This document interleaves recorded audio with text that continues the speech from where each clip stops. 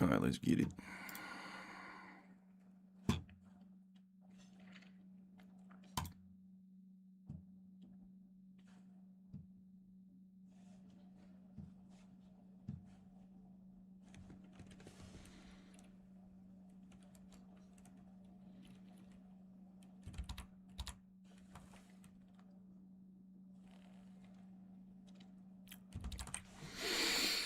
Stream! We're back. Alright, we're good. Everything works. He's fucking guy. He's fucking guy cat.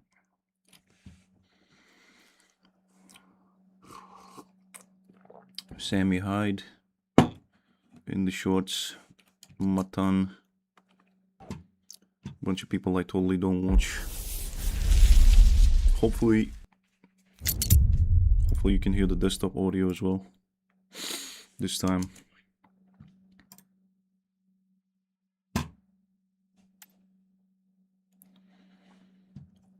I'll try to not look at my ugly face. Oh man, why do I have a preview? Why is the preview so fucking big? Ah.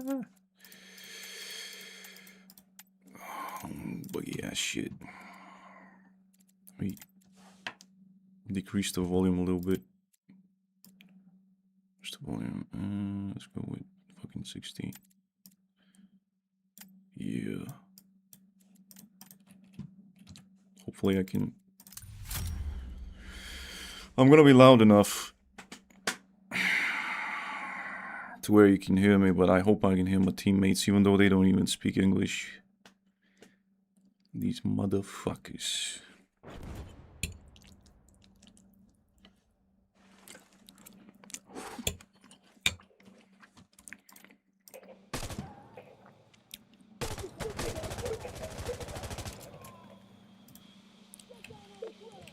Oh great, this guy is fucking hot micing. Not a single day without some silly Billy doing some goofy shit in this game.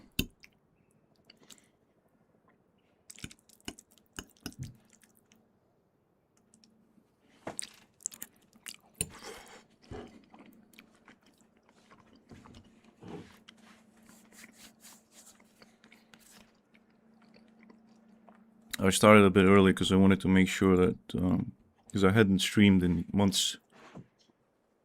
So I just wanted to make sure everything works.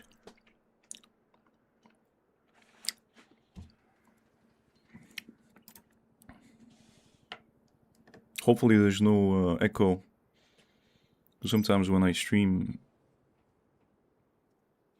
when I've done tests before or when I've recorded sessions, there's a, I don't know what to call it, when you record the desktop audio.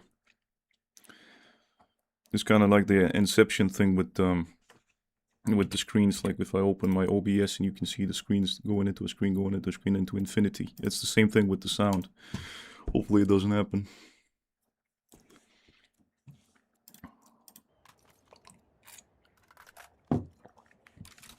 You're just gonna have to tell me. Tell me. Usually I don't have to wait for nobody.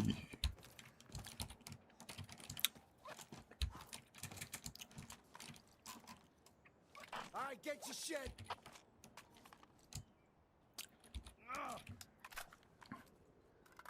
Couple of noobs, mostly pros. Let's do it. High pings all around. This should be fun. Mid-unk needs a haircut.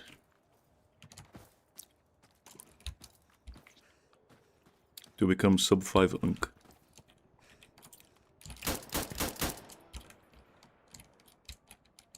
I see you. Okay, I'm on Alpha. Drew his outline like in a cartoon, bro.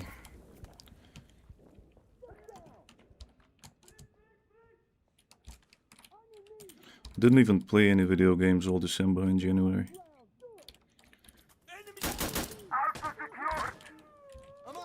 Still a bit rusty.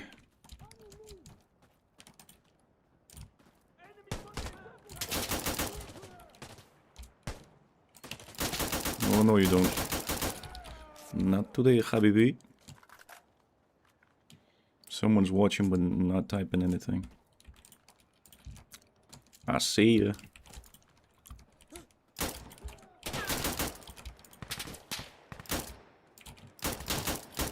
And these bots are on either side of the bell curve. They're either perfect marksmen, like they'll no-scope you from the other end of the map, or they'll mag dump you from 5 meters and miss every single shot. Friendly! It's the hot miking tard. Sorry, sorry, motherfucker.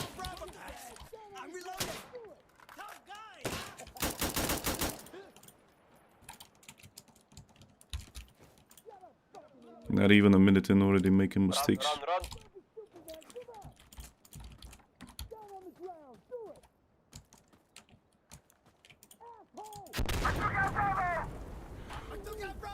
Too much coffee. Got jittery hands. That's what I said. How do you miss with a shotgun from point blank, bro? Changing mags. Okay, last mag.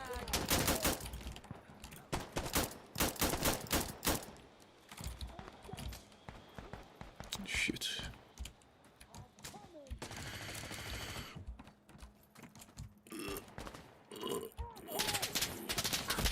Oh, I'm dead.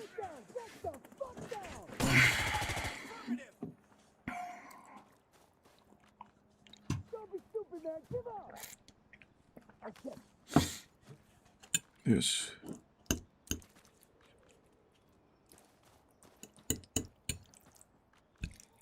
No. Get down. Got him. Get down on the ground. Now it's 7 p.m. Okay, 6 Central Time.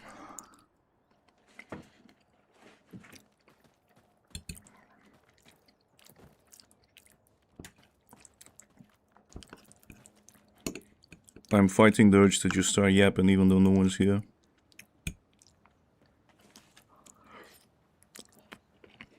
No, I'm gonna retain the yap. Oh shit. Hello, brother Mimic. 4844. I don't remember. Oh, you are. I recognize the logo. The beautiful soul working, slaving in the warehouse. Because you have a nickname when you post comments under my videos, and then you have your YouTube handle, which is different. I had to look at the avatar to. It's kind of tiny on my replay screen. I'm back, bro. Hopefully a bit more animated.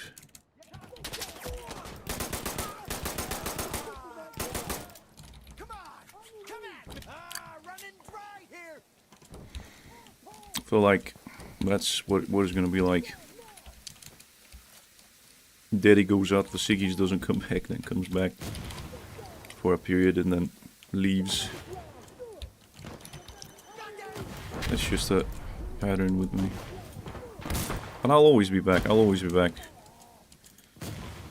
The true test was not deleting my channel out of cringe when I joined quadrilles.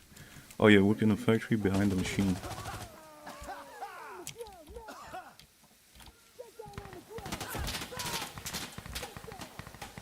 That's good, you have a trade.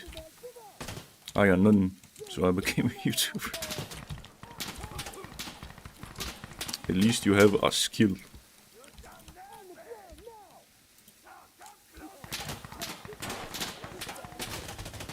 Where is this motherfucker shooting from?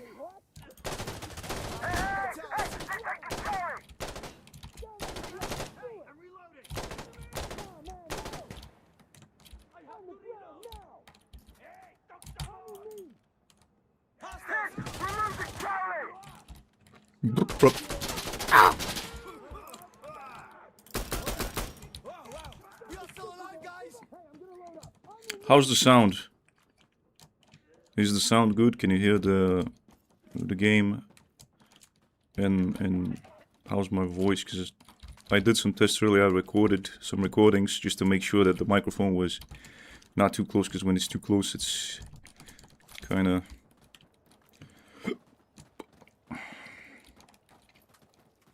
a bit too loud. So now it's a safe distance away from me. Because I didn't know on Windows 11 you had to manually increase the volume, because it puts a chastity cage on the volume, and I didn't know it until like literally yesterday. It's a brain dead retard job. You don't need any skill for that position. That sounds great. Alright. Enemy east. Yep. Oh shit. Shit. As long as you're... I don't know what your situation is like, or if you want to talk about it. As long as you can save something. You got a place of your own. You don't work 16-hour shifts. As long as it allows you to have a healthy life. And save some money. Some money. Money!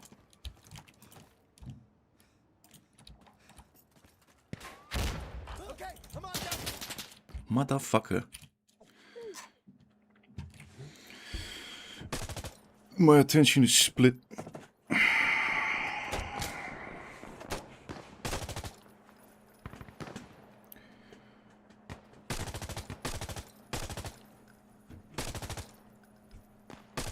I'm gonna load up. Wait, time out. Thing is, the funny thing is, my streams never flagged the game as, and I don't know if not, because now I have the sound on. I don't know if it's gonna identify it and put some kind of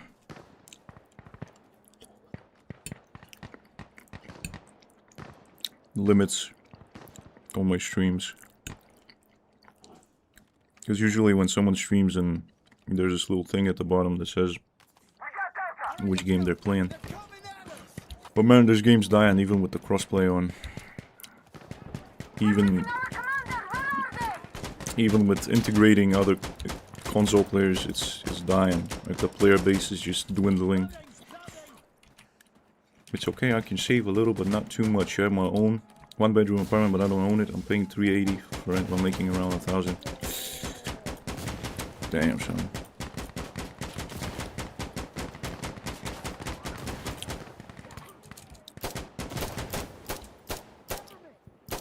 Is this Central Europe? Which country were you from, if you don't mind sharing? 1,000 sounds like, if you're in Central Europe, sounds like minimum wage. Changing mag. Ah, shit. Last mag, last mag.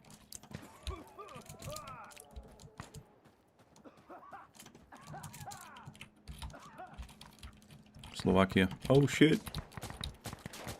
You guys are like... you guys are like mythical creatures. You can never meet a Slovak in online.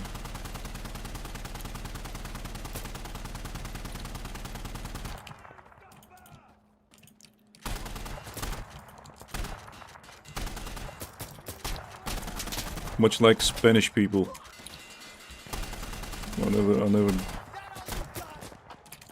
I've rarely met Spaniards online in video games. Don't know what the fuck they doing. Yo, new mag. I'm on my last mag.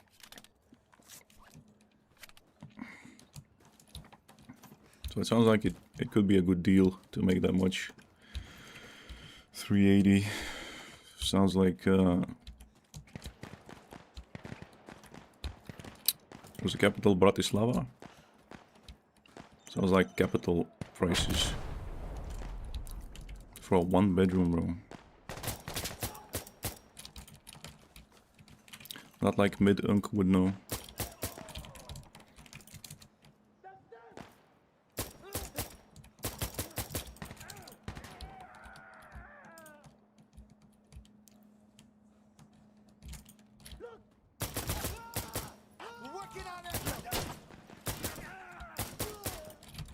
there's still people in there. What the? Clear. I'm not at the capital, which still is very expensive. Wow, bro.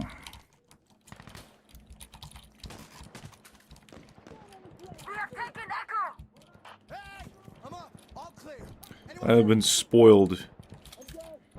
I could never see myself paying rent, and I'd rather be homeless.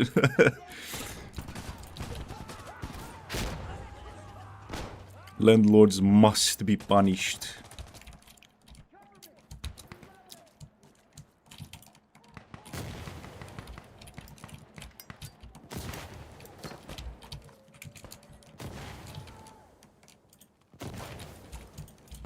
Yo.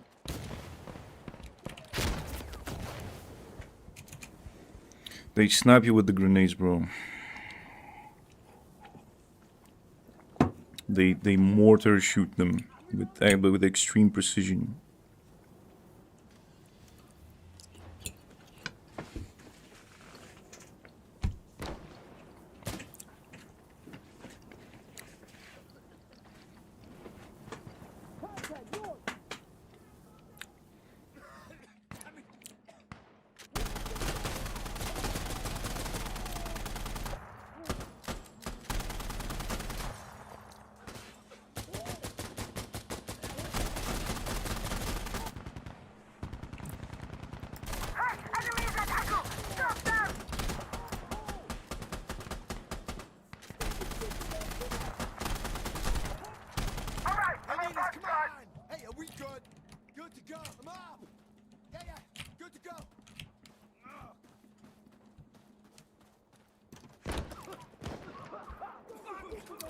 Look at these dudes hogging all the ammo.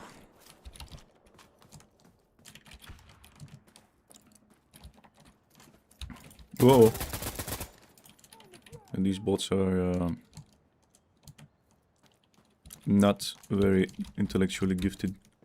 I've been listening to your stream multiple times, actually therapeutic. I really appreciate it. Wow, really? Is it the voice? Is it the yap?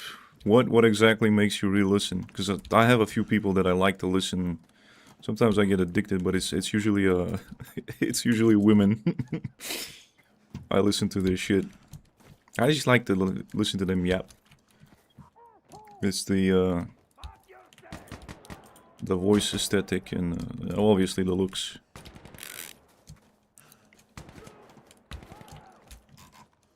That's the whole point of the stream, is to, you know, when you don't have any talents, when you don't have any skills really, and all you have is your time.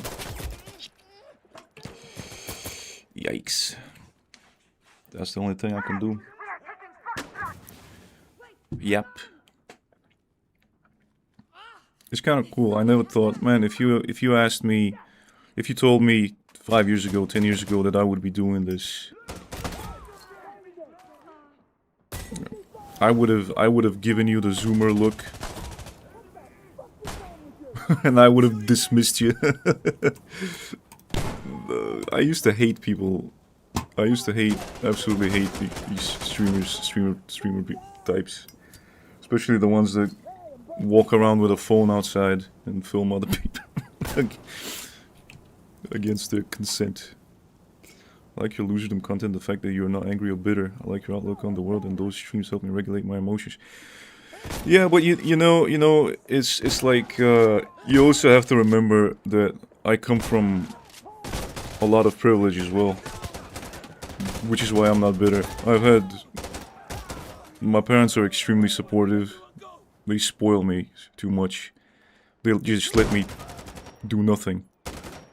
And couple that with my lack of needs, which is just temperamental shit. And couple that with positive experiences with women when I was younger. And I have literally no reason to be bitter about anything.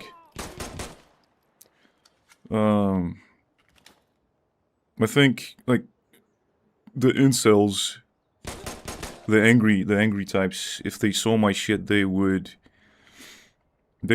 I'm pretty sure they would want to kill me. If they saw my pacifying shit, they would accuse me of being a fed.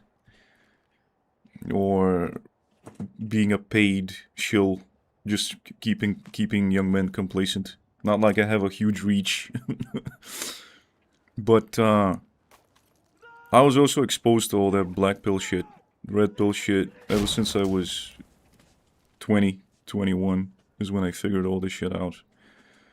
And I thought, you know, there's no... I never... Like, I saw the extreme liberal view, and then I saw the extreme incel, the angry and the empathic side, and I thought, but there's nothing in between. There's no one creating anything for the middle ground. And people hate people on either side of the spectrum, on either side of the bell curve. The extremists, they hate the fence sitters like me, because we preach doing nothing. And I piss off both the hustler types and the entitled people. So it's like, in my country we have a saying that whoever's in the middle gets fucked the most, and I've just kind of assumed that role, I guess. I don't mind. But yeah, if I've been getting a lot of comments from people who actually suffer, like actually ugly dudes, actual ugly dudes, and actual jobless dudes, and actual homeless dudes, and actual people who've been abused, physically hurt, mentally hurt. And I feel like a little puppy compared to them, because they know real suffering. Like, to me, real suffering is when it's imposed from the outside. Then my suffering is not real. The alcohol thing isn't suffering because I do it to myself, you know. Real suffering would be your parents beat you up and kick you out, and then you get victimized everywhere you go. That would be suffering. Like, outside of your control, like being born with some kind of freak genetic condition, that would be suffering. I don't have any health problems, despite abusing myself for 15 years. So, I don't know if I made it clear enough that I come from lots of privilege. Because I don't compare myself to the first one, I compare myself to the globe. And I live better than most. So it almost feels like I don't have the right to complain, you know. But the thing is, my part of YouTube is so tiny. It's probably like a couple million people watching the same shit. They're circulating it around. So it's not like it's just a tiny niche. Not many people are aware of that. It's not like, yeah, that's what pisses me off. All the grifting. There's really not that much space for the middle ground, and it's not very interesting. But I'm in it for the long run. This is just like a catalog of some stiff midwit who started off really extremely painfully shy, and then is kind of integrating his shadow and kind of growing his wings. Because I'm pretty anomalous. I don't know any other people like me in any extreme condition. And I think most people who were in this condition, in this situation, they just... they don't talk about it. They don't want to embarrass themselves. They just go... They probably go to psychologists or psychiatrists. They hop on the meds. They do the work. And then they just slowly slip into a normality. Whereas I was self-medicating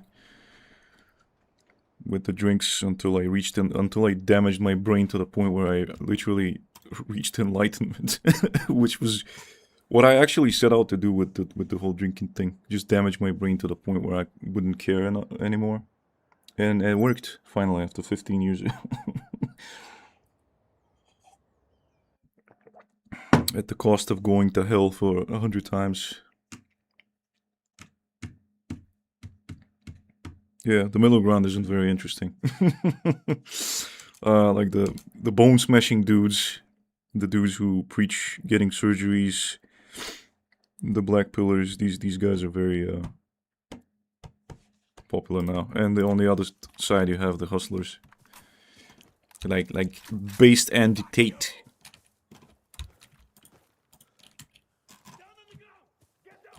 There always has to be a grift. You always have to be grifting.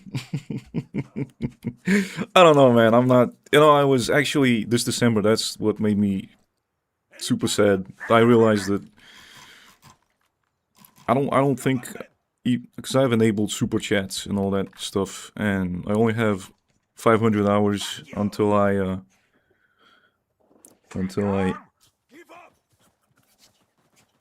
enable monetization on my videos. So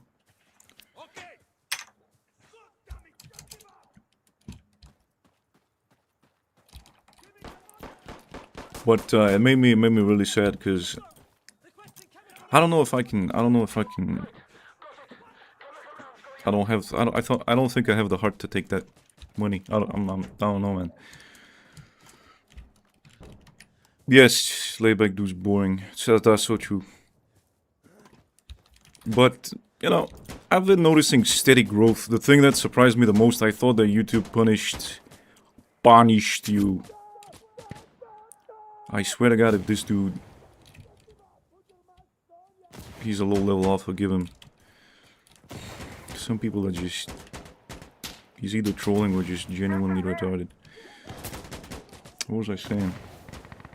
Oh yeah, I noticed that even though I wasn't posting anything or doing anything, I grew by I think 100 subs during my absence, and I was getting a consistent 150 views a day, which was surprising to me. I thought you always had to be pushing out content for the algo to push your videos, but apparently not. Once you have like an archive of videos,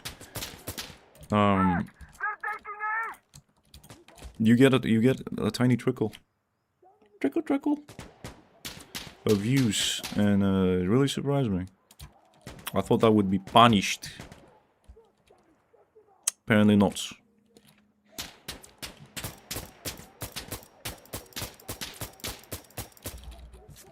Which is kind of cool. Oh man, I really needed the shit. There's a friendlies in the shack. Friendlies in the shack. These people don't speak English. I was thinking about reviewing some of the YouTubers in my niche, but during my streams, not on videos, because they would just.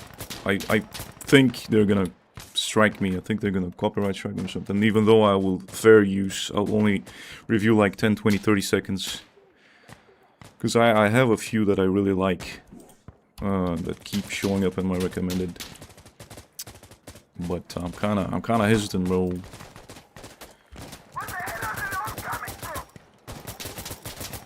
Everyone feels so aggressive. Everyone else besides me, I'm probably the meekest guy on YouTube. Everyone feels so fucking aggressive. So confident and aggressive. Even the women. I don't know how they do it.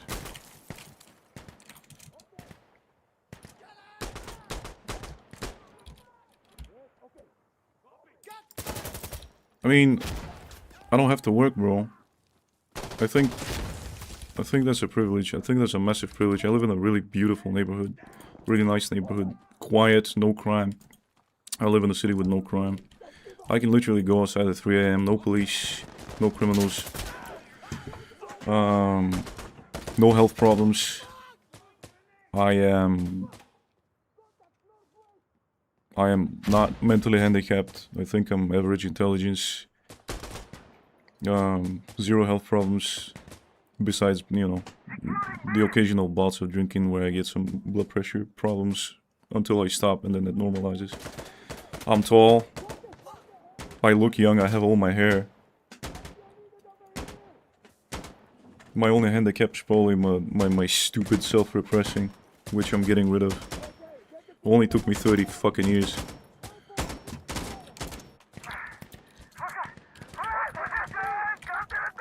I mean, someone who can afford to drink for 15 years and not work. I think that's pretty privileged, bro. I feel bad when I, cause I, you know, when it's 7 a.m. and I'm going out to the non-stop to get drinks, and there's people there getting their coffee because they have to wage slave 10-12 hour shifts. I kind of feel a little guilty, but I don't know, man. Like, just the fact that I'm able to do this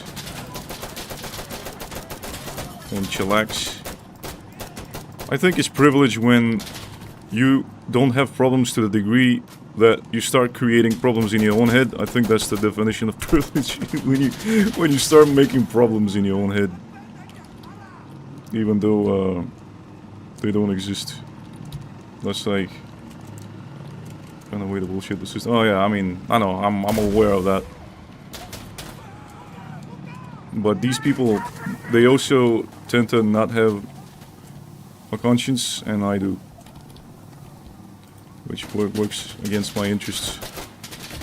Like, it's a huge handicap, apparently. I'm just a good boy. I can't do that stuff.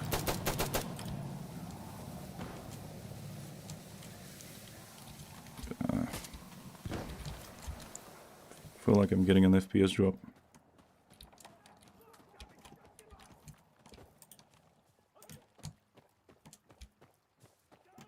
Nope. I have not been paying any attention. I'm playing on autopilot. I don't even remember what happened. Yeah. And I play this game because on this mode because it's easy. And there's no toxic people. The toxic people grind my gears. I can't stand them, bro. Like, motherfuckers come home from work and they start playing this game like it's a second job. And they get angry. I don't understand people like that. Don't want to be around. It's interesting, I'm the only person. I think the majority of your audience is from US. I think 2/3 of my subscribers are from the US, but most of my viewers are from East Europe. Most of the people on my streams are from East Europe. Most people who connect with me are from East Europe. USarians just can't connect with me. They got their own thing.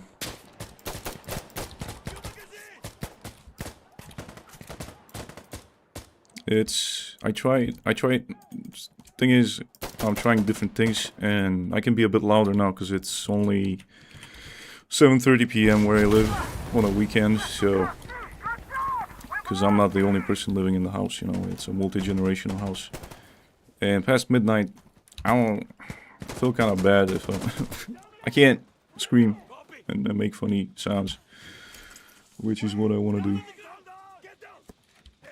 But I'm probably gonna stream like 5-6 hours as usual. Yeah, man, I understand that. And, you know, I used to think that I was the only one. And ARMA 3 and a certain server on ARMA 3, a military simulator, really helped me with that thing. Because they have rules and they don't allow toxicity. There's still, you know, there's still banter, but they don't allow the whole bullying thing. And, that really helps when you find a community that's like, that has moderation. That helps people like us, who's a bit more sensitive. If someone's being a dickhead, I just mute them, because they just want to feed. I don't understand these people, man. They get high, they get a high out of making you upset. It's a certain type of demon.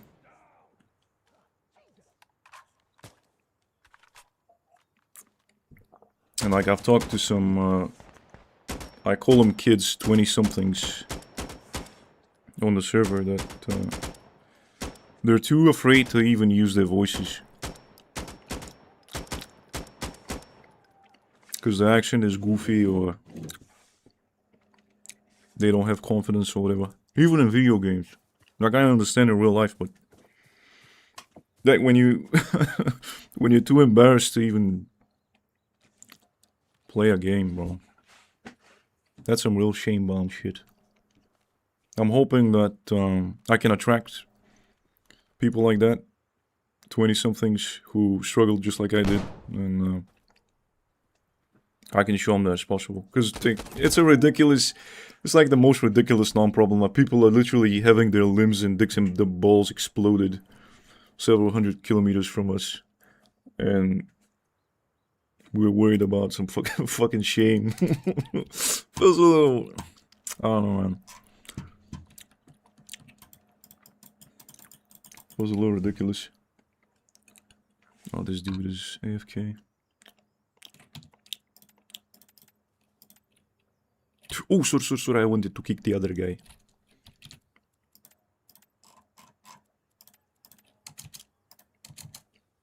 Fuck. I used to be really good at Rocket League, but I quit after I reached the diamond rank. The skill gap and toxicity was just way too much.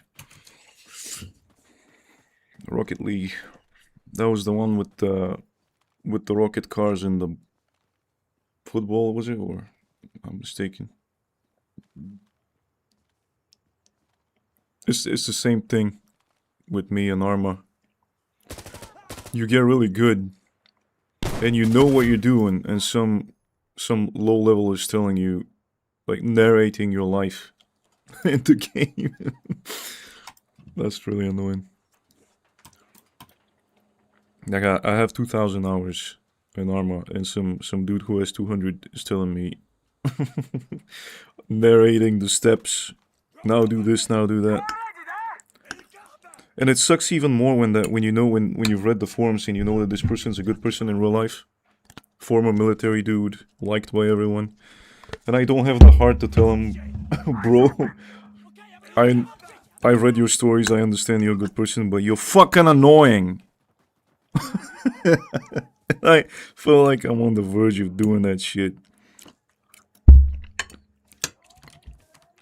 Just exploding or some dude.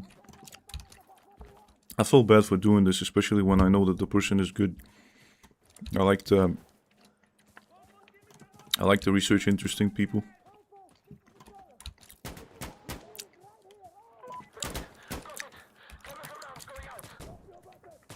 Yeah.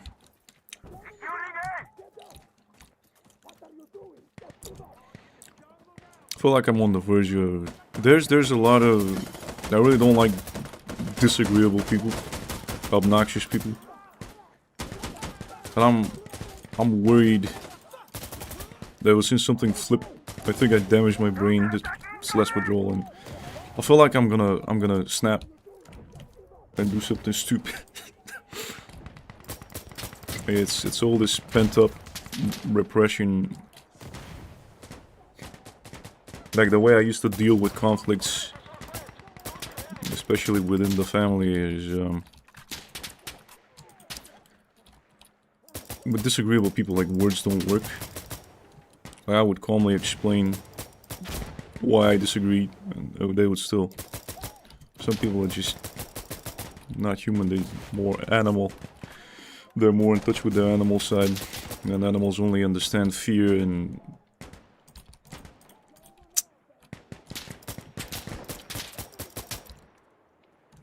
force. Sometimes the aggressive ones. Yeah. It sucks to be a sensitive meek, especially as a guy.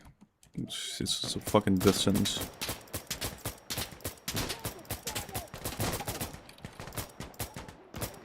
And also looking meek, looking like you're 18 when you're 30 is... Especially at work, no one takes you seriously. Some kid who's 23 thinks because they look older they know more. I used to know some of my classmates in elementary who were nice people, and then they got in League of Legends, they just transformed into completely different toxic games. Same when you introduce an attractive woman. And they just change and start taking it out on the ugliest dude in the group. Fucking faggot behavior.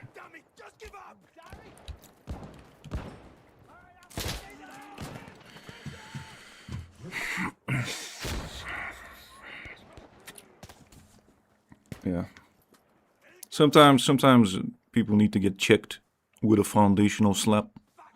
Left hand slap. I just wanna, sometimes, you know, when someone's pissing me off, I just wanna put my right hand behind my back and just beat them with left hand slaps, bro. Just for the humiliation.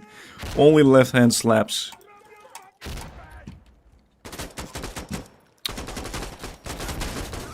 But you can't do that anymore.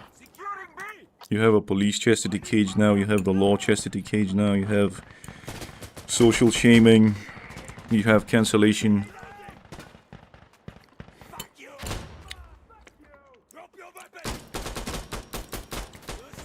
Men are not allowed to be men anymore.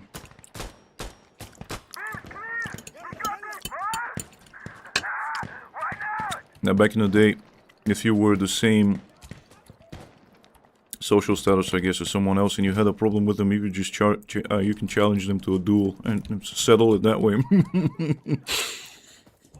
Nowadays it's just humiliation after humiliation.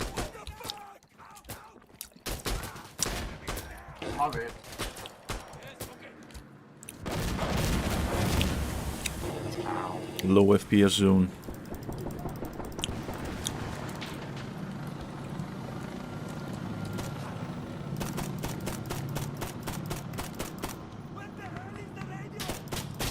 Missed every shot award.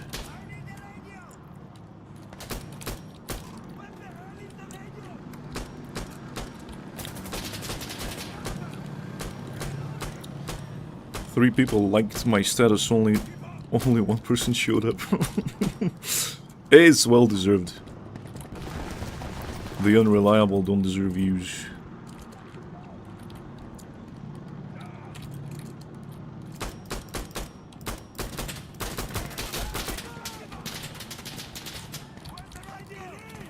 Insane how much more accurate I was with the $10 Chinese mouse compared to the $100 for this basic bitch G502X.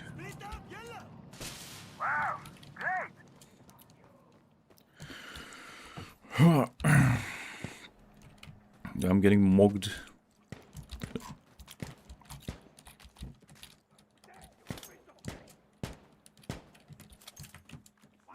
By predator. He must be punished.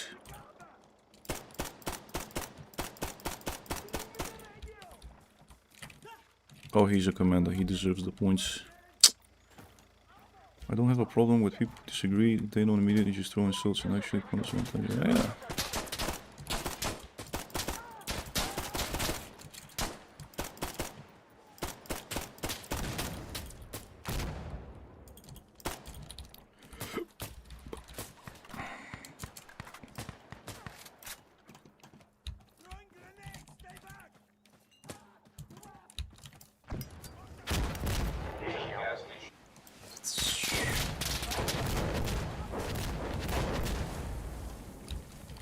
This dude ordered a barrage, bro.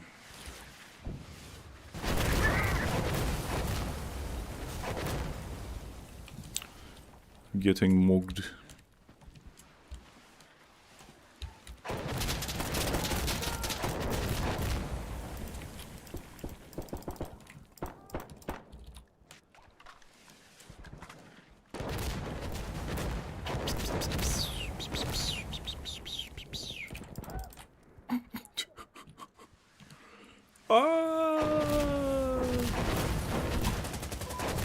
Shameful display.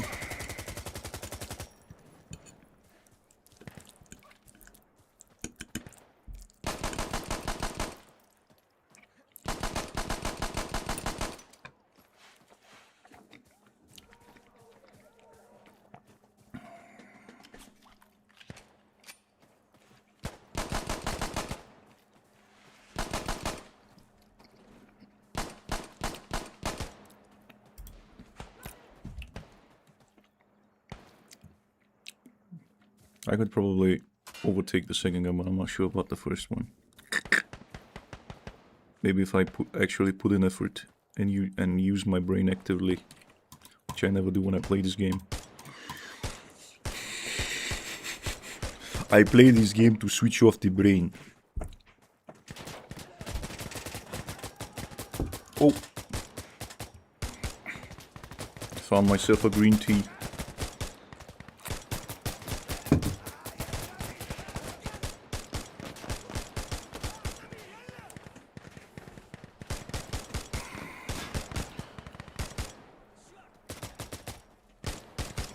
Where does it say how long I've been streaming for? Ah, 46 minutes.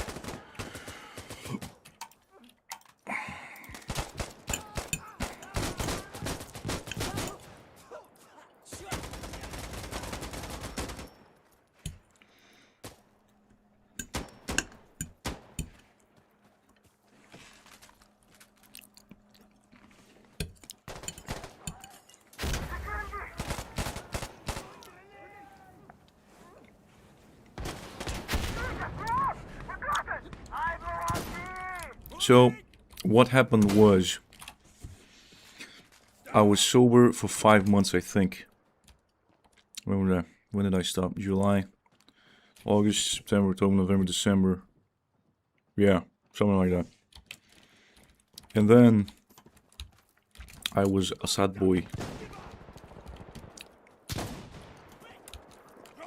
I was like, you know, it's December, it's very festive, it's, you don't need to give an alcoholic an excuse, we make our own excuses. Oh, it's snowing outside, it's comfy, wouldn't it be nice to have a drink?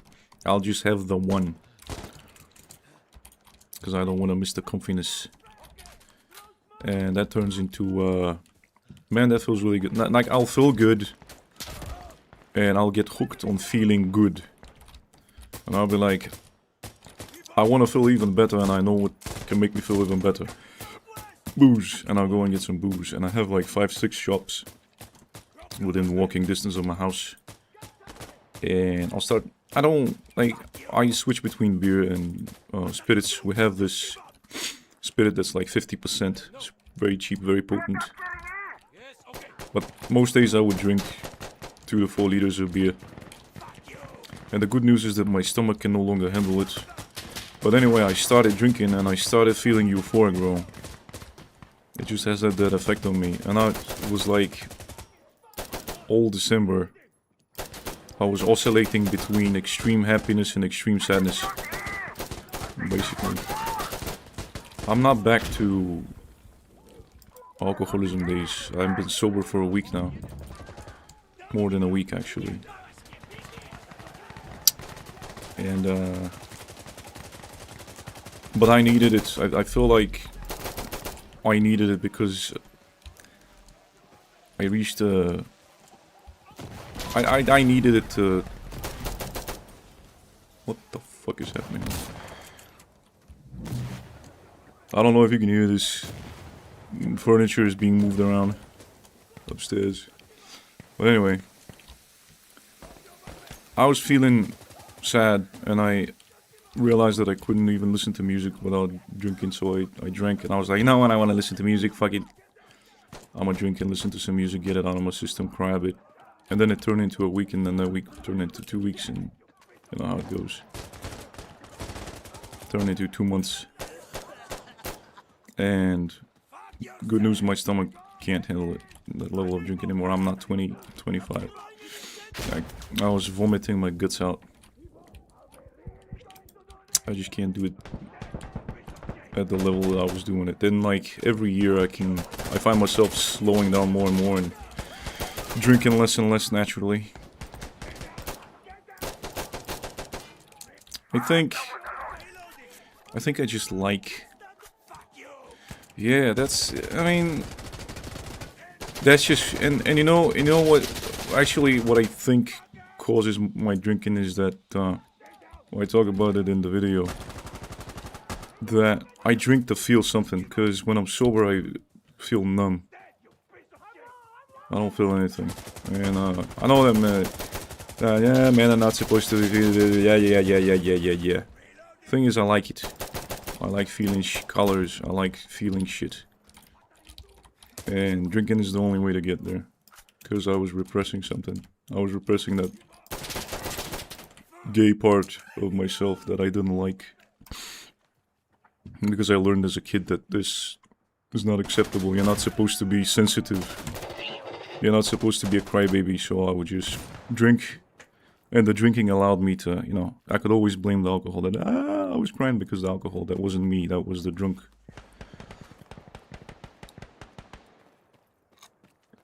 The demon took over, it's someone else's fault. And I wonder now that I've come to terms with this, whether...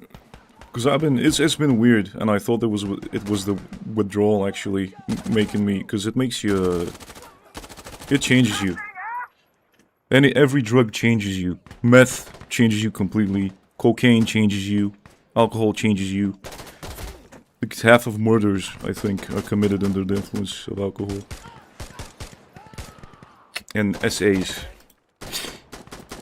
So like... I mean, fucking, this is pissing me off, man. Fucking... All these people shooting like crazy. Fuck you. Anyway, yeah. I was using it to restore color. I was drinking to restore the color. And this week has been crazy. I've been going places and feeling the atmosphere of the place. This has never happened before. Like the combination of the buildings and the people in it create a unique atmosphere, and I could find, for the first time, I could feel the whole thing. And it was very bizarre. And I can listen to cringe music now without needing to drink. That's never happened before. Like I've let go of something. I've let go of some of the shame or something. I don't know. Like I used to be paranoid. I used to think that I was always being watched and shit. And now, like ironically enough, now I have 2 cameras in my room and 2 microphones, so I'm always, and my phone's next to me, so I'm always being electronically speaking. Something is always listening, not a human, but like, you know how you get served ads based on what you search and what you say. Not to become, not to sound like a rambling paranoid schizophrenic, but like ironically now I feel calmer. Like I don't care, I don't give a shit anymore. Like the more I feel like the more exhibitionist I become, the less the universe cares, and the less people care. And the more you're trying to hide something, the more people are trying to find out what it is, like the Streisand effect or whatever the fuck it's called. And I've reached out to people and they just don't give a shit. I could never get into drinking, always make me hungry and tired. Just want to sleep, have a big gaming addiction. Yeah, that's is down to a nervous system. And I think in order to develop an actual addiction problem with alcohol, you also have to put in the effort in the beginning, because it's disgusting. You have to hate yourself to drink to the point where you get an effect and you learn to associate the disgusting taste with the effect that comes with it.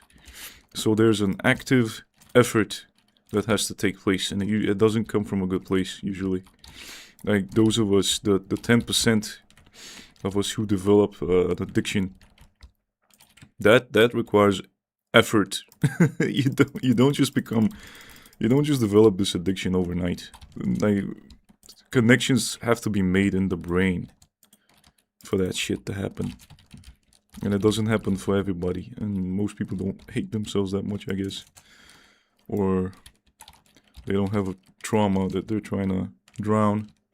You have to have some kind of pain that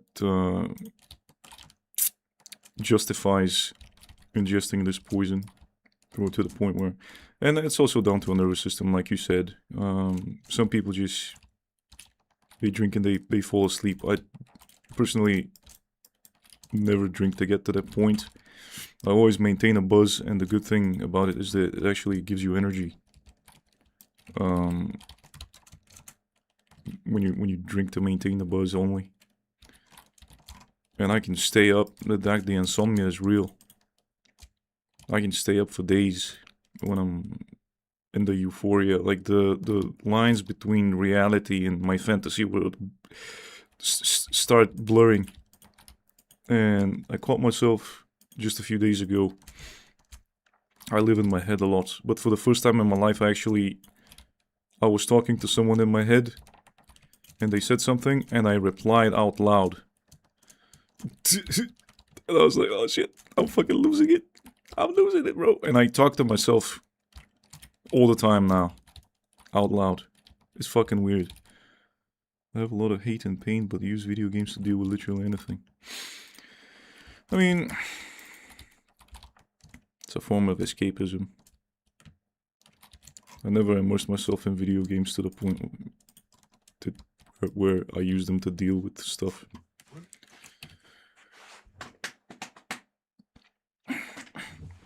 But everyone has their thing. Like, for instance, I could never get into gambling. And there's people who, because I understand that the house doesn't lose. And then yet there's people who lose their whole life savings, and they put their house up and all that shit. I don't understand people like that who gamble away their... Like they'll fucking sell their kid for one more spin. I don't understand that. I could never get into that. And then there's others who are addicted to sex, others who are addicted to food. I don't understand the fat people. I don't understand how you can be addicted to food. But there we have them. For me, it's drinks. We all have our little thing.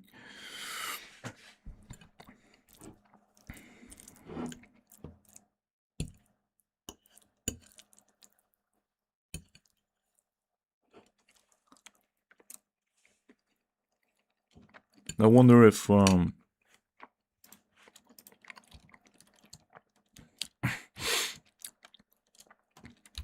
unrepressing myself will make me stop for good. But gambling is a scam. Feed on narcissistic people think that they are special and they win. There is a connection, right? So they come up with these schemes that, oh, I got the perfect scheme, bro. I've been studying math and statistics. And I've been studying the mind palace, and I'm gonna remember the cards, and I'm gonna be counting cards and shit.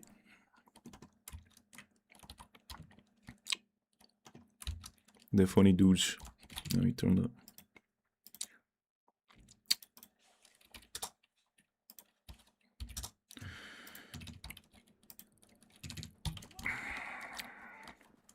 Alright, we got 3 people now. Yee! Say hello.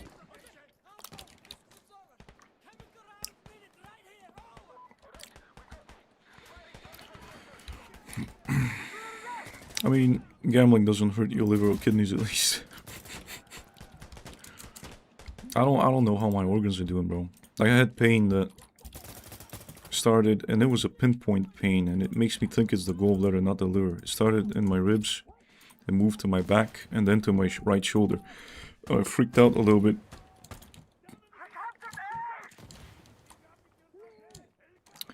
What if my thing is full of precious rocks, and it bursts, and I have to get surgery, or I'll have to get it drained and have a tube sticking out of my chest? What if they have to remove it? The pain is gone though. Well, fuck, was it scary. Yeah, man, I'm so stupid that I can't even understand the rules of these gambling games, so I've never even tried. Not me neither. I don't even know how to play cards. I don't know poker. I don't even know the basic... Like, every country has its games, apparently. Card games. And you have to have a friend circle and be playing these games with them. Like, I'll embarrass myself. When I was a bartender, I didn't know we produce every single type of alcohol in my country. Bruh, what the fuck. And I didn't know. I didn't know the basics now. Is kind of... If I have to do it now, I'll just be honest and about my goofiness and just kind of more secure, I guess. I'll be like, yeah, I don't leave the house. I don't know this stuff. So what do I do?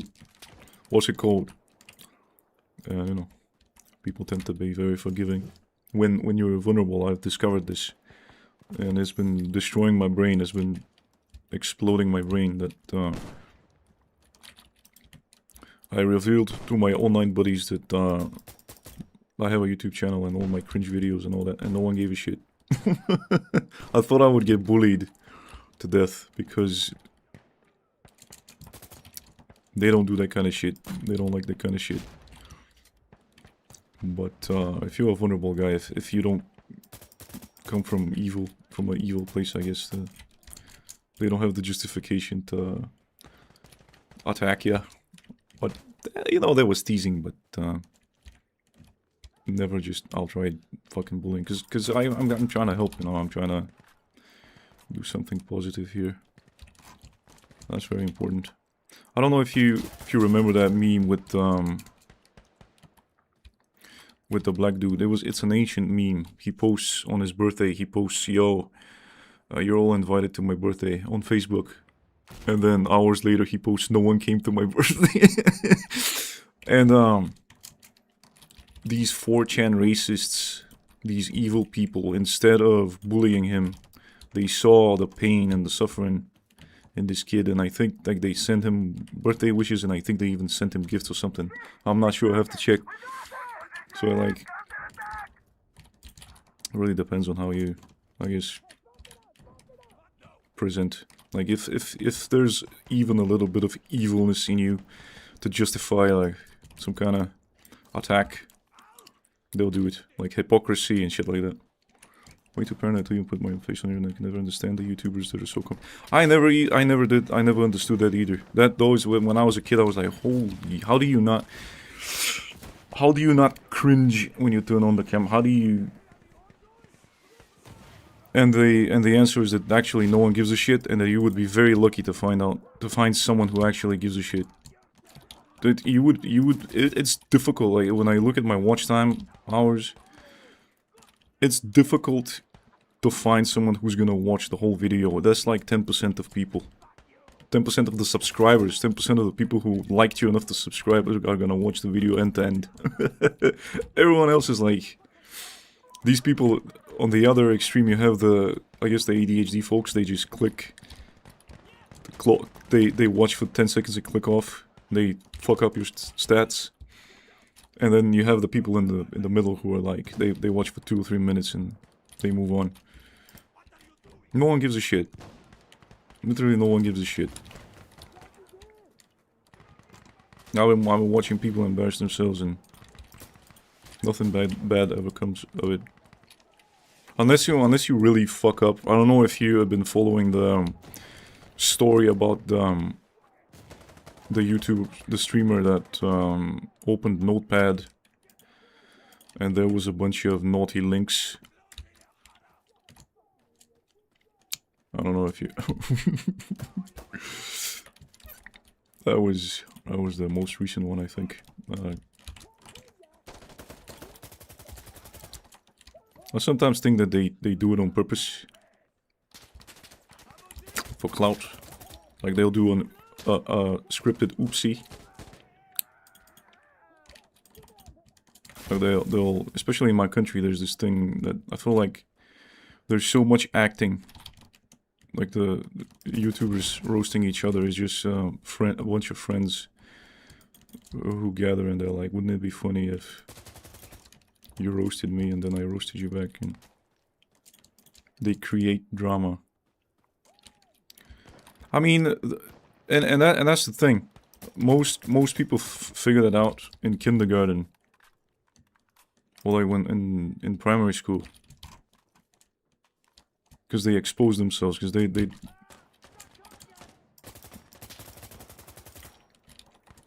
I guess their parents, I don't know, it's also temperament, but also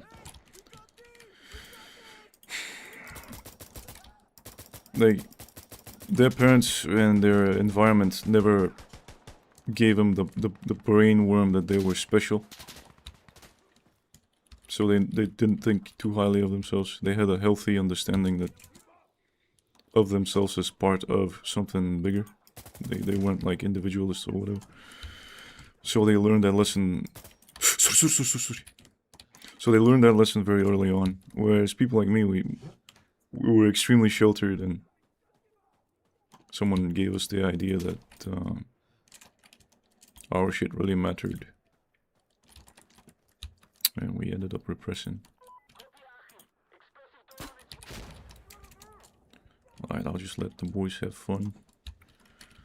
And get the assists. I'm so generous in my high rank. Ranking the League of Legends champion. I'm not sure we're talking about the same guy. I have to find his actual name after I finish this match.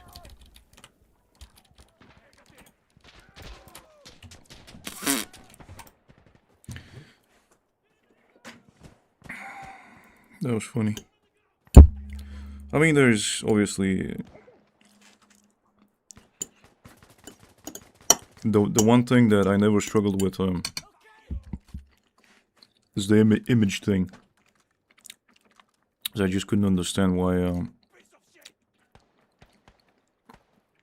the normies seem so sensitive to they can't do the vulnerability thing.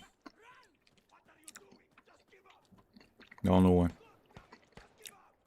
They have like a healthy amount of shame. They're connected with their ancient brain that's telling them never to show weakness because they don't want to get excluded from the tribe.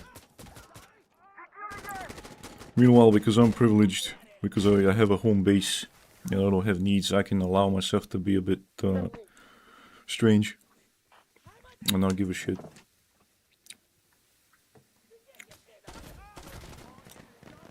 There was one stream that pulled on Notepad. Yeah.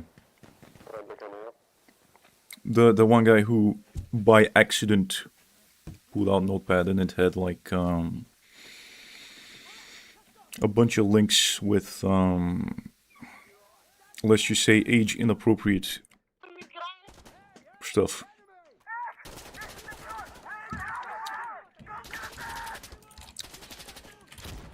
Ah, bruh.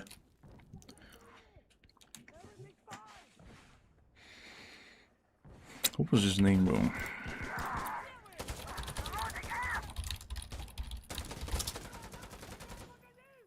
This guy.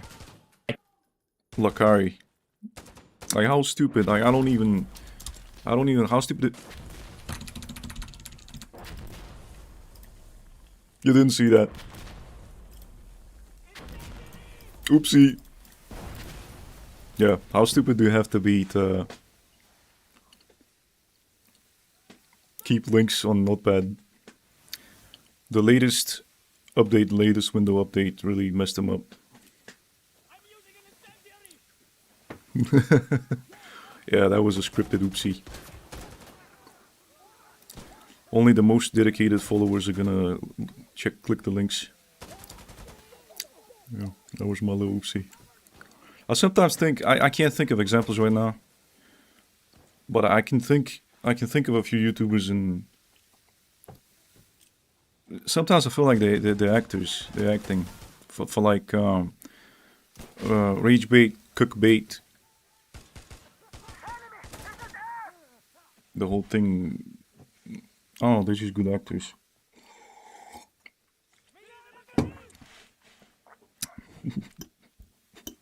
I don't. Sometimes I feel like people in my niche who are complaining about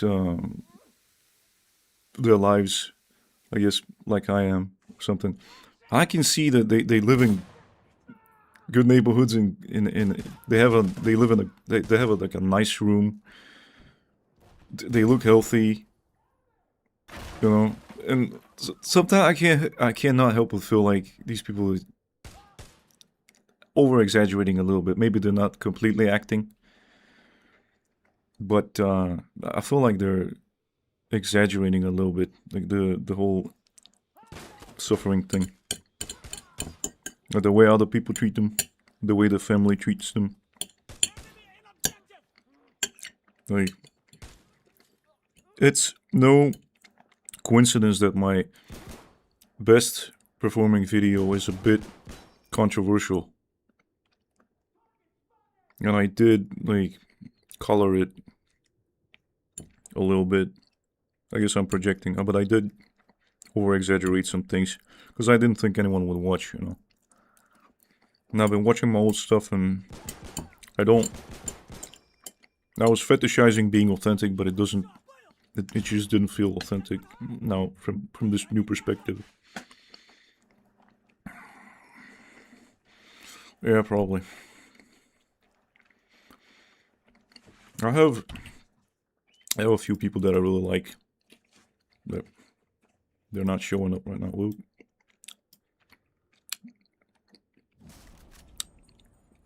I have a bunch of shit. I have a bunch of cringe. Whatever.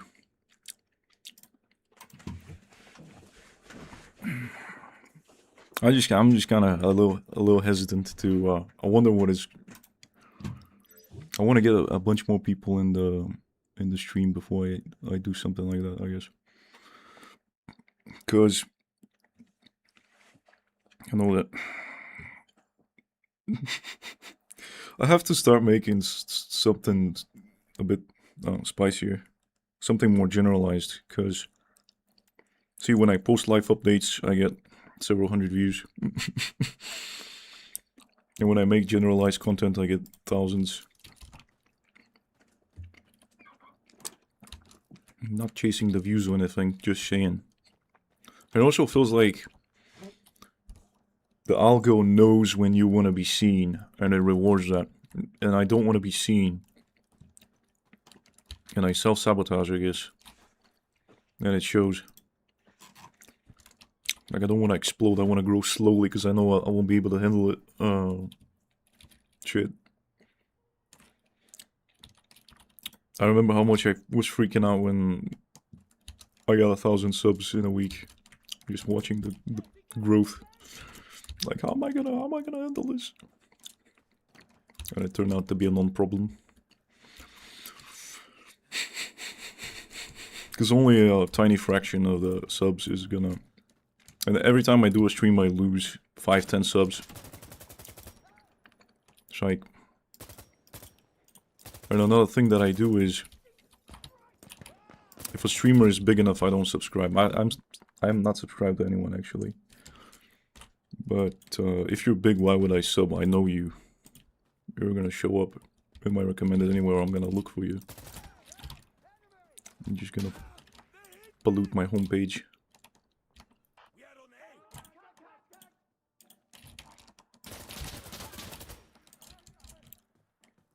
But I have to start. Fuck. I feel like I have to start reviewing other people's shit. And create a kind of banter. I don't see anyone as competition, by the way. Good job, nice. Because you're gonna like... You're either gonna like someone or you're not. And you're gonna tend to gravitate towards someone. So no one's really competition. I don't know. It's definitely been a interesting ride. I never thought I'd be doing this.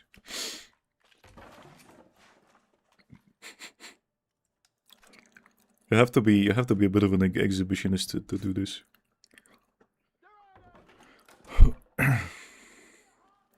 Fuck.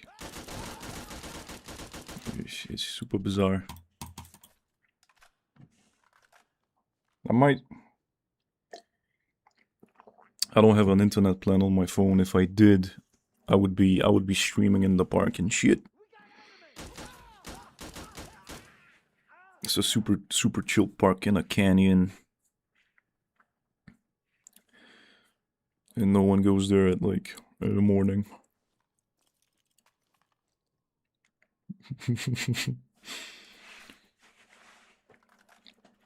Yeah, I always encourage people to diversify and watch other streamers and other YouTubers. And also, just the best thing you can do actually is just start your own. Start your own shit.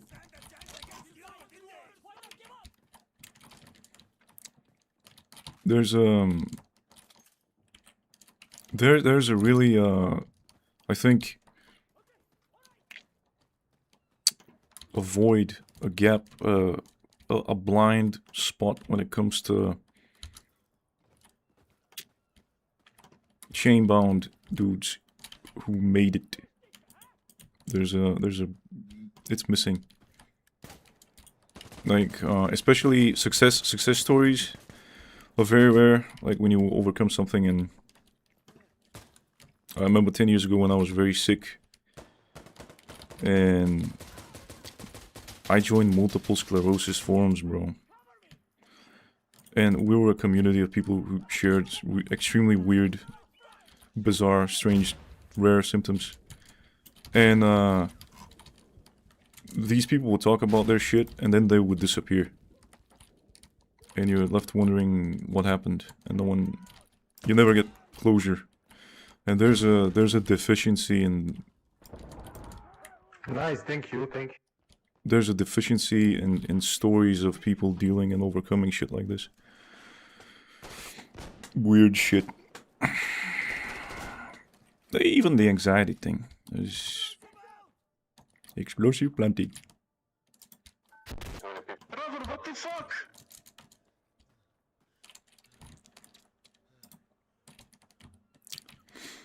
Yeah, that's what I'm talking about.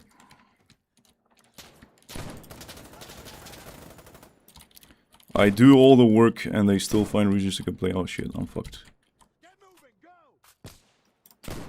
Ah. Yeah. My attention is fucking divided. I have some ideas to start my own channel, but I don't think I would be able to deal with internet toxicity. I can't deal with it. I shut down. I don't have any good comebacks. Some people, like I said, are just... Was it the Jimmy or Sticky Jimmy? I forget. Some people are just unreasonable, bro. You can't... What are you gonna do? I can't reach through the monitor and slap them. What are you gonna do?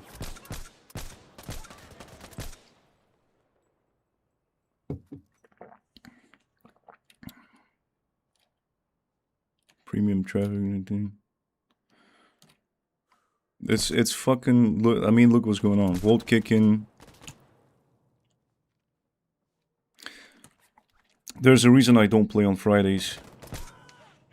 No, you don't. I don't think I... Maybe it's not my fault. We'll see. You know what? I'm gonna leave it up. I'm leaving all my videos and my streams up. People will do that when you say you're streaming. That's on me. That's my when they know that there's a streamer, I shouldn't have said that. When they know there's someone streaming, they're gonna say naughty things and flood your chat. Which is why at one point I think I changed my nickname. But it What is up with this guy? comes with the territory. But what the fuck's he saying? Look at this, he's wasting our time.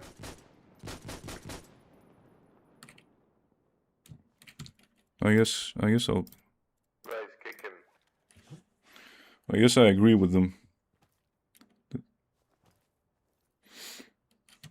I don't think he knows how to play the fucking game. Yeah, that's his problem, not mine. Ah, okay, Sticky Jimmy.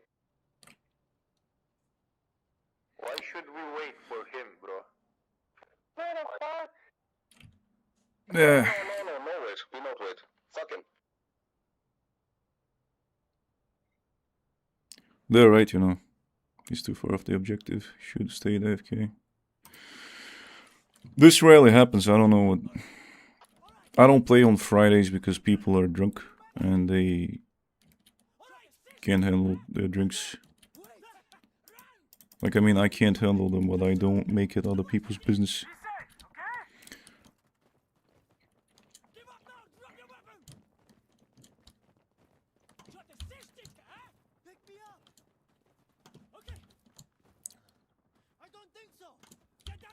These things will happen, like the bigger you get.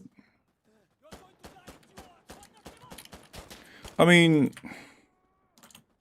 the type A personalities who fail at life, they'll do that.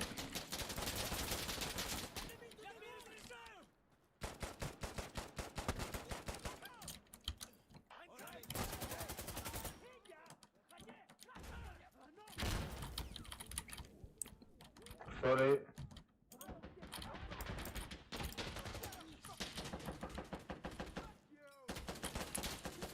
Commander.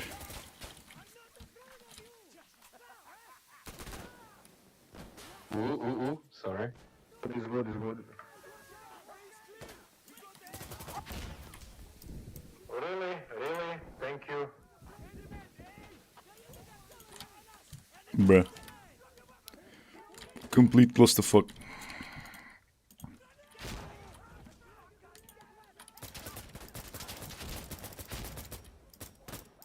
This is a fucking clusterfuck, man.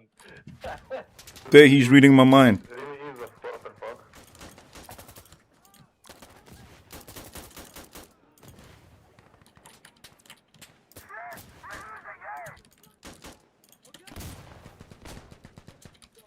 I mean, when the smoke goes down,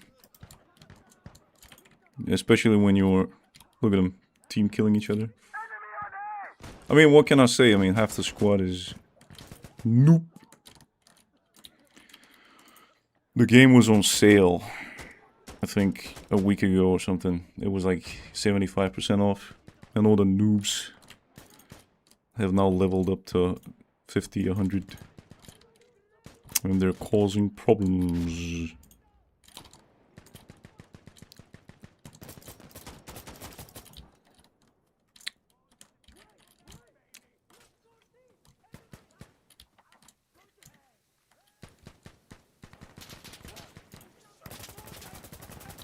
Advancing is the best defense. Oh.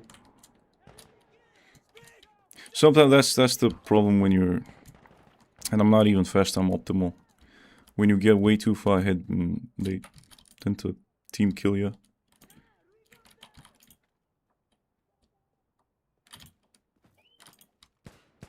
Come on, bro. Friendly up ahead.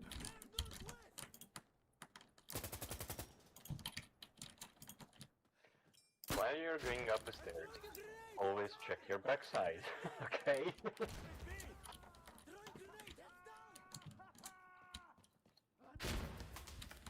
I'll watch the stairs for you, bud.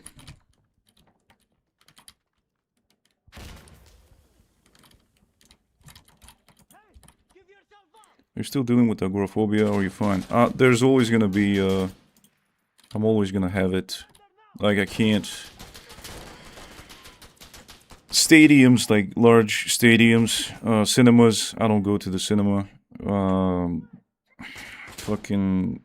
Any hollow building that has a really tall roof or ceiling, I can't do that shit. I can't sit down, especially like the worst part of being in college was being like being stuck, sitting in the middle of the row and being stuck between people.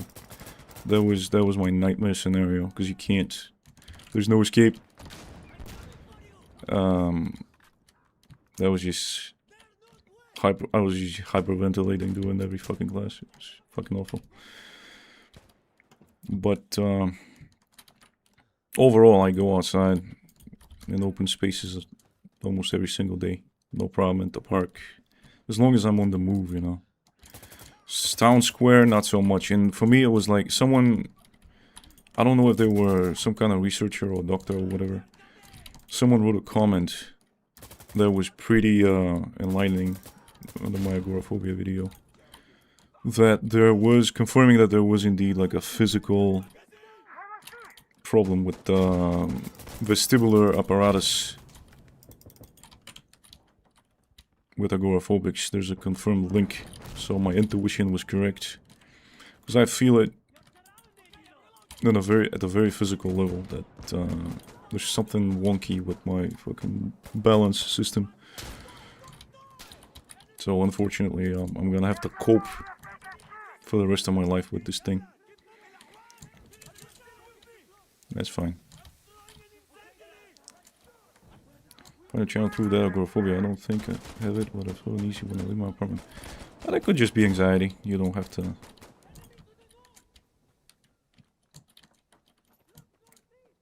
It's actually pretty weird. I don't know. I have to keep asking people how they found my channel. My core audience.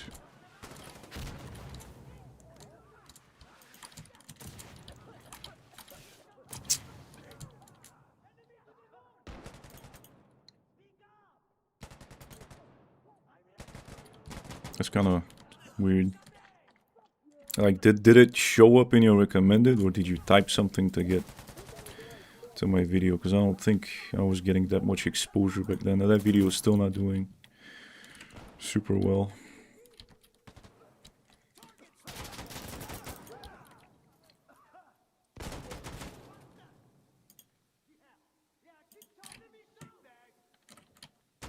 Shit, should get on point.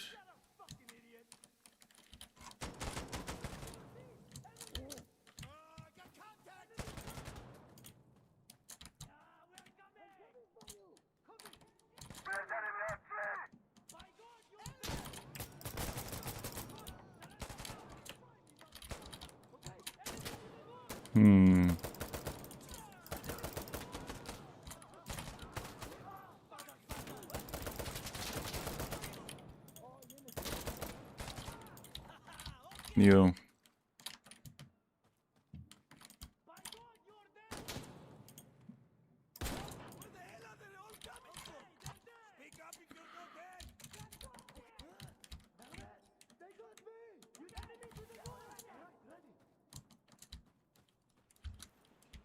This delay in chat is killing me. Yes, it showed up in my recommended. It was next to another video that I was watching. Oh. That video, I don't even know. I have to check. Yo, videos. If it asks me to verify my... I swear to God. Okay, let's see. Where's the agoraphobia? 500 views. The chance of you being recommended that video. I'm going low. Extremely slim. Oh no, these people are gonna fucking die.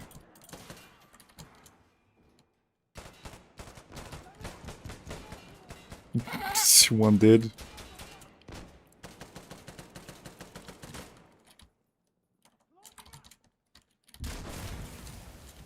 Oops. Fuck. Oh no, they killed each other.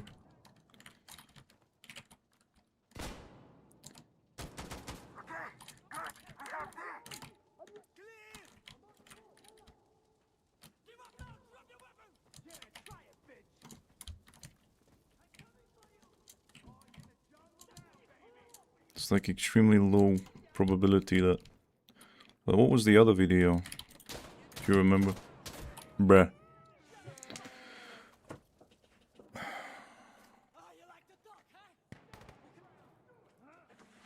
Most of my vids are fucking grim. Grim views.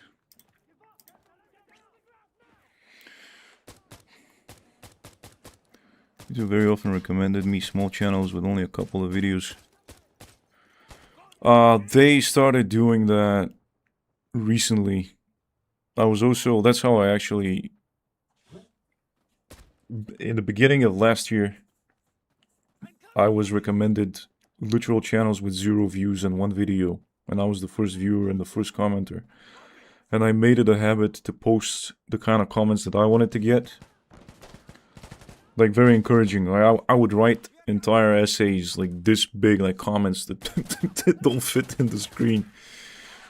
Of encouragement and just analysis. And I was like, I'll go to sleep and I'm like, oh shit, I wrote some cringe. And then I would wake up to, oh my god, you're an angel. This was so encouraging. I thought no one was gonna watch. I thought people were gonna roast me, etc., etc. And I was doing that for like a solid, so March, April, May, June, 3 months, 3 or 4 months I was doing that. I think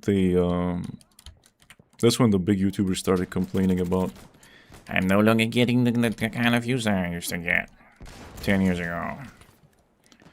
I no longer get 100,000 views a day. I only get 10,000. Because I guess YouTube prioritized like giving small creators, they even wrote about it, giving small creators a voice and an audience. And I feel like there's some kind of cyclicity, like a batch of channels will get attention every so often, and then they would stop getting attention, and another batch of channels would start. I don't know, man. It's just, I'm hallucinating, but it feels like there's some kind of cyclicity to who gets attention when.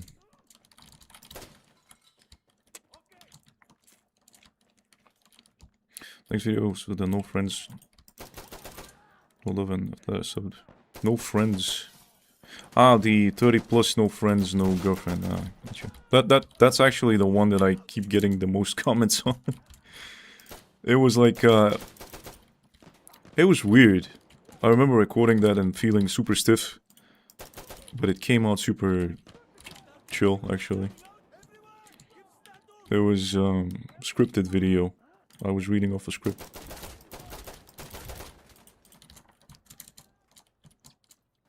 And I was like, ah shit. I had to do retakes as well. Like most of my videos I have to record 2 or 3 times before I get it right, because my mouth is like stiff. That's just the life of a YouTuber. No one tells you about the retakes. Sometimes I'll forget that I didn't click the little padlock on my camera, so it keeps focusing and defocusing, and it's super annoying and super unprofessional. But I've already recorded it, and the sound came out perfect.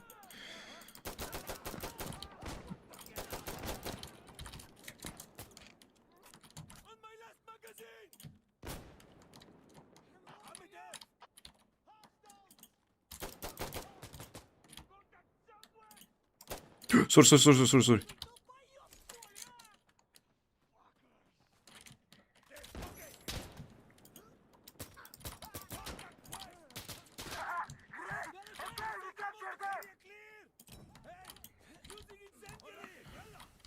Mortars, man.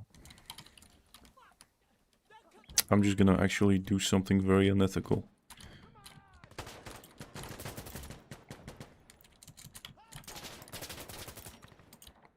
Come with me to the north, brothers. Let's stop them at the bottleneck.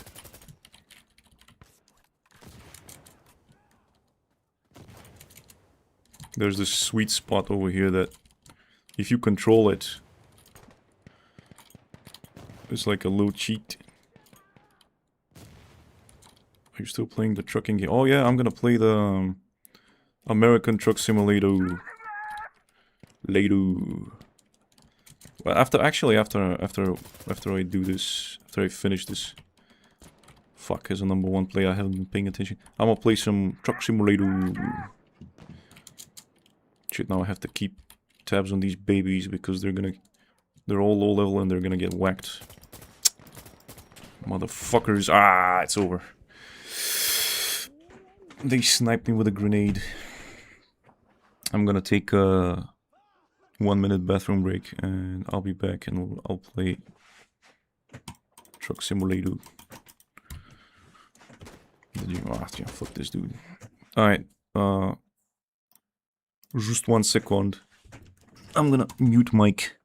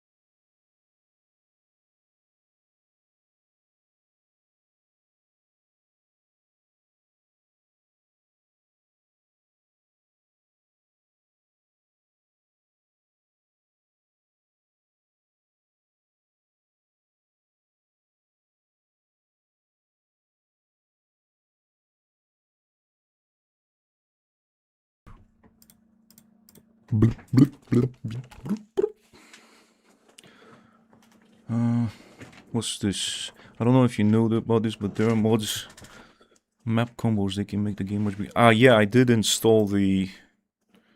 Come on, bro.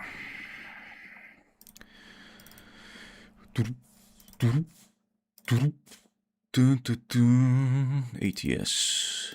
I haven't played this game in friggin' a long time.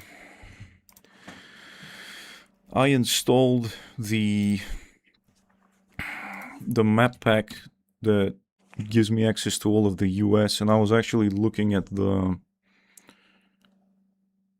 I was looking for the extension to get Mexico and Canada as well, but I don't think I can...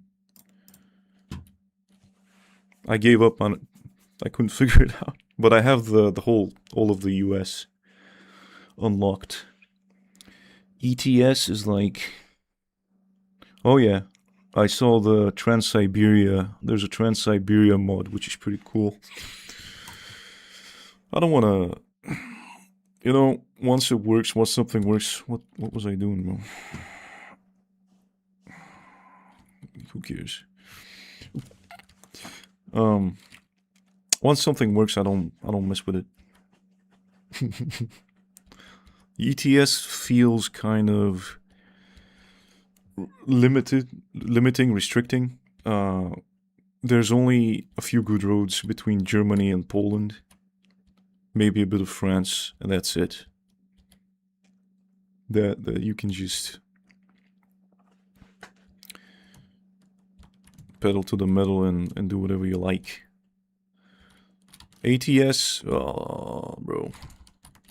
I've disabled all the traffic light infractions and all the tickets so I can just drive without giving a shit about rules. All I gotta do is not wreck my own truck. You must have a legal version in order to be compatible with the mod. I'm not gonna say whether or not this game is from FitGo repacks. I think I remember buying it. Wink wink. It's totally legit. Yes, definitely legit. I have a legit version of the game.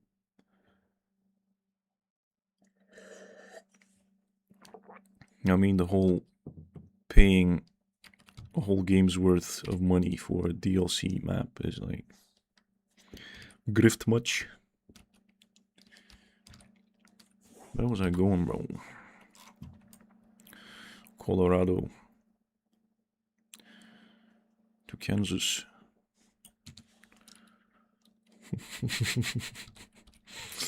It is what it is. That's how it is in the hood.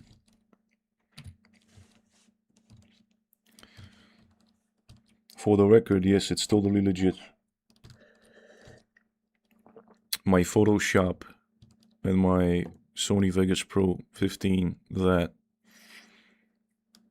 is so old that when I installed the new graphics drivers for my video card, it no longer wants to render my videos. So I had to revert back to old drivers so I could render my newest video, and it messed up my monitor, and I had to reinstall the drivers manually, and it took me half an hour to deal with that shit. I have to find a new editing program. Ugh. Life is just so complicated. I've discovered that website. Let's just say that I have slightly more money now. Yeah, and I mean, if you read books, I can tell you about another one. Audiobooks, I can tell you another website for that. Just how to get deplatformed 101. All the forbidden knowledge in one stream.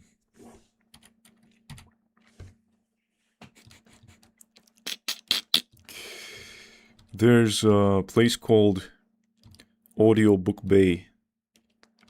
That's for audiobooks. Pretty good.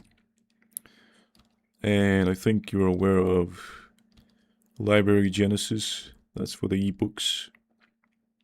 It's a pretty good source of information. I am totally against downloading anything from these evil websites. I hope the authorities crack down on them and close them. I am a very good boy. I buy all my stuff. I pay for subscriptions. I pay for everything. I pay for the air that I breathe. I pay my taxes. I'm a good citizen. I do not allow bad language in my streams. I do not make fun of people's... I am very pro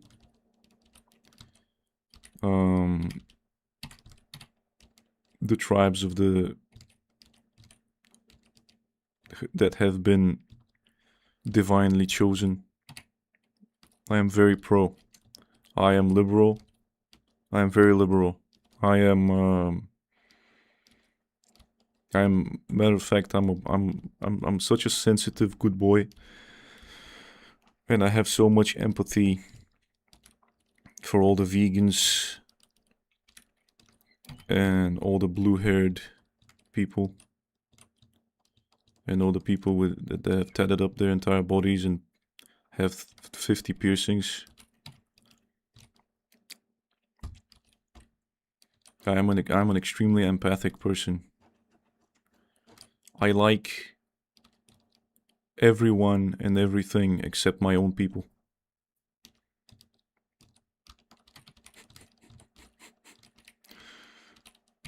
You know, because a critically thinking person is most critical of their own. I really like mini dogs. Mini dogs are my favorite type of dog. I love them. I love seeing them in the parks. I love it when someone has 3 mini dogs blocking my path as I'm trying to ride my bicycle.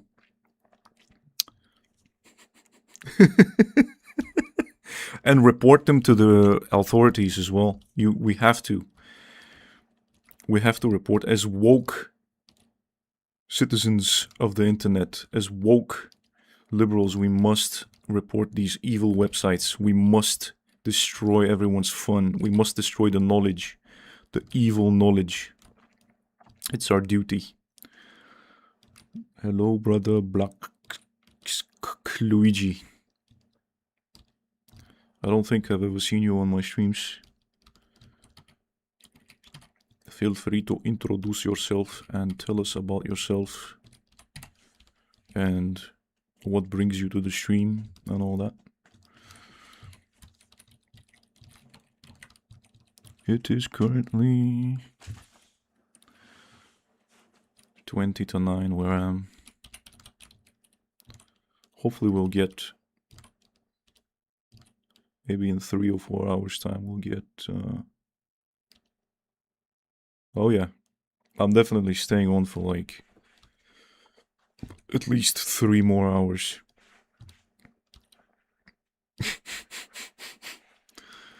I have to, once you set a standard with the 5-hour streams, you have to live up to it.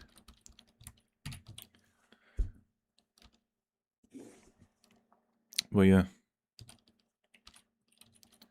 once I do this delivery, I kind of feel like, what else was I playing, bro?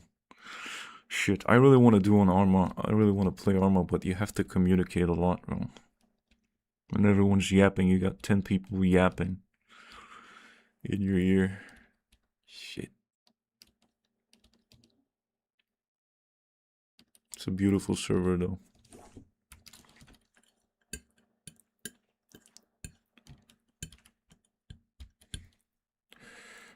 I wanna shoot. I don't wanna drive. I'm the best driver in Mumbai, bro.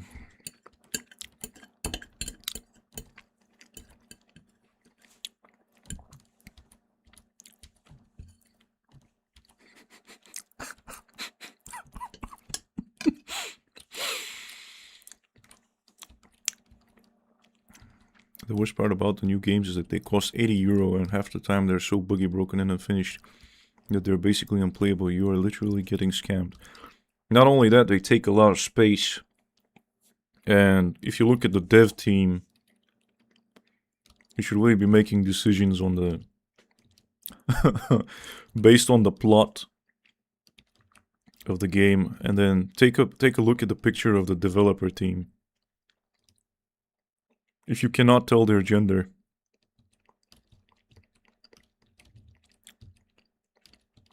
it's probably gonna be a really good game.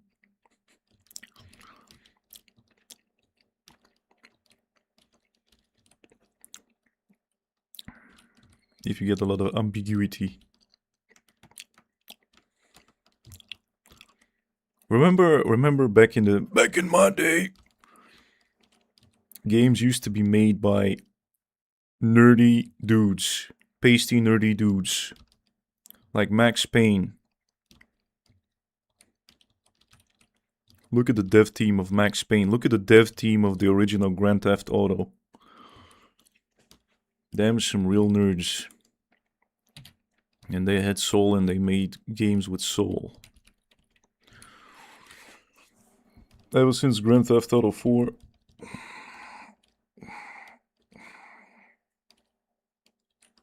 it's been a little political, and we don't do politics on the channel. Unless we're making fun of either side. Dragon Age. Tell us about Dragon Age. I don't do these fantastic fantasy games. I don't play them. Never got into Warcraft, never got into Dota, never got into League of Legends. I think I played, what was that free game on Steam? I forgot the name. A quest game. I played a lot of Diablo as a kid. Diablo 2. That was soulful because it rewarded your grinding. You would get an item drop, and it wasn't that fantastic. But yeah, ever since, I guess it could be unk bias. But I can hardly think of a game made after 2013 maybe that I can even remember the story of. I think it's just garbage.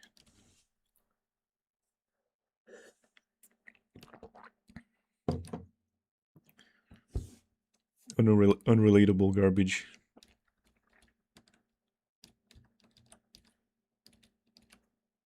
I don't know. I really enjoy reading schizophrenic theories on the enshittification of video games. The first Dragon Age game, Origins, is a dark fantasy RPG with a grim and bloody setting. The story and characters were awesome. The latest Dragon Age is just ideological propaganda. Yep, that tends to happen. That's the problem.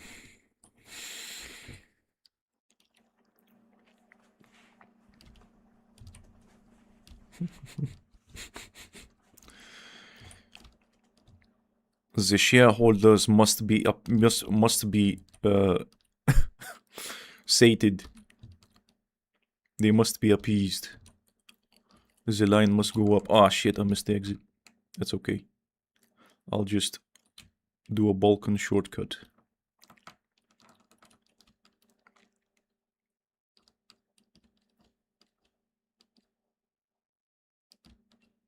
We're doing a lot of forbidden knowledge on this on this stream.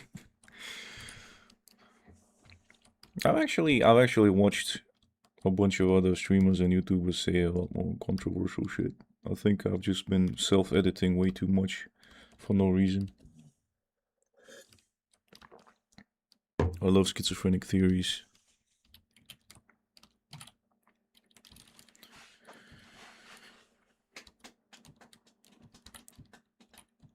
What was the... Have you seen Ubisoft's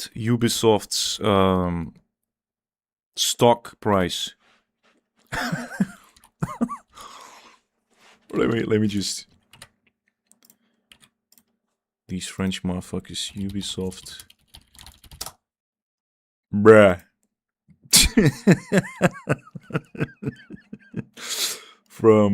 Down from 100 euro all the way. When was that? 2018. 4 euro.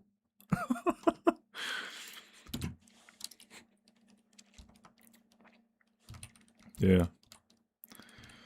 Someone brought it up recently. I've been laughing ever since.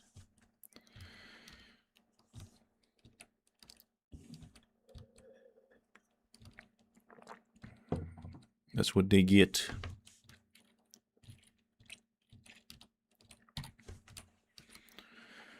I've been so intellectually lazy, bros. I've been completely out of the loop on games, politics, news, everything. Fucking everything. My life has just been YouTube slop and drinking and the occasional game. Like, complete for total isolation. I don't know anything about the world. And I'm just rediscovering the beauty and the color of the world through other people's expertise, which is why actually this is the reason I created the chat and doing the stream, so people can just spoon feed me information. Nobody wanted their new shit and they just refused to listen.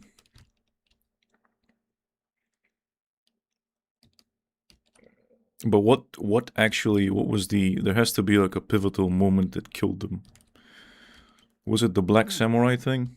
The Assassin's Creed game that still has not been cracked?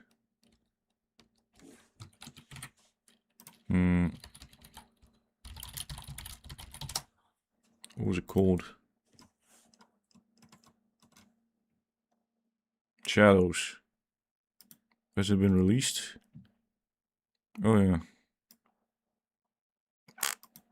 But it still hasn't been cracked, so I haven't played it. I was like, what happened with this game?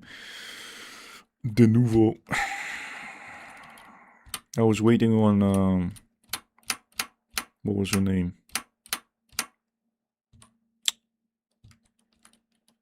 What was the name of that chick that cracked the games? I forgot that.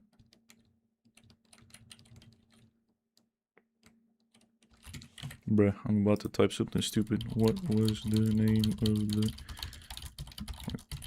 Was it the new... Empress. Yeah, I was waiting on Empress. But there was some kind of drama that I completely missed the lore. There was some kind of drama with her. All their games are the same, big, boring, open world with question marks. And you just keep doing the same shit along with ideological propagandas. Right.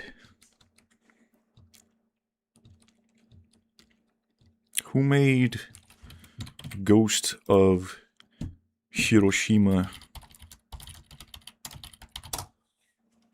Who made that? Sucker Punch Productions. What an annoying game, actually. Not gonna lie. Fucking annoyed the shit out of me, that game. Especially the, was it the were they Mongolian? The Mongolian archers, bro. You try to hit them and they just take a step back. Annoying ass grindy game. I think people had health bars as well. Sakai this, Sakai that.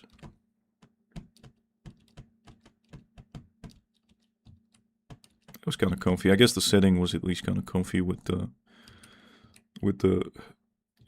leaves falling all over the place. At least they got one thing right. Combat mechanics were just...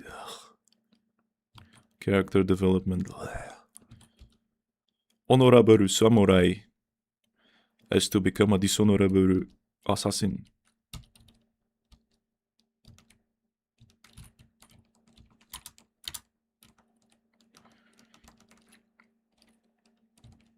Would not recommend it even as a time waster.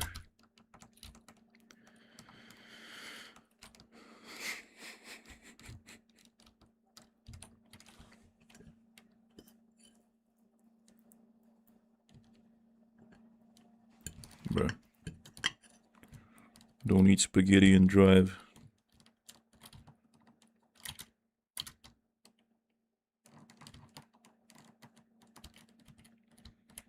You have arrived at your destination.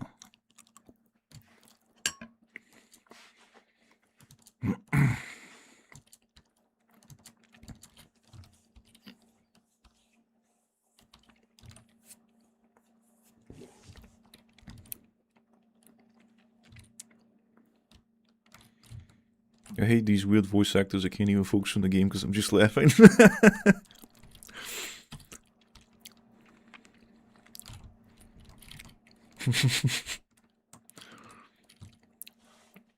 Don't be racist, bro. We are very woke and very liberal on the stream.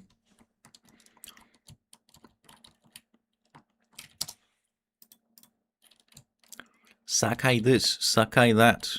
It was the same with Assassin's Creed Mirage. Sadiki this, Sadiki that. Like, the repetitiveness of...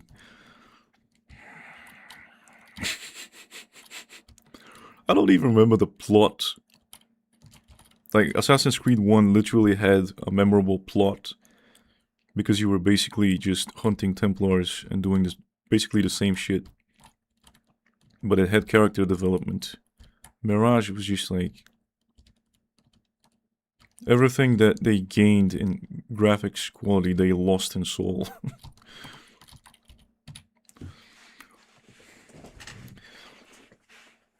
The only... was it Ubisoft that made Indigo Prophecy? I think that's the French studio. Quantic Dream. Nope. I'm thinking of other Frenchies. Yeah. Yeah, who made Heavy Rain and who made Detroit Become Human? Quantic Dream. Yeah, this has got the same Quantic Dream. Same feel. Frenchies. They are really in tune with their feelings. They make depressing video game. And I think Frenchies made Life is Strange, Life is Cringe. Who made Life is Cringe? Don't Nod Entertainment.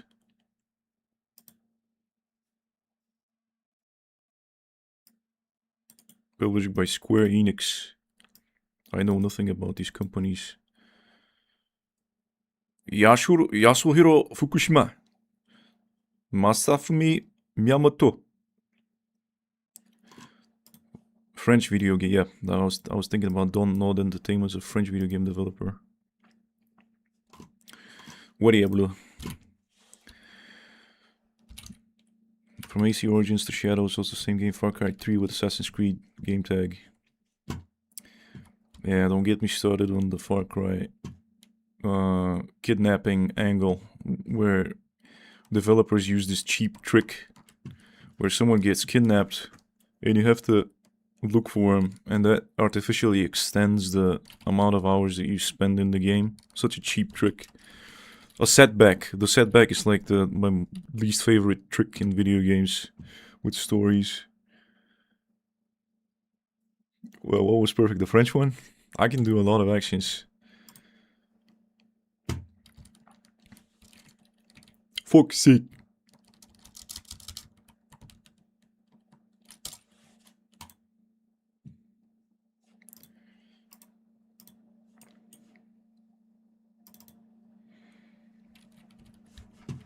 I don't know if it's the Frenchies just make. They have this thing done, Pat. No, I think the sad shit. I'm in touch with my feeling. Because a lot of women play these video games and we wanted to cater to their needs. It's not just a male audience. It's not a male-dominated world anymore we're living in. We have to cater to the women.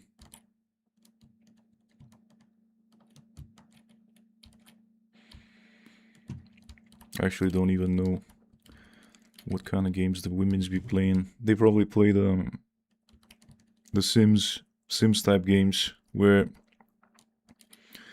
you can you can take your idea of someone from real life and put them in a video game basement and torture them. I think that's what they do. They have little torture room. I've been reading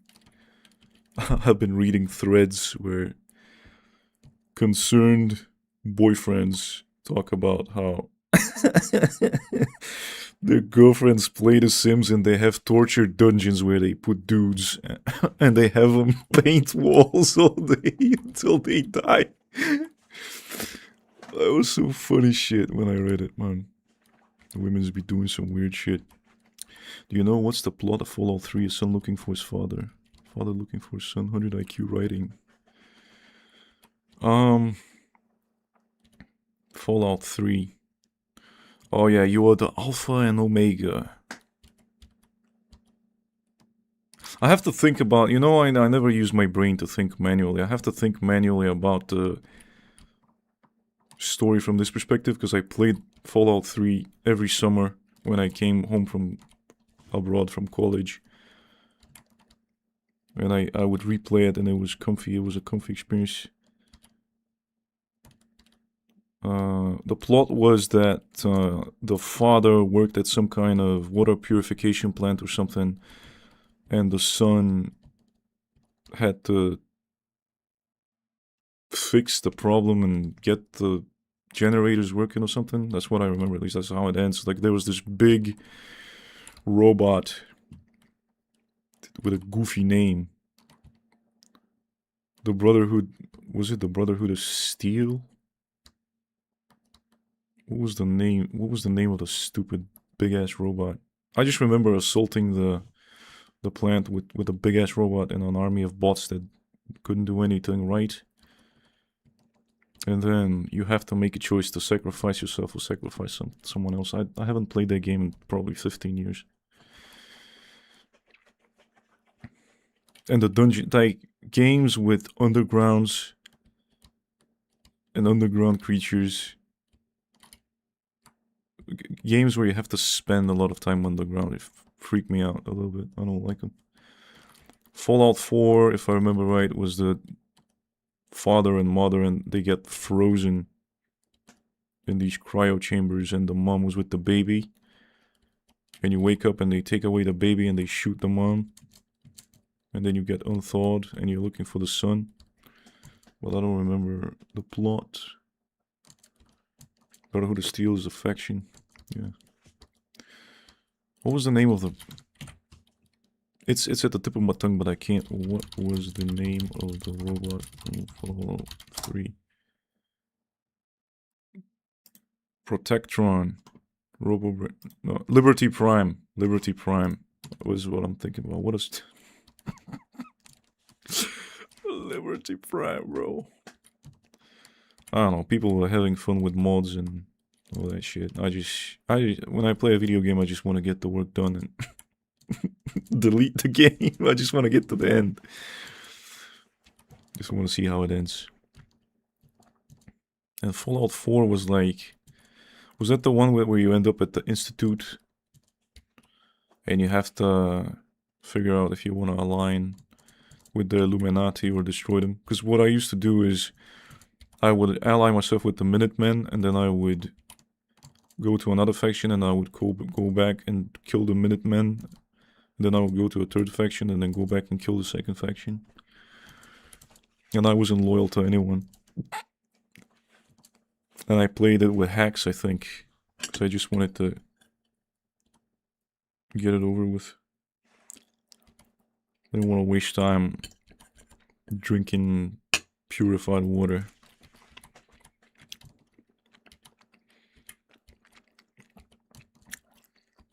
To get to the end. All players hate the new Fallout TV show for some reason. Bethesda decided to base their upcoming Fallout game on the Fallout show. Bruh. I haven't even... Was it the Walking Dead that also had a TV show? Such a lame show, bro.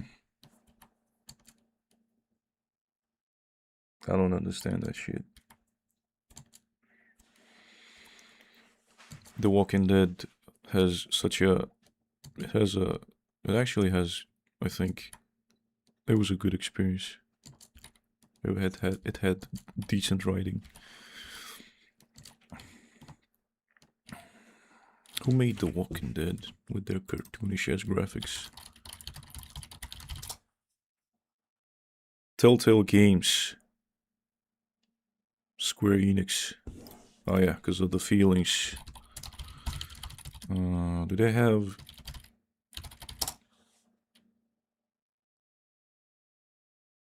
Does not have a story.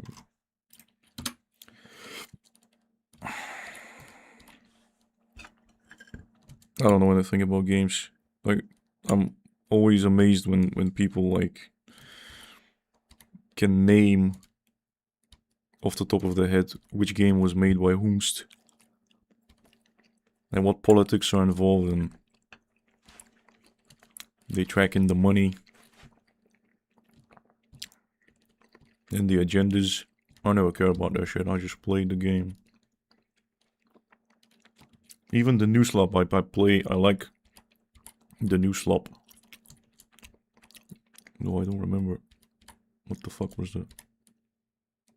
What was that? What was the game?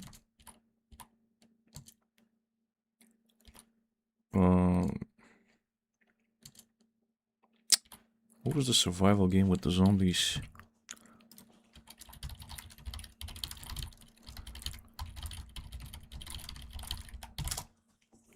The Last of Us. I like that slop. The Last of Us Part 2. That was some good slop. I really enjoyed playing with the butch lesbian. She was a well-written character.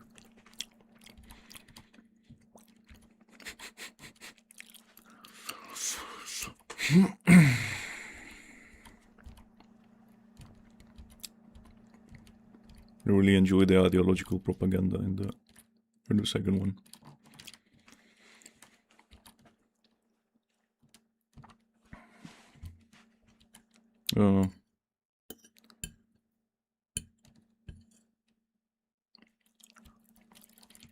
I've been torturing 42. 68. We're doing good. I watched the Walking Dead TV show. I liked it season 5, but then it just became a milking cow for the AMC. The show never ended. It was just turned into a million spin-offs.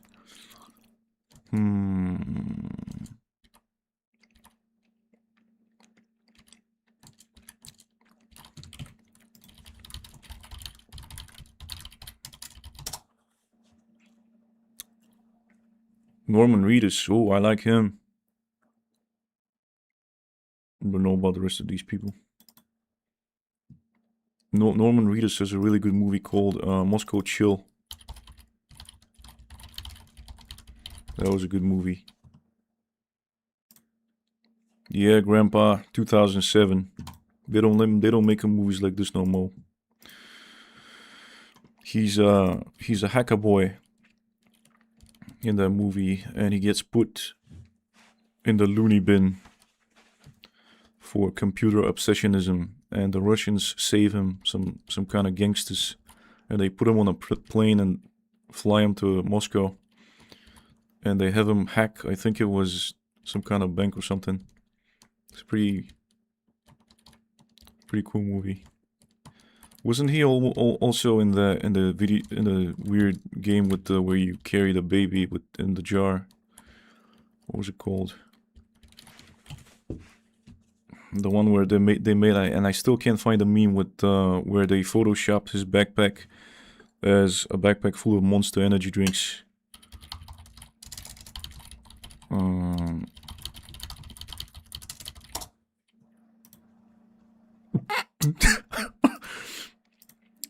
Death Stranding.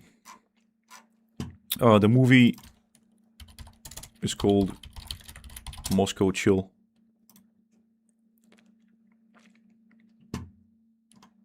And it's got, it's pretty cool. It's about Russian gangsters.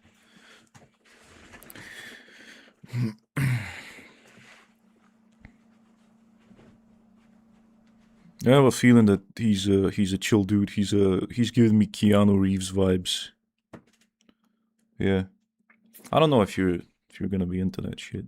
I really like that movie. I mean, it's got 4.8 out of 10 and Rotten Tomatoes 47%. People got no taste. Let me see the synopsis.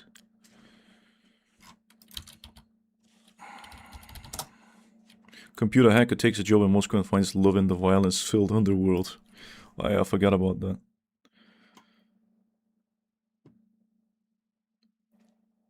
He exclaims the Russian oligarch sitting in jail. He orders him to track down and steal the money that's hidden in the international bank transfer system. I mean, I don't know. I liked it. I don't know about any other movies with Norman Reedus. Can't think of anyone now. Death Stranding has the weirdest story. Kojima must be on drugs. There's no other explanation. I still haven't played that one. It's kind of too spooky. Kind of too spooky for me.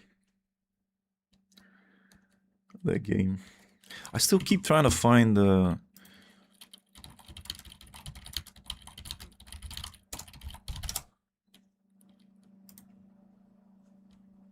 Someone photoshopped this backpack to be full of energy drinks, and I can't find it. It's the funniest shit ever.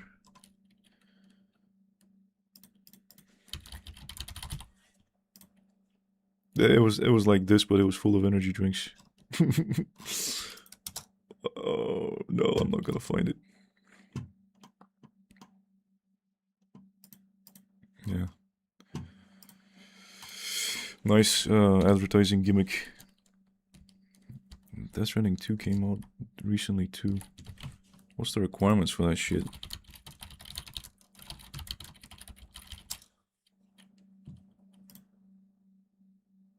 Oh, PlayStation 5 exclusive, no official PS. And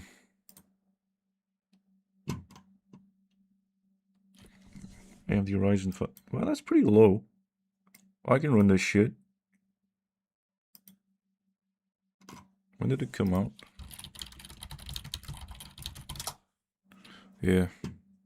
2019. But it's kind of spooky though. I don't like spooky shit. Spookiest game I ever played was Half-Life 1. And also Condemned. Criminal Origins or something. That was the spookiest I could get. And some zombie games. Zombie games are not that... like that... what was the name of the game with the motorcyclists? The zombie apocalypse game. Days Gone. Days Gone was a pretty cool game. It has a really, really good story with decently written characters. Days Gone. Definitely recommend Days Gone. Do not recommend Mad Max, the game. Such a repetitive grindfest. But the voice actor is fucking amazing. Still can't tell whether he was a South African, whether it was a South African or Australian accent. Let me see. Mad Max game, voice actor. Brent Foster. Australian actor, okay, but...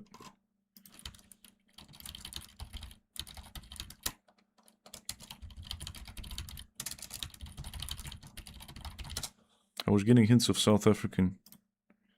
Australian.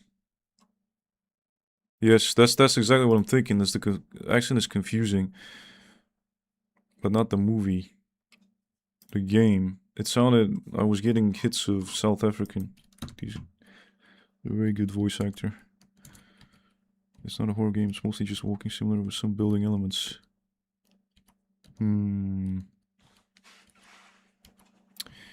I don't know about that. Brrr. I would like to...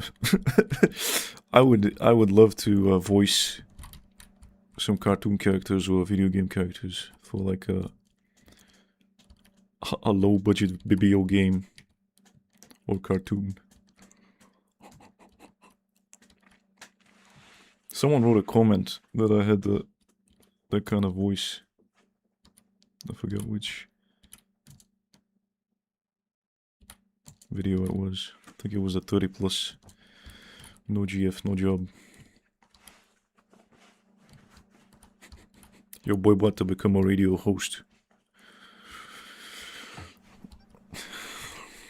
I'm all over the place.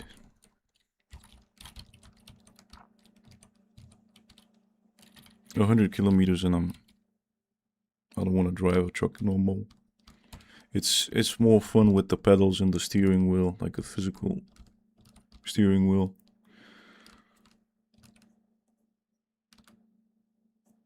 I have to find, I just thought of something. Don't know if I'll be able to find it. Hold on.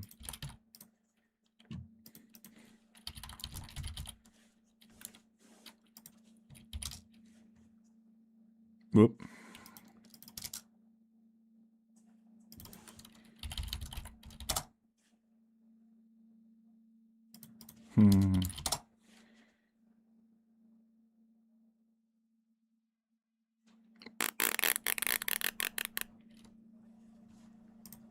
Yes, I found it. Look at this video.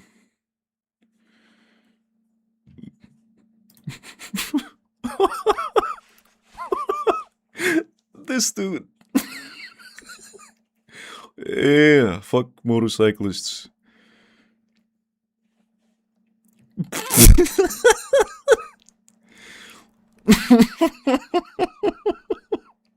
Raises the hand.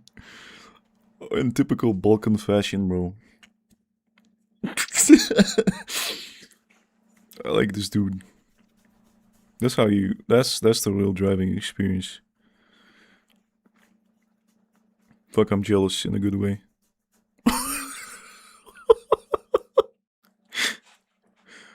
When you have a delivery in the Balkans and you have to get there on time. Otherwise, no pay.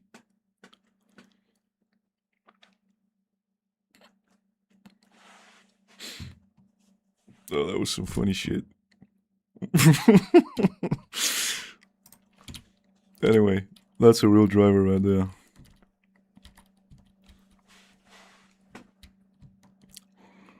I have Logitech G29, this big part switcher. Is that a...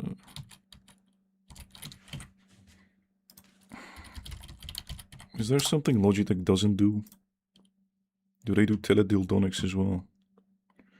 Is there a Logitech vibrator?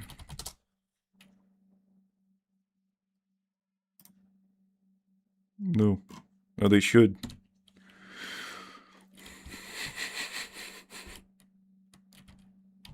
Like, it's funny. It's funny. Like, it's like when a car brand starts making air conditioners, like Osaka or Mitsubishi or something. It's like it confuses my brain.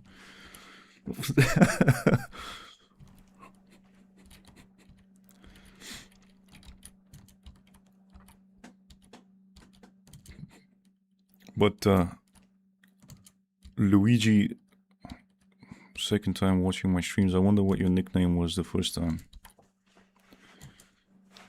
or what we was talking about. Steering wheel with pedals. Oh, that sounds fucking amazing. I haven't been ever since I took I passed my driving exam. I have not stepped inside of a car as a driver. And I just really want to drive, bro. That would really help with re-immersion. My driving instructor was your typical village bumpkin who he didn't teach me how to park even. He was just like, drive me to this mechanical shop, bro. I need to buy parts for my car, bro. He had just bought a new car, the new training car that it was a Mitsubishi 2013 back in them days.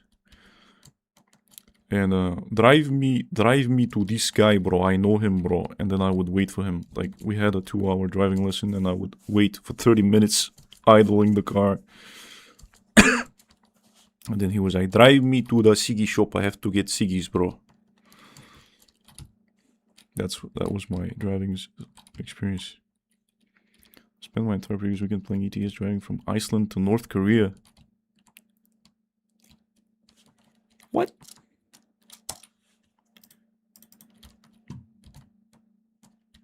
Iceland to North Korea with the with the boats.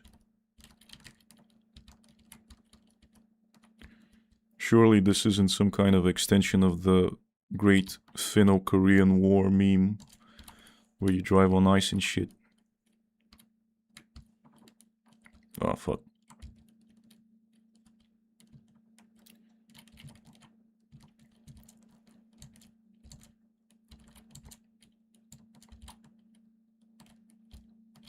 Oh yeah, 100 IQ parking. I drove through Siberia. Cool. Alright. I save. Wait a minute, let me fix. First we fix the truck. Then we save it. These massive US Aryan trucks with the big ass nose. In European Truck Simulator, the nose is cut off on the trucks. These Europeans don't know how to design their trucks and they can't even own guns. They ain't gonna tell me shit about my truck. Where is the nearest? Why can I not put a marker? Oh.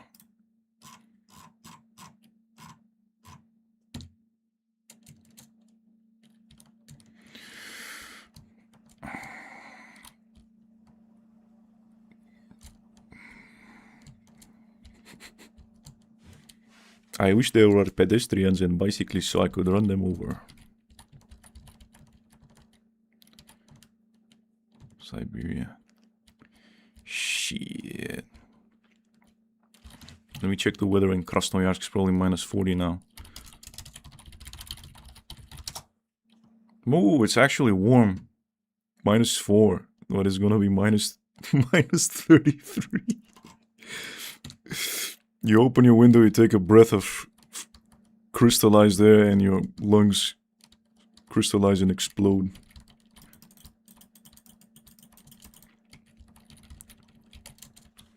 Bruh. How do these people start their cars?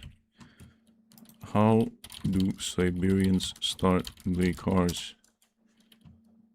Minus 50, drivers use extreme measures, including running engines 24/7 using engine heaters, blowtorches, or electric, insulating engines with thermal blankets, and in extreme cases removing batteries to keep them indoors. Double glass windows. Gee, these motherfuckers are hardcore. And there's like Yakutsk, cars often kept running from October to April to avoid freezing. They use a flamethrower under their car, bro.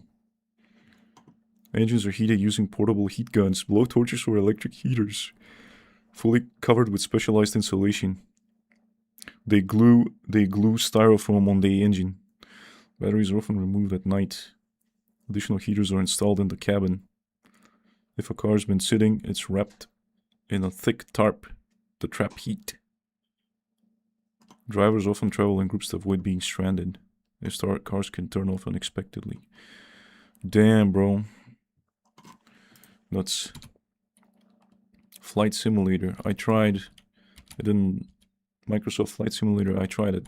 I was flying the little crop duster, I think.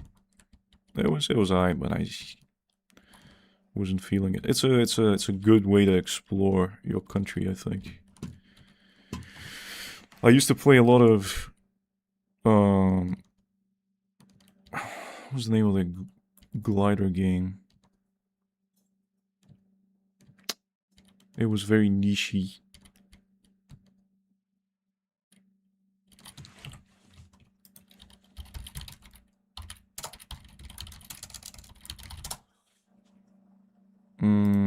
Condor.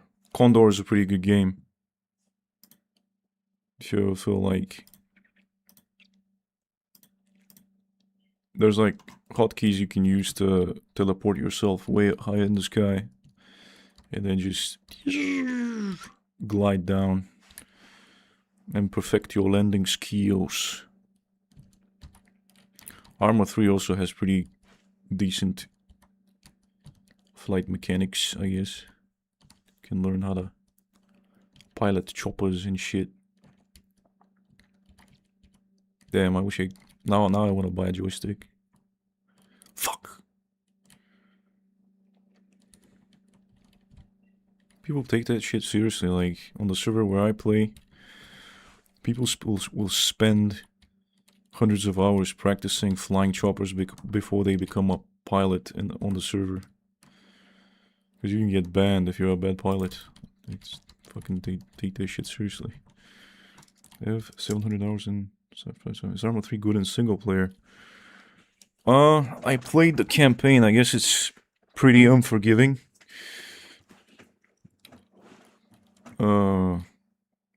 If you're talking about the campaign, is it on sale? Hang on. Yeah, it's 7. What? It's only €7, bro. If you're looking for ARMA, grab it now. 75% off. And I have a bunch of DLCs as well. Holy shit. Yeah. Cool. I don't even check the... Wow, they got some good deals. I don't know, I never check the deals page, too lazy. If you start playing online, you have to get a bunch of DLCs, but they're pretty cheap, I guess. They're like €2-3 each. The campaign is kinda... It starts off pretty regular. What I used hacks for the later stages. Because it's like annoying. Anything to replace? Nope. I would definitely recommend it. They have really good communities. The server I play on is called the 77th JSOC. And they have their logistics and their comms and their moderation down pat. Bro, it's a really well moderated server full of, and there's actual veterans, military veterans playing that game. You can learn a lot of interesting shit on that server. They're very sociable, they're very calm. It's a really chill atmosphere. And I want to do it on stream, but there's gonna be... It's just you develop secondhand schizophrenia just playing that game. Because you have a squad... You're in a squad usually of 12 people. And all of them yap. And if you're a squad leader, you also have 3 or 4 or 5 other squad leaders yapping in your ear in addition to all the teammates. And then you have the command channel, and then you have the pilots also yapping. So you have 20 people yapping non-stop in your ear. So you have to be a specific type of person to be a squad. You have to be a communicator more than a shooter. So you always play online. I'm a noob. I don't know if I'll be able to play that. ARMA 3 online, oh yeah. Only on that server. I can show you guys, actually. You know what? Fuck it. I'm playing some ARMA. Let's play November 19, bruh. Just to show you the yap and then I'll leave. It's fucking amazing, that server. Let me check if I know someone. All the people I used to play with 6-7 years ago, they're gone. Nope. Fuck. I don't know any of these people. Bruh. Brutal.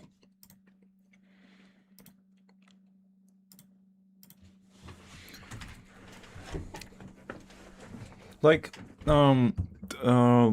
ARMA 3 on the server that I play, it's player versus AI. And the AI is pretty unforgiving. Like, they will destroy you. And there's handicaps like the The Allied forces. Yo, what? Something. Data acquisition failed. What? Anyway, the friendly forces have, because you know NATO has, especially the US has air superiority. Like if they wanted to, they could level the whole map with just close air support, with just planes. They could just destroy the AO with the drones and the planes. So they have limits on that. Close air support cannot just do what they want. The planes, the drones, they cannot engage until a squad that's in the area of operations requests it. There has to be a request. Only then can they engage, and it's only like you request a strafe or you request a specific vehicle to be destroyed. Oh, I used to love this shit so much.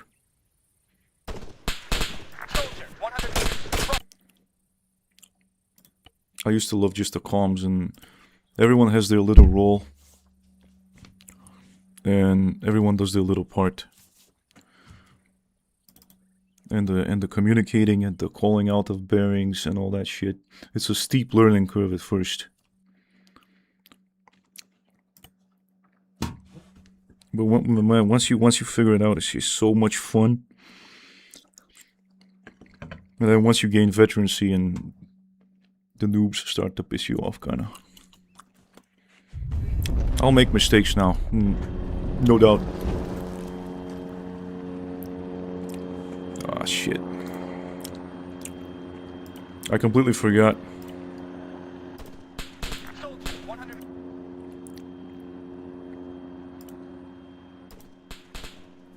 Soldier, 100 meters, front.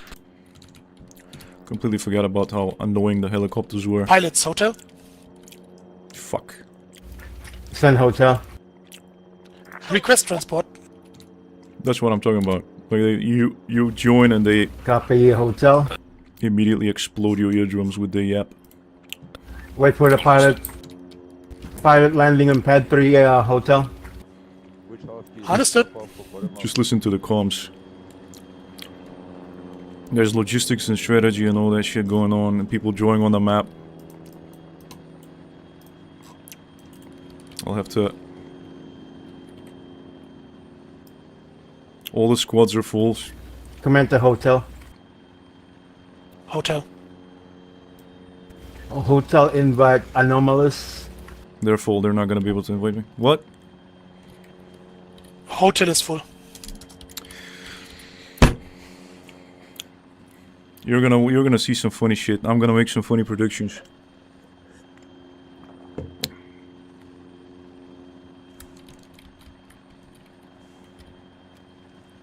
Super chill.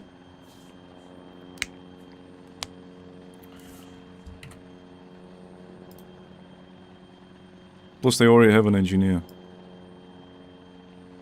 Charlie doesn't.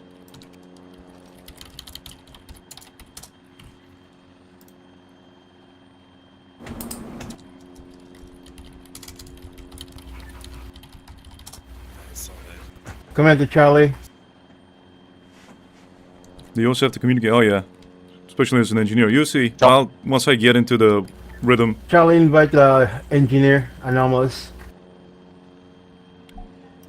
There we go. Send him to pad. We're full. Send him to pad 4. Is that? We'll see. It's a waiting game a lot of the time. Right, you got him. They're probably in the AO. Who's my squad lead? Mosquito. Straight west There from they our are. position. This is where they are. So they're probably going for the data link. Where's the enemy? They can't get it without me.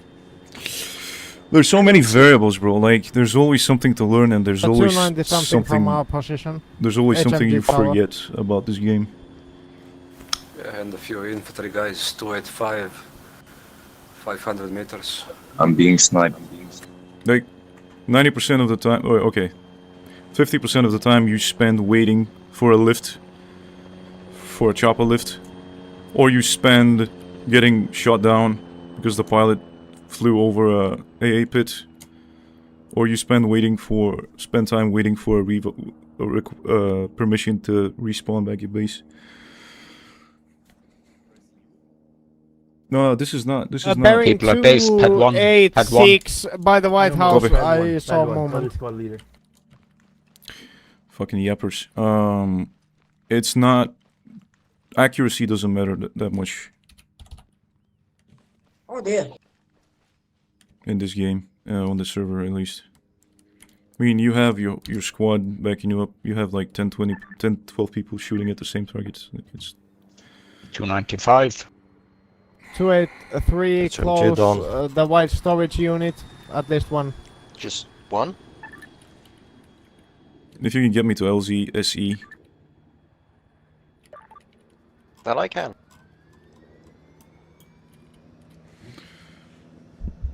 It's for me. It was the communication part that was difficult. I had a really goofy accent back then. Take it slow, people. We are not in a hurry. Anxiety really. Keep to hard cover. Where's the Slow down. Anxiety handicap. 200 and Fucking 200 kid. 280. and Zero. 60. Was that a kid or a woman? I can't tell. Actually, That's the problem Between with the white storage and the ruined house. Unplug these guys 3 from the fucking units ears. So on the road. AA, Hellcat South. Communication is the biggest handicap. Yeah, you don't have to what's be a good the shooter. meters? You just have to be Meter. good at relaying Don't worry. information. Because like I have a tight roll right now. 300, My 400, roll is to explode 500. stuff and 800. disable stuff. 800. It's a Nukes. really Oh chill. my God. laid-back roll. 290, nukes. I am not Hellcat needed down. until I am needed, basically. Again, slow down. Hold position, people. Hold position. Just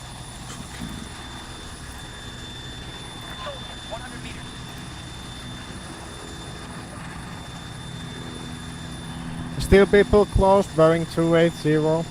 3 at least. It's super funny trying to pin people's accents down.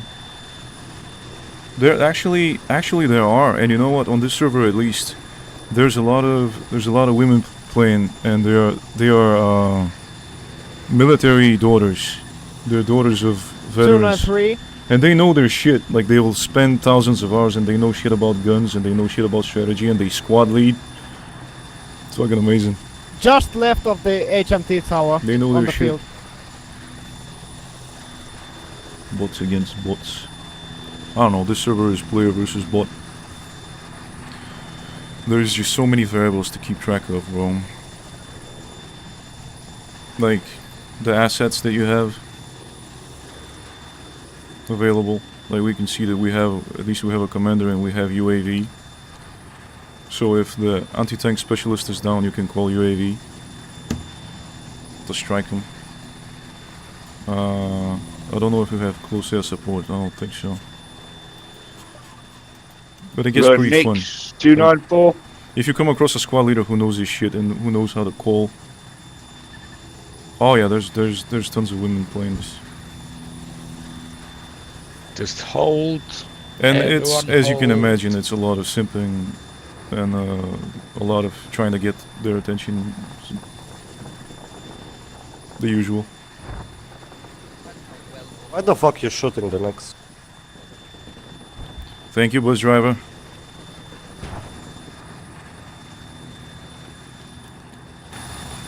Very good. And Engineer has boots on the ground. copy 88, 30 seconds.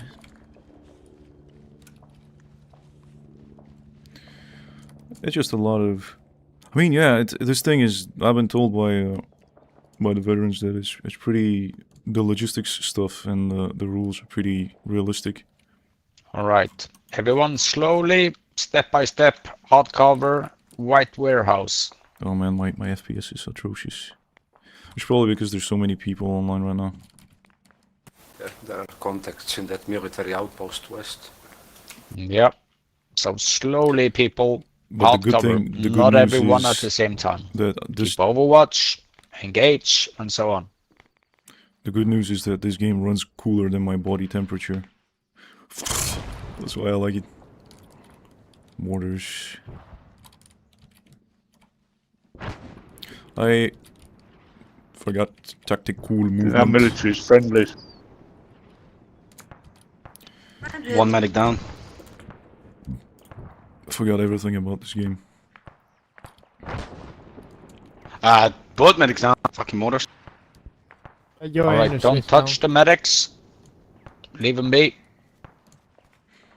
down. Yeah, both medics are down. I'm gonna respawning, okay? No, don't. There could be a Just Okay. wait. Watch out, Narv. Yeah, I'm just staying. wait. could be a Slavic I'm music staying. called with a Okay. feminine name like Sasha, Petya. I could ask him, but let me see. Let me look at his ping. If he's got a triple digit ping, Find cover, don't get shot. We don't have medics. Got revive. 41. He's in Europe. We are taking some precision fire in this Still stay destroyed safe. house. Get down, get low.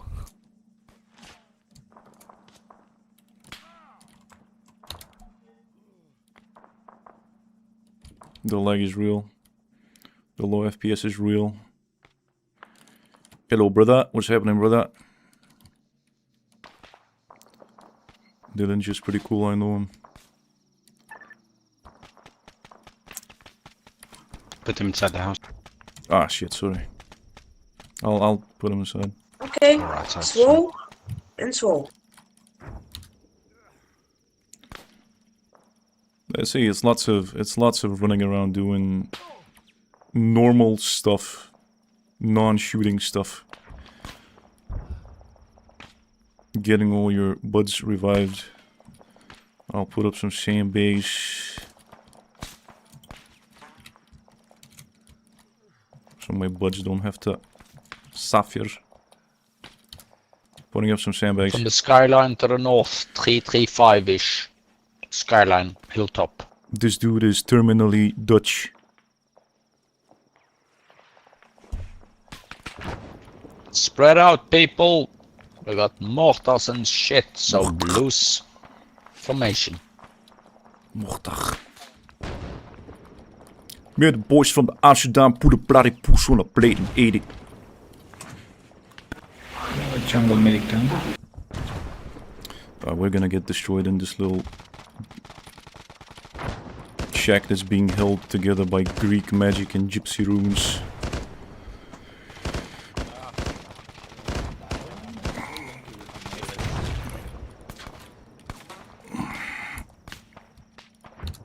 Placing a sandbag for you, brother. At my own detriment.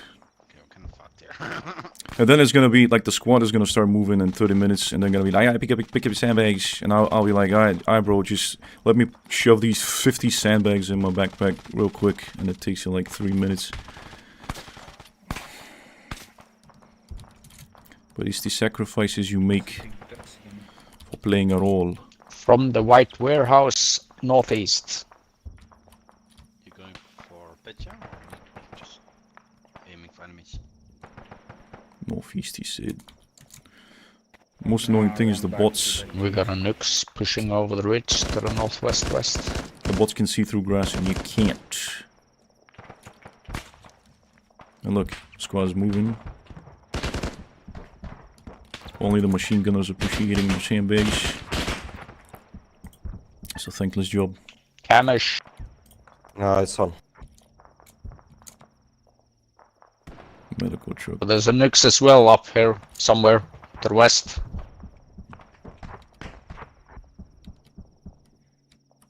Autocannon nix. Carol's got it. Well, not down, but he's inside.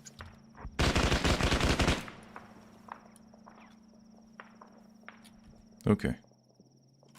Medics are up. I guess. The fucking. Whenever you guys are ready to move, I'll remove my sandbags, put them in my backpack. Marco, I'm gonna snipe him. Put 50 sandbags in my backpack. Like it's nothing. Okay, Jungle, I'm I'm heading good. for the rest at the big hangar. Alright, let me grab this one because no one's using it. If you're safe in the house, stay there. I don't want everyone at the hangar at the same time. Yeah. Copy.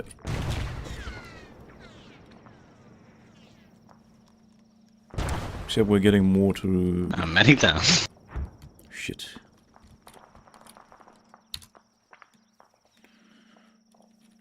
I'll try to make a run for him. Oh, never mind. The other medics... That's risky. These people are... These people are fucking nuts. Move, man, move.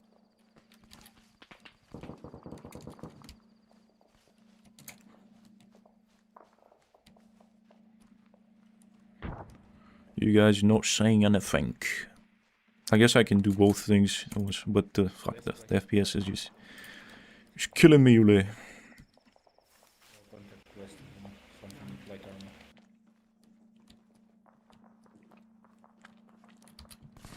That's what you do. Move cover to cover, rarely shoot. Right now, let's hold at the white hangar. Try to figure out where you're getting shot at, trying to communicate with other squads. You can see that the area of operations is covered in a big black circle, which means its GPS jammer is blocking our view. And once you get in, you have to use the Y and X axis to mark shit on the map, so that when I... This is the radio tower, when I go like this and connect them, I can guns on the outside of point the and click hangar, and I can know not on the inside, map exactly but yeah, where it let's is. hold this position. Oh man. It's fun. It's fun if you don't like fast-paced. This game's a nightmare for anyone. Yeah. It is. It is. But actually, you don't have to. There's quite a few people who communicate with the keyboard, and you don't actually have to use your mic. You just. Some people just do this. When they're given an order, they just nod, and yeah. You don't have to do it. But people here are they're extremely pleasant. They're very understanding. You're not gonna have a problem with them. Alright, we're gonna shift to the left here, towards the military complex. We are not going uphill. Bravo is just sitting, eating, I don't know, whatever. We are moving to the military complex at 250. I'll see it in the distance.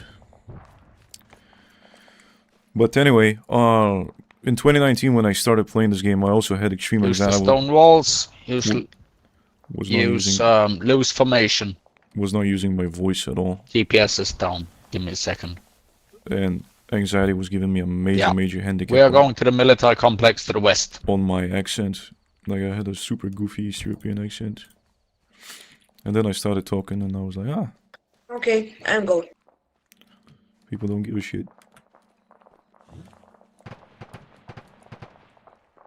No, they're very helpful. One question. In west, this is the enemy? Listen to this dude. Like Right here. No, in the military complex is friendly. So like everyone explains. Okay. No one's gonna shit on you. No one. Oh, I see. West 300. 300. Listen to how annoying this kid is. Friendlies. Anything west is friendly. And no one's saying anything. Yeah, he meant the 300. You gotta understand. 300 is enemies, I think. Most of these people have been playing the ARMA series religiously, and they have tens of thousands of hours. And ARMA 1, 2, and 3. They're extremely helpful. Up on the ping, people. 300. Something. There's a fucking. That's a con. VT's I down. don't know. No one's gonna shit on you. Just a turret peeking out, I saw it. The guy didn't know how to turn on the Yeah, I minimap. saw something else. 50 is it hours burning? into the game, and I was like, oh burning. shit. I No, asked for it. and but they something told else me. burning. Oh, copy. Kid is Arabian. Oh, yep, very much alive. This is bad. It's on 500 meters. His ping is way too low Northwest for eating shit. Arabia.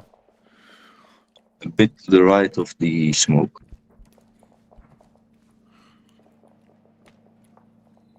Petya, where you from, bro? Bulgaria. Ah, still, seriously?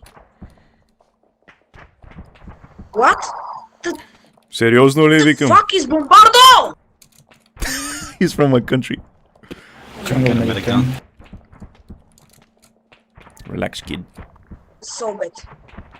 It's very hot. Don't Friendly's come on the yet, Jonas. data link. Friendly's on the data Bruh. link in a minute. Hilarious No. content. See, like, you just ask and God gives, bro. You just gotta ask sometimes. I've been asking people goofy Smoke shit should give all you day. cover, Jonas, now. Like yesterday there was two Croatians talking about monitors. Position. I am looking at it from the tower and it's not shooting me. And I understand a bit of, you know, because it's a Balkan language. Carol, Like, can you work on I was that? like, hey brother, you're talking about monitor? And we had a nice chat about 2K monitors. It's fucking fun. Who was the AT? Have a look to the west. Disabled Mora, it says. Fucking hilarious shit happens on the planet, and I don't know, man. I just feel guilty for missing out on talking to people. They sometimes they tell you funny shit. Oh, I see him in the. It's not disabled. In the. A tank. I see a tank. Bruh. This guy is not Oh. doing our country's Yes, average yes, IQ sir. any justice. Not like I was any smarter at 12 years old and my balls still hadn't dropped. I was a pretty annoying kid. Mutually intelligible. Depends on who you ask. Shoot him. I'm pretty sensitive to languages, so I can understand them, but there's beefing. There's beef. Like Macedonians will pretend like they don't understand us. We'll say that they're just speaking a dialect of our language. Motherfuckers will be listening to Serbian music in the villages and then pretending like they hate Serbia. Shit like that. That's funny, man. I try not to take it seriously, but sometimes I mean... Right, everyone, let's stay in this military complex, take out the vehicles. We got a Kamish and a Mora around us. We need those gone before we move out. I'm pretty sure you're aware of the meme with the... I shot the Kamish 2 times, it's not down. Out of rockets. A white woman says, I'm not racist, and all of her friends are white. UAV is also... And then a dude says, yes, I'm racist, DLS, and all of his friends are from different colors and religions. We're gonna hold here, slightly, at the military complex. Conserve your ammo. Yeah, online. We need those vehicles gone before we move out. So conserve ammo. There's this meme that Balkan Gastarbeiters, Balkan workers in Austria, they go and work on the same construction site and then they return to the same commie block and start hating each other online. It's like that. Well, it looks like the Mora went over the ridge. In real life, everyone's nice. Online, it's a different story. Yeah, friendly's coming from the southeast. What the fuck? There's this, I have to find it. Meme about Balkan. Northwest by the trees. Mongols, etc. Yeah, it's Maybe 337. Yeah. 348. It's something like that. The average, yeah.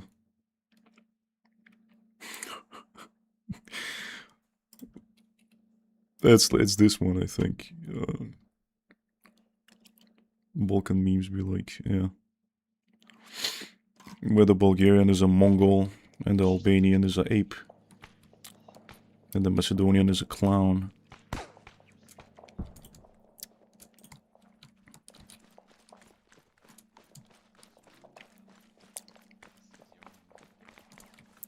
You know, they'll say, oh, it's just banter, it's just Stay banter. inside the camp for now, people. We can't do shit But until these sometimes- vehicles are gone. sometimes So you can- stay inside the camp, be careful, and let's hold. I'll get the UAV as soon as he gets online.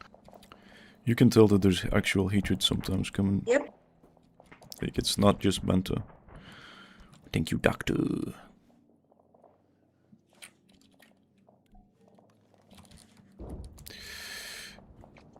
For some reason, yeah, that reason is thousands of years of beefing.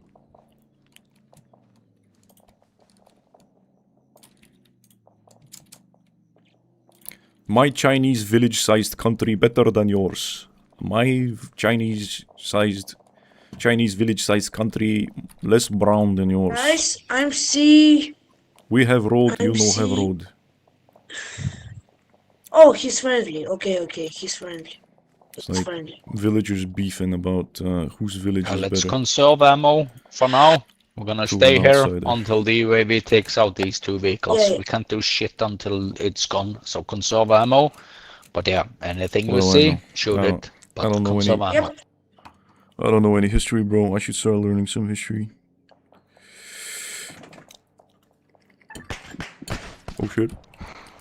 We also have a Oh my strider here. God. Fucking. No problem. This tin tower, this metal sheet tower will protect us from I the see. things. Yes. That's how ARMA logic works. Hello, bro. We are fucked up. Why, bro? Am I that unhinged?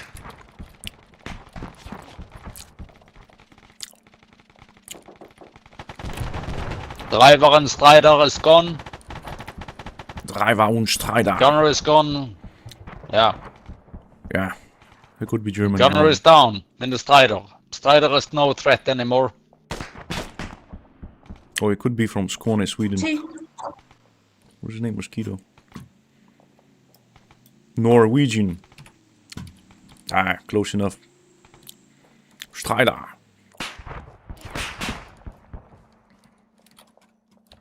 Oh, he's being healed.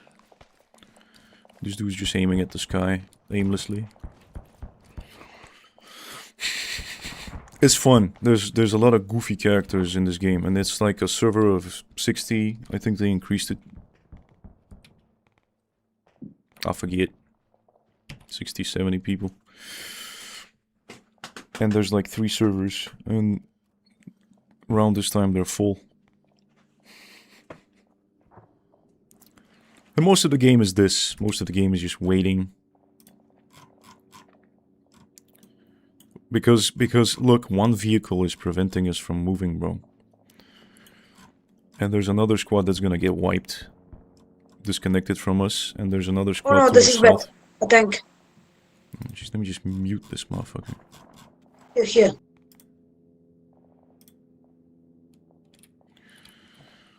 Oh bro, I see enemy. Oh bro, I see earth, I see sky. Like,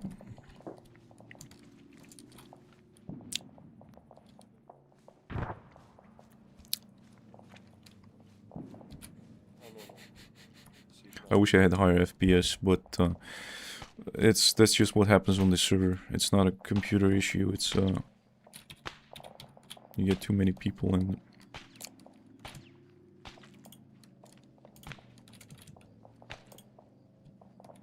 I wish you could stick some explosives on that thing. Nasty motherfucker.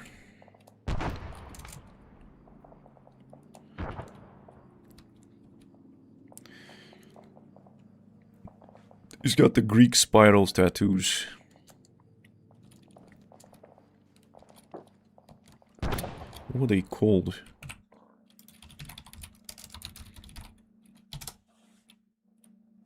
They had a name. Spera? No. Greek swirls. Triskelion. Nope. There's no friendly tanks. Greek spirals. They had a name. Nope. I keep forgetting.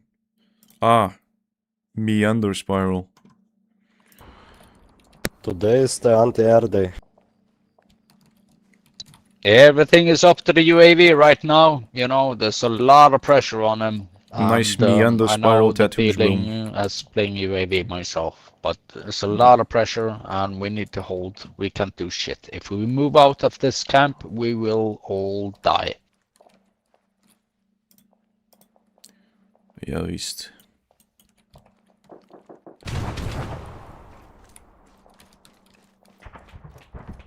Real G's play in first person.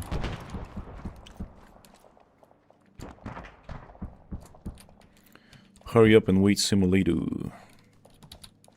See if I can get this dude. Who is this? Do I like him? Mohammed. No. How can I get him? Oh shit, oh no. Fuck that shit. Is this guy? Oh no, we're gonna lose a medic. Bro, I'll get him. I'll die. Don't waste your life.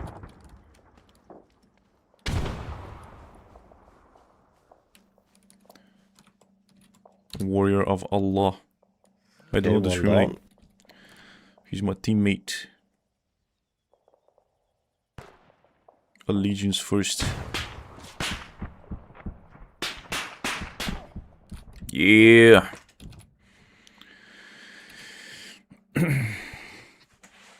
A worthy sacrifice. Vitvam Gatsu. Why'd you delete the message? I wonder if it's gonna get deleted from the replay too.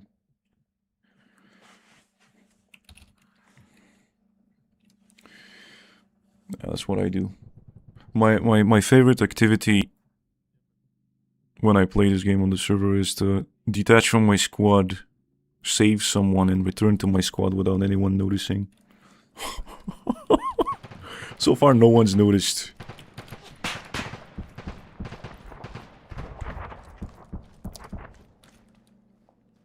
Yeah, you got the gunner. But then you have a Morok behind it. Waiting for UAV to rearm, I guess.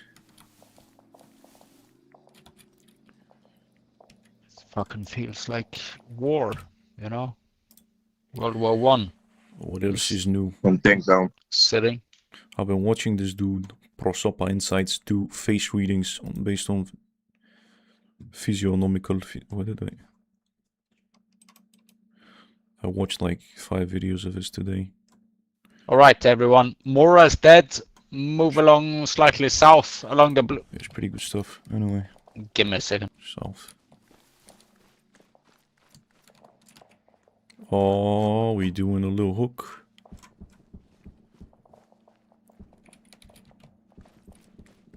That's called strategy, motherfucker. Alright, the Mora is dead. Kamish is a threat. The Strider is kind of not a threat. Move along the blue line, slightly south and then west. Blue line, south, west. And we have friendlies there in west.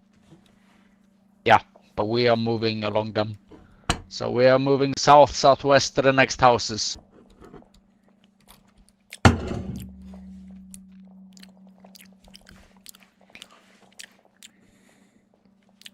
Commander gives me an order, I follow it.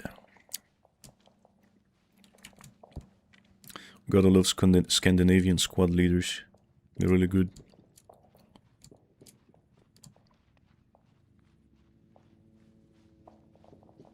Healthiest server.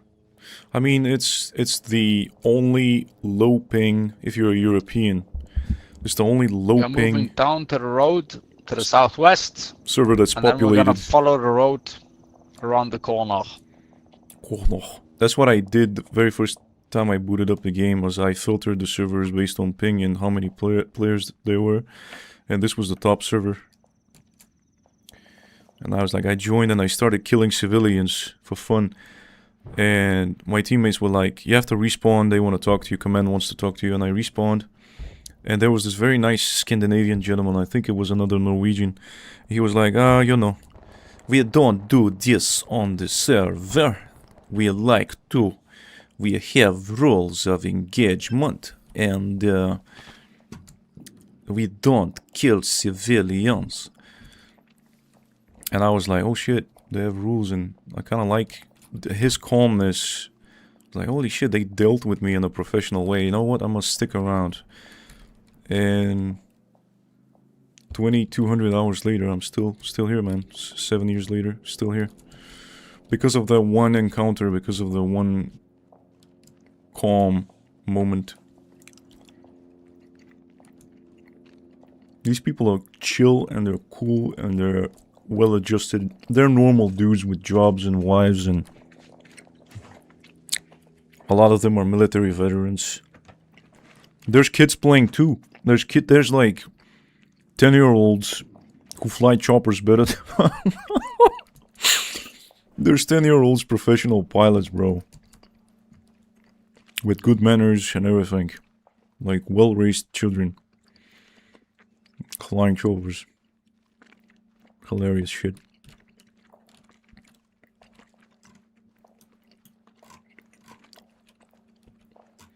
Looks like we're going for the radio tower. People in ARMA are higher professionals than people in charge of my company. I mean, there's a lot. I told you when we started to bring night vision. This server doesn't attract random people. These people are usually highly intelligent, highly conscientious. Everybody's. You have to be able to keep track of like 10-20 variables in your head to play this shit. Everyone, we are aiming for AA pit number 3, bearing wise.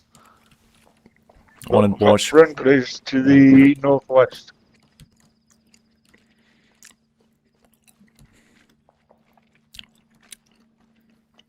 Try and stay quiet right now. Just try and stay quiet right now. We are kind of taking the radio tower, and then we're gonna move back to AA3 and 2 and use artillery and shit. But try and stay quiet. Weapons are green. See, this is the mark of a good squad Take up leader. a bearing of north, correction, let's say 345. He has a general strategy, but he's flexible. He changes his priorities based on feedback. What do you mean stay quiet if you see weapons are green? Weapons are green, but don't engage stuff that's not shooting at you and shit. We wanna support folks right now. So weapons yellow. So 12 o'clock. Yeah, weapons Open yellow. fire. Yeah, okay, whatever. Yeah. I wanna stay quiet actually- if you can. If not, open fire. Yeah. Oh no, I was for a second there I became one of them actually people.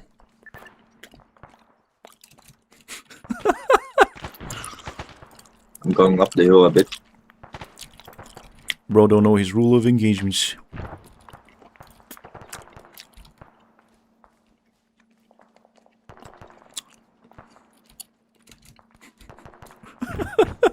Stay on the low side.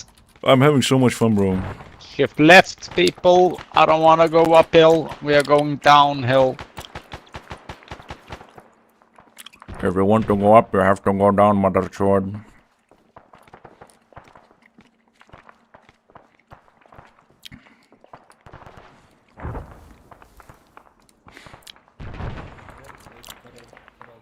And it's usually the same people who end up being squad leads, so you get to know them.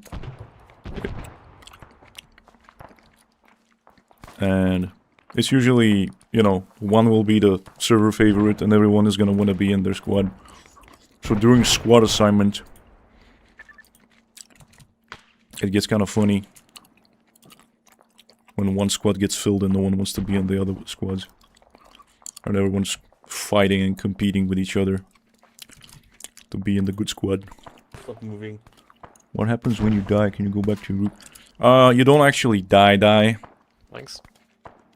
You get shot down and you're bleeding out for 10 minutes. And if no one revives you within... Slow down, people up front, slow down. If no one revives you within 10 minutes, you respawn back at base, at least on this server, like other servers of different roles. We're gonna capture the house at 320, but slow down. Take it slowly. Slowly. Take it slowly. I am from Oslo.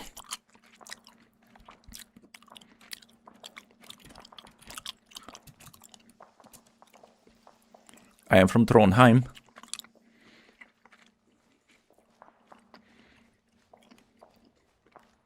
I'm actually from the Sami people.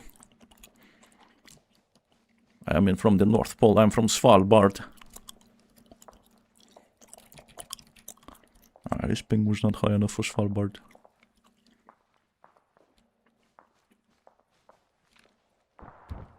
No. They fucking caught the HQ already. That means Yeah, Carl, 80 corpse on my position. Yeah, it's heavy too.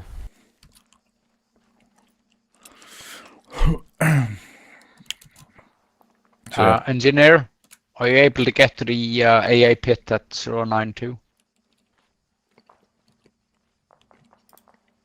AA3, that is.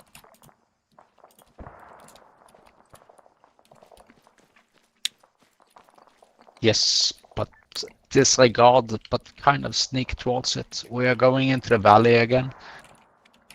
Oh, I'm good So at sneaking. everyone move into the valley, move southeast. Ah, fuck. Give me a second here. He's getting schizophrenia. Fox is moving towards the tower, I believe. They moved out. Yep. Watch out for the sniper. Southeast into the valley. Engineer, you have a big leash if you can take out the AA pit, but we are turning towards the tower from the bottom of the valley. On it, boss. Everyone push the radio tower. Engineer, you have a loose leash. Ruff, ruff.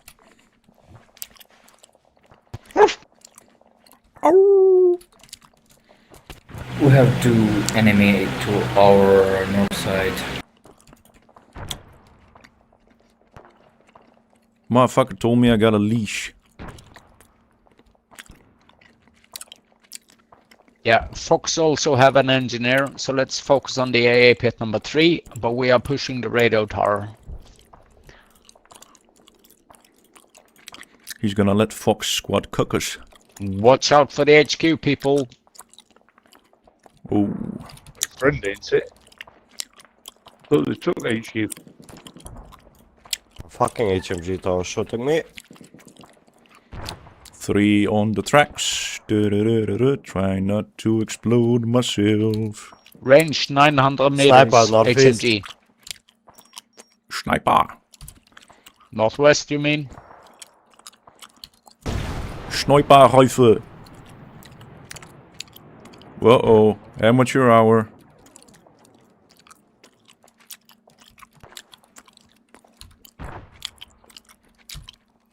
They beefed them up, I guess, since last time I played.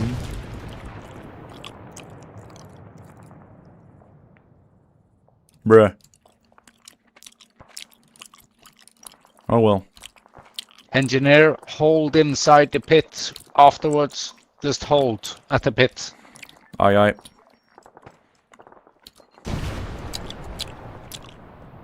Everyone, we are moving to AA pit 3. Everyone, AA pit number 3. That just blew up right now. Whoops, let me... So 140. Just mark it temporarily. And I'll need to find an engineer to restock. No one saw that. It used to be that you would put 3 on the tracks. Ooh, collect bit. Yes, please. Where the fuck was the Got another pitch at 058.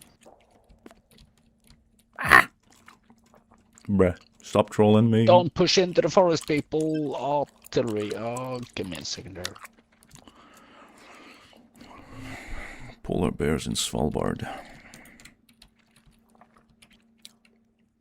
Alright, they deleted the marker. They will do that. Cessna. What if he gets stuck at the radio tower and I have to pull his ass out? This has happened before. Let's go to AA pit number 2. AA pit 2, everyone. I hope it happens so that I can play hero.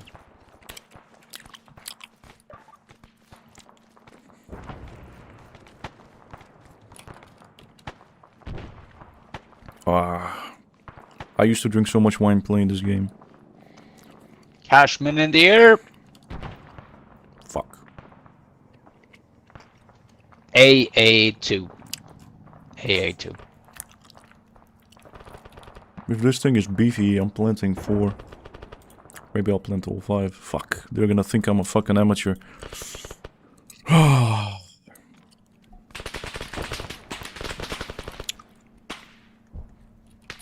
Taking shots from top of the hill. 150. Engineer, slow down, slow down. Take it slowly. It's taking very slow now. I am slowed. To a full stop.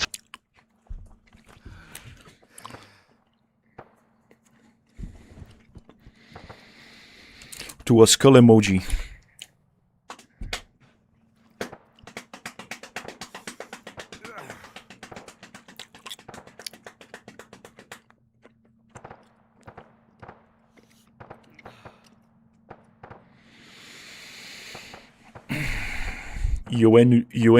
Look at this guy's name, bro. Yoanus. Nearest medic is Yoanus. Nearest medic is Yoanus. Yeah, it's more anus. Thank you, my anus. Shitting. We have an AA. I've got 2 Stationary. missiles left. His stationary is behind the trees. It's probably a wasted missile, but I'll try. Wait, what?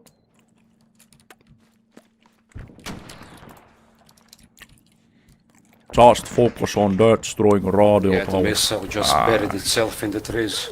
Yeah, true. I got 2 missiles in my back. Ah, there it goes. Anyway, 2 missiles on squadly. 2.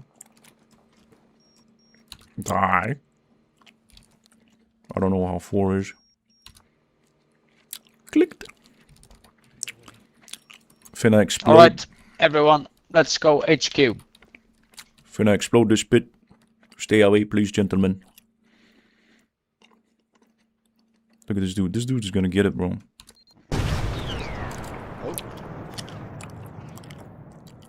Fucking amateur hour, man. I swear. Up an AA pit. I swear these things used to take only 4 on the tracks. I put 4 and it didn't explode. Now you need 3 on the tracks. But in the cutout, there we go. Anyway, HQ everyone, HQ. Nah. Motherfucker, see, like, I'm already getting pissed off. Motherfuckers telling me shit. Nah. I put... Pattaya?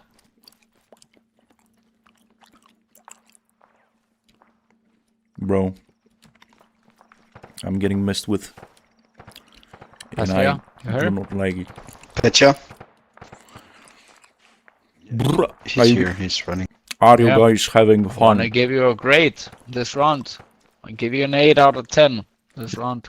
It's a pretty boring waiting simulator, but I'm trying to make it funny with the... I want to give you a grade. You know, good job. Good job. Good job, good job. Very good. Yeah. Good job. No, but you listen. No, So, good job. He's probably talking to Everyone, let's go to the HQ. He's talking to my compatriot whomst I muted. 350 north. This rod has to be removed.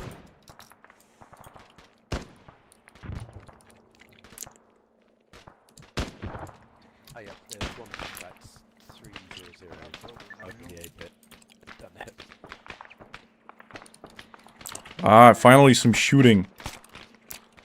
How long have I been playing this for? And finally some long-range engagements. Ooh, look at the machine gunner. Lighting them up.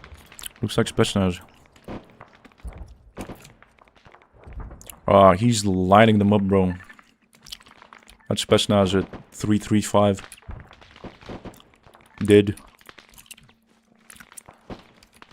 Yeah, a lot more out there. Same location. It's a camp then for us 290.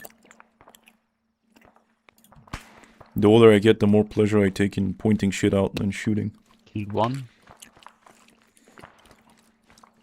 Shooting is annoying, bro.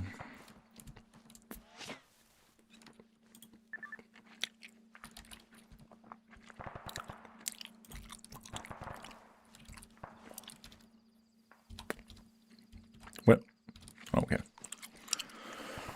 Yeah.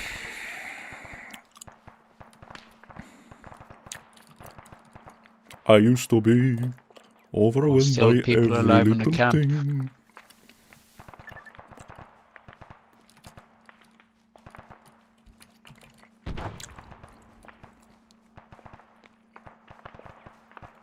AI pilot.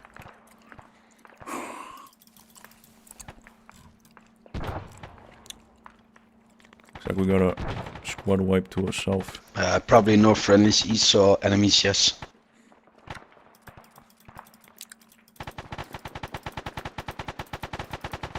Probably they not.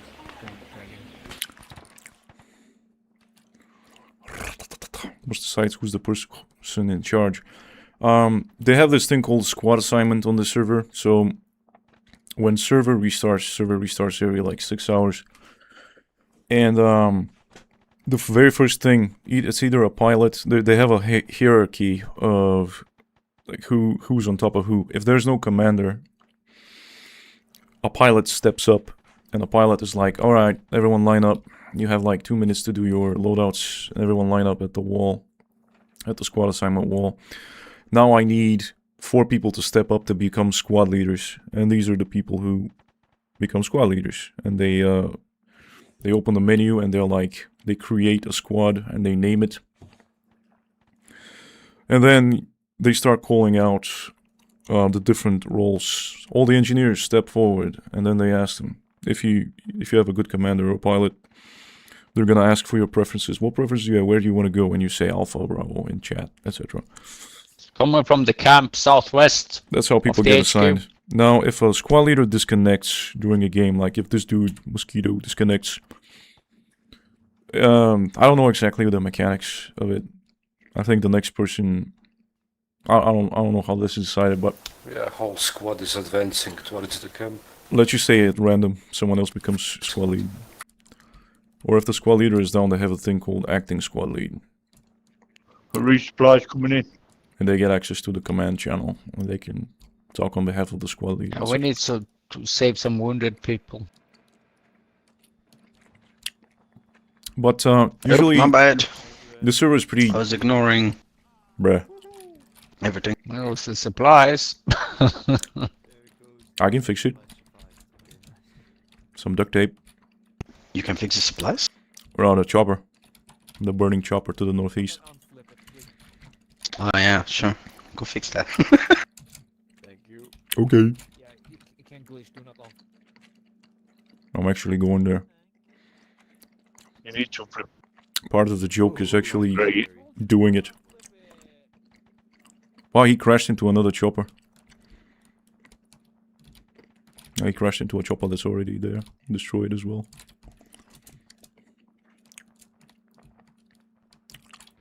That's some funny shit. But yeah, it's a pretty democratic system. You don't, like, the squad leader is not a dictator. He'll say, alright, let's do this, and then if there's someone more experienced, they'll give feedback like, isn't it a better idea to do a hook and walk around, because, and they'll start spitting variables. And the squad lead's gonna be like, yeah, sure. Like, it's not, they don't have absolute power, I mean. Are there any penalties for leaving the game? If you're, no, if you're a squad... Alright, everyone. If you're not in the HQ, make your way to the HQ. This is where we are staying. We're staying at the HQ, so get to the HQ, everyone. If you're a squad leader... I have a good sniping position from here, so if you let me, I'll stay here. Do we have a medic up there? Skip dialogue. No, I'm in the in a shack. I'm hitting people from lettuce. Okay. If you die alone. Yeah? You agree? I know, yes. I agree. If you are... Alright, I'll risk my life. How the fuck did... AFK for a sec. Soldier, 100 meters. Oh. Target down. Voice over net. Soldier, 75. Let me just disable for a sec. So if you're a squad leader and you create a name for yourself as someone who abandons the game mid-game, people are not gonna like that. You'll just create yourself a bad name. Penalties, I think... I don't know, I think the pilots often, they crash the choppers and they leave. But no one gives a shit, really. Unless, like, they get reported. There's, like... The funny thing about this game is there's... I think 20,000 people are on the Discord.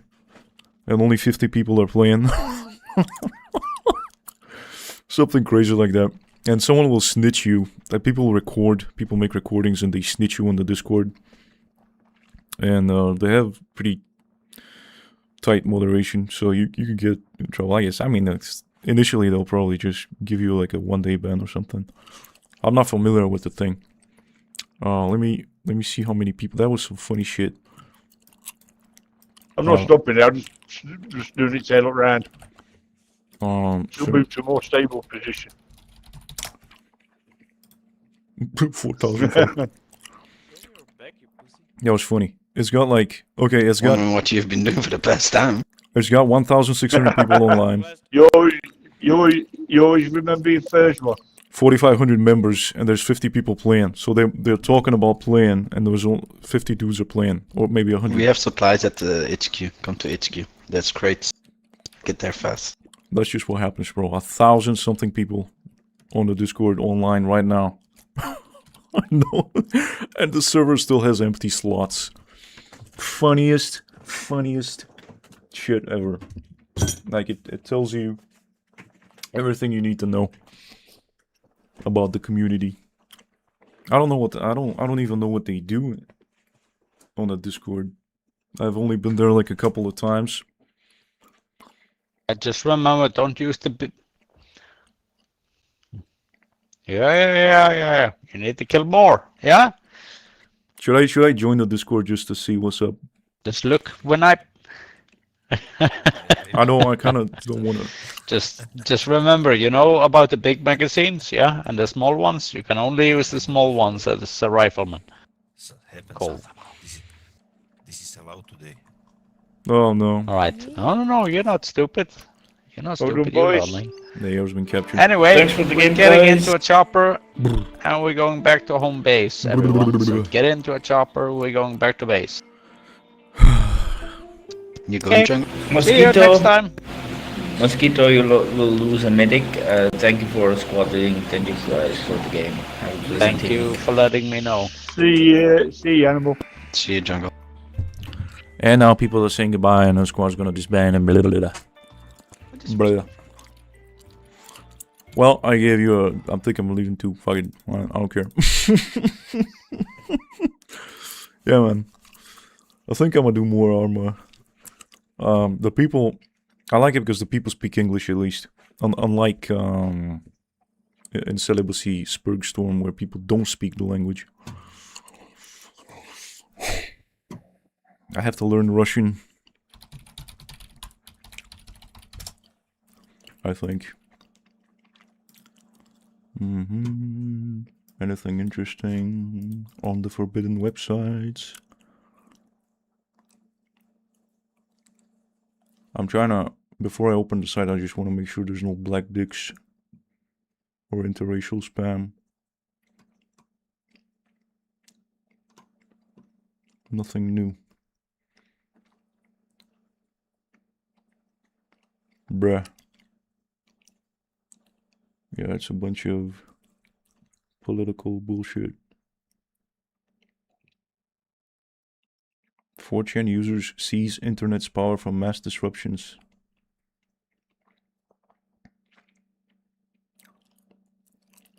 One morning in June, Google's list of the top global searches began to fill up with random words: fried chicken, comic book stores, gyms.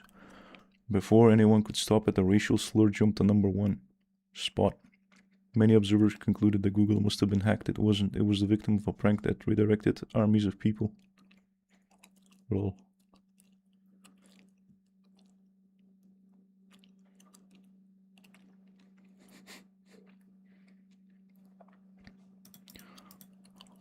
Yeah.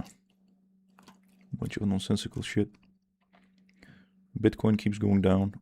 What? 77,000? That's not possible. What? There was just 83k today. Oh yeah. Ah, we're gonna slurp that dip, bro. Look at that shit. It was just one day. I was just looking at it today at literally like 8 hours ago. It was at 82, 83, and now it's like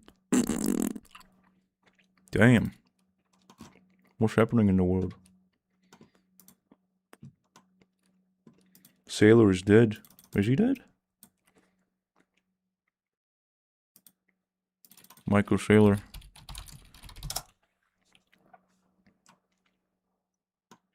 Micro Sailor's MicroStrategy hits lowest price since September 2024. Oh, he's roping.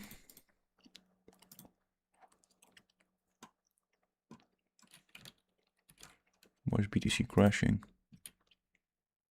Runs 4-year cycles. 2018, 2022, very bloody. Yeah, I was waiting on 2026. They said some schizophrenic made a calculation that there was gonna be October 26 is gonna be the lowest, I think. BlackRock is selling, trying to crash the whole economy. Pump and dump cycle like every other speculative asset. AI went rogue and leaked crypto keys.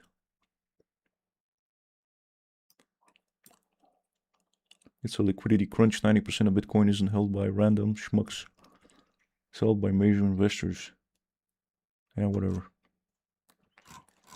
Well, you learned something today. Now let me distract you with more BBO games so you don't make good financial decisions.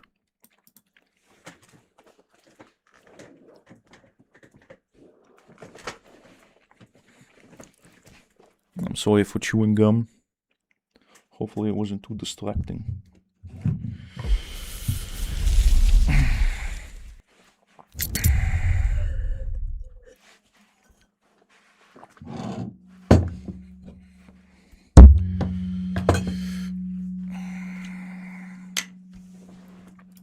Oh, let me check out what's happening, if anything's happening with my channel. If you ask me to validate myself, I swear to God. If this video got 10 hours, I'll be happy, yeah. Yeah. Bruh. This video fucking flopped, man.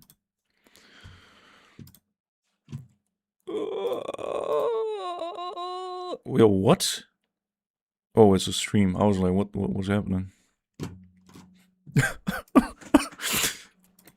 I'm like one of those people who holds his phone in his hand and he's asking where my phone at.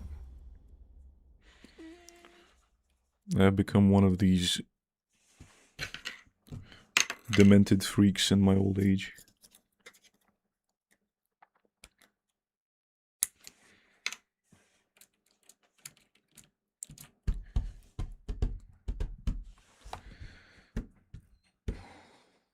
You guys are still here, yeah? Bruh.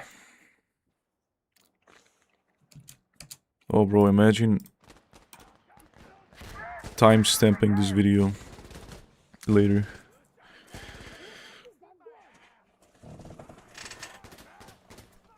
I should keep a little notepad and like write down what we talked about, so I can timestamp easier. I'm gonna do it next time. I think I'm gonna stream tomorrow as well. Just milk the weekend. Oh fuck! Not the noobs again. 3 noobs, 3 pros.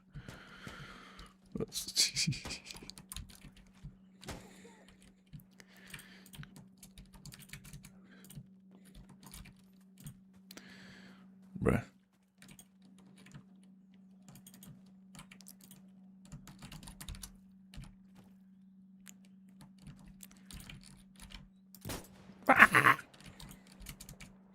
Embarrassing. Embarrassing.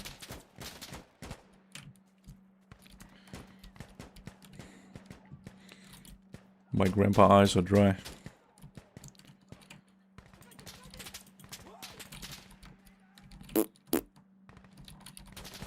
Yo, what? The fact that you're timestamping streams that are hours long is crazy. I mean, yeah, I mean, people watch this shit. Like, all it takes is one lunatic. I'm predicting right now there's gonna be just it's a statistical impossibility that if I do this long enough and I attract enough eyeballs that some lunatic at some point in the future won't be watching everything, trying to find something to pin me with. I'm just doing it for that one person, that one obsessed person, that one loon. There's gonna be a lot of funny shit coming out. I have my 4chan history is gonna be coming out. I already received death threats. I have one dude who really hates my guts.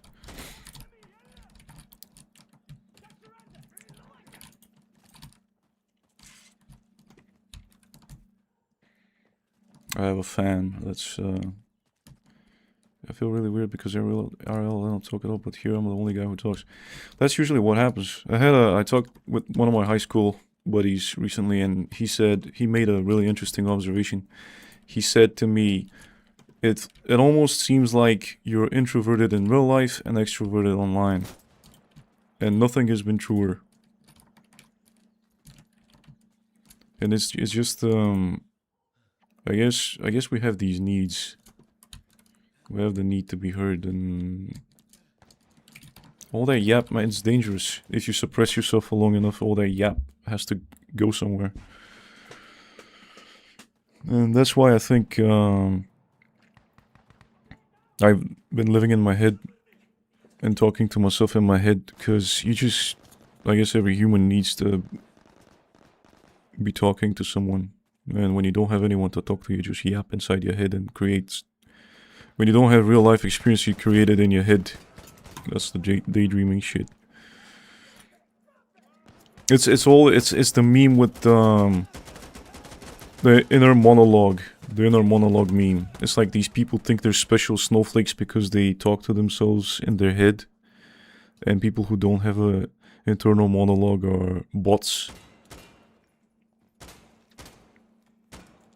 And it's just, bro, you're so socially deficient that you talk to yourself in your head. It's not something to be proud of.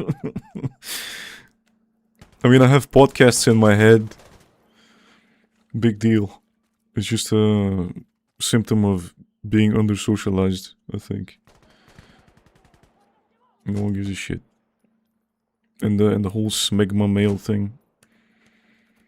All these copes that you're not a loser, you're a misunderstood genius, you're a lone wolf, bro. Like I disagree, and I'm shaking my head because I used to think these things, and I can recognize myself in these things. With these stupid thoughts. You just have to, I guess, stop taking yourself so seriously, like no one gives a shit. And vulnerability is actually attractive in good measure. I talk to my head all the time, not loud, I want to get locked up. No one's gonna... I talk to myself all the time, bro. Like, I started singing in the park. I stopped giving a shit. I started doing it while I was drinking and taking walks in the neighborhood and singing. I was listening to music and singing the lyrics. No one gives a shit. I talk to myself at home in English. All the time. A bit cringe. I feel like if I get internet on my phone and start streaming, someone's gonna slap me. Hello, Davido. GG. Since COVID, I now work from home all the time. I've definitely lost some basic communication abilities face to face. You gotta train it like a muscle, bro. It'll come to you. It's like riding a bicycle with one prosthetic leg. For us socially crippled people who have that wrong temperament.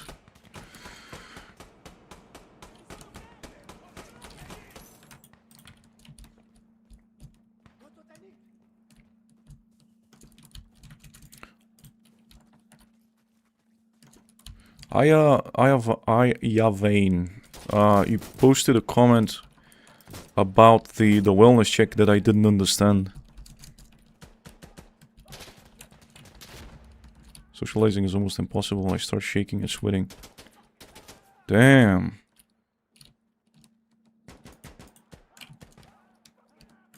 Shit, bro.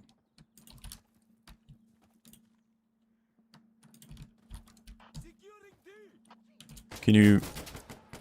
Were you always like this, or did something happen or something?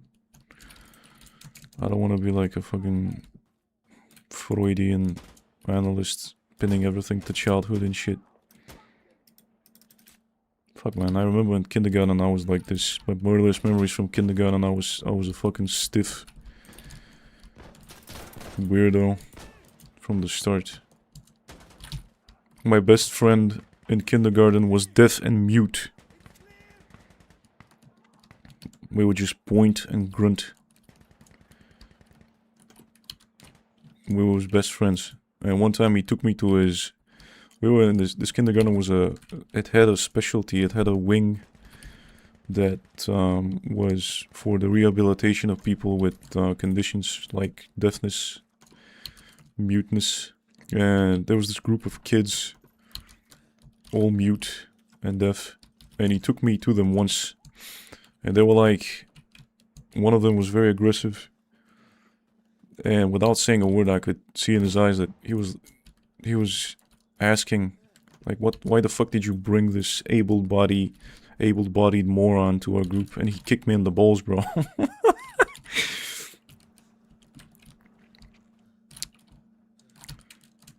But we remained friends with the other dude.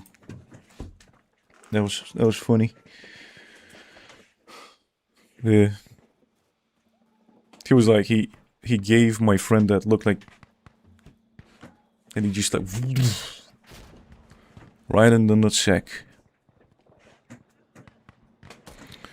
And that kid, my best bud, he was like a extremely talented painter. Even as a kid, he won national championships and all that shit. IDK, it just happens. I got bullied a lot. Oh yeah, that's where it goes. I might have shaped me into a person that I am right now. Yeah, that's probably it. I mean, I wasn't bullied, but I was teased for being too serious. Like, people would tell me I would believe anything. And people would come up with weird stories to troll me with, and I would believe them. You said at the end of the video for people to stop doing wellness checks when your entire channel is about you not being well. Nah, I mean like, because I'll have the occasional high school bud. It's because, yeah, I mean, it's because being a hermit, people wonder, like, did this guy commit, you know, did he do something really, really bad? And, this fucking troll again. Did this guy end it forever? You know what I mean?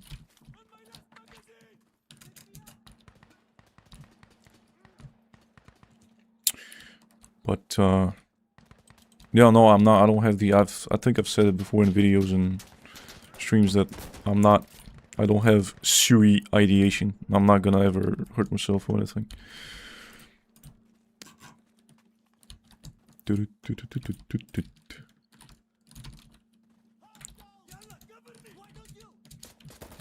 I have never and I will never.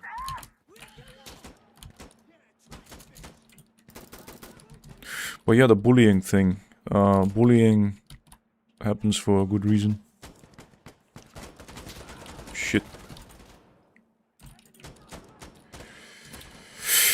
Not sure if my kindergarten friend was imaginary, thinking he moved elsewhere, but not of my parents or other friends can remember him. I doubt he even. Wow.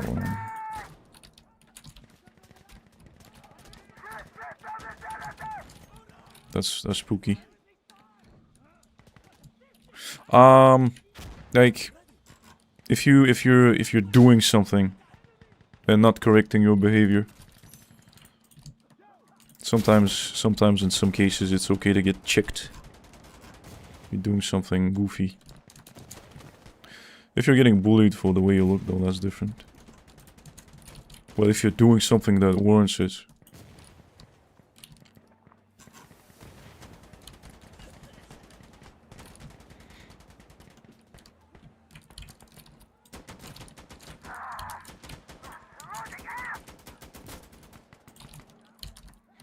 I don't know. You guys can decide whether you wanna share that shit.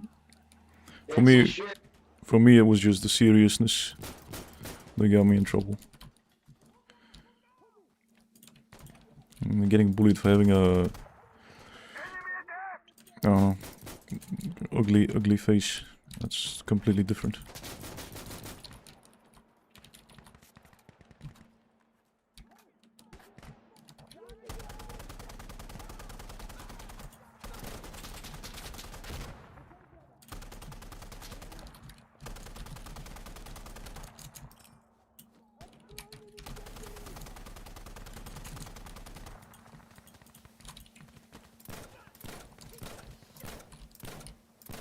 Bruh.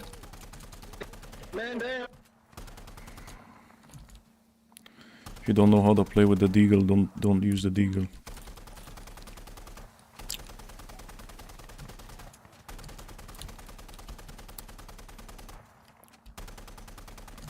This channel is a no bully channel. There's gonna be no...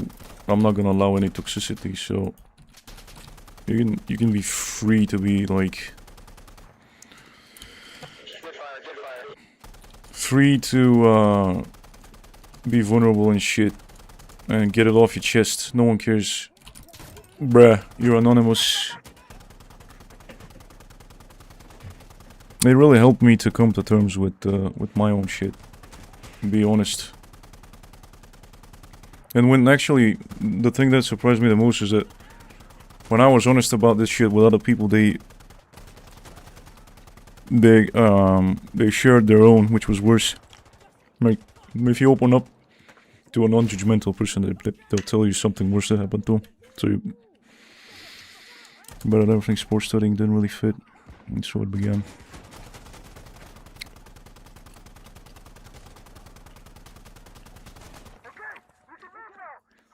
So like, maybe super skinny, learning disability, socially awkward.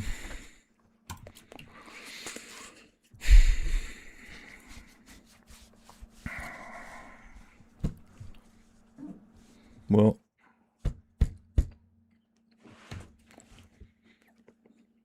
I mean, have you changed physically? Are you like... Are you tall? Are you strong right now? Are you a bit fuller? Because I used to be super skinny too. Like, girls were heavier than me. I was a skeleton. I was like 50 kilos.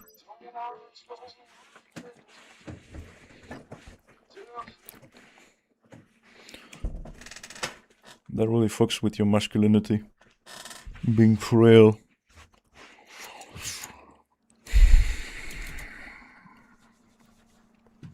Never had a learning disability though.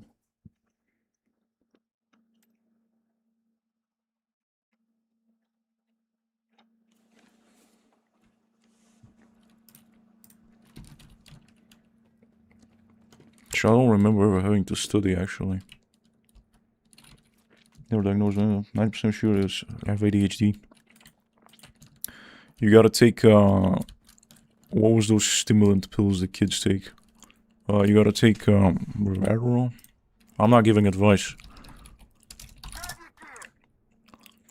Stimulant, amphetamine to relax. You gotta drink coffee to relax, bro. That's some funny shit.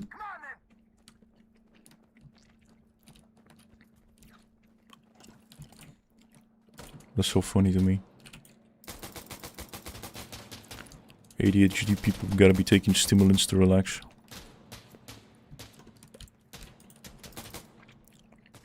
It's not your fault, it's fucking weird brain. I was such a good slave in school. I would do everything. Just because the cost of rebelling wasn't worth it, I would just do everything effortlessly. Just to be left alone.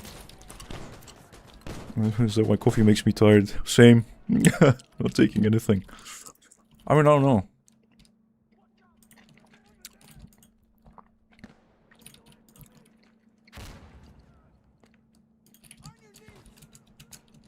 I don't know if you have... I'm so sorry, bro. Fuck. You were mixed in with the enemies. Oh, it's okay, it's a noob.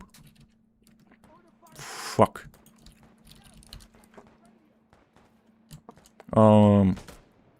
As I was saying, I don't know if you're not taking anything because you don't want to be the guy taking the pills. If it's gonna improve your life, you can hop on some cool amphetamines, bro.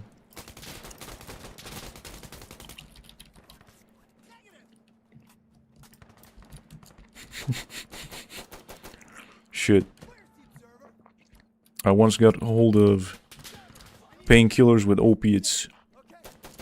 I was in pain, I didn't know what I was taking, but it said painkiller and I didn't know it was a prescription opiate.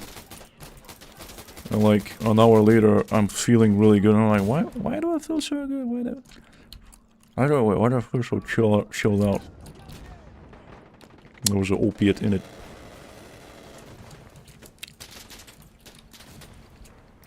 Maybe you'll like it, I don't know.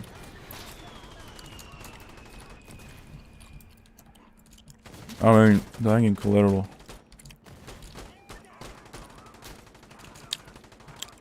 I don't know, bro. I don't know. What do you think?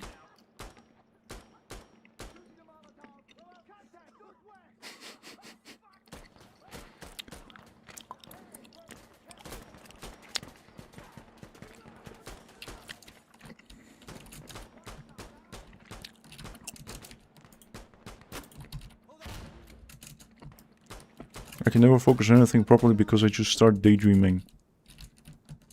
That's why I was so bad at studying and just doing a brain dead factory job. Fuck, man. I mean, I don't know, I don't wanna... I'm not giving advice, I don't wanna push you to do anything. If I had a problem like that, and I could get some amphetamines, prescription amphetamines, I'd probably try them for a few months, see if that's makes me feel better.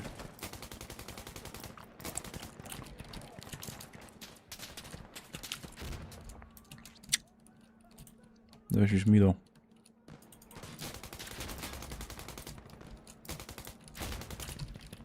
Let me make a stupid search.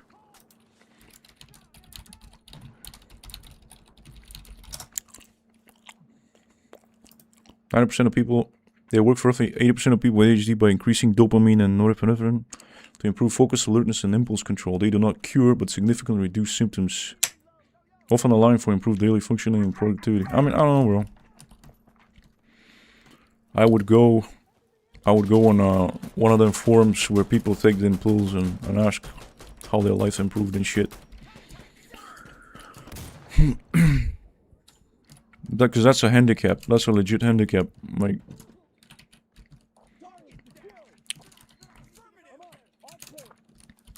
shit, if I could take a pill that made me not have alcohol cravings. I know naltrexone or what? Naltrexone, what was the...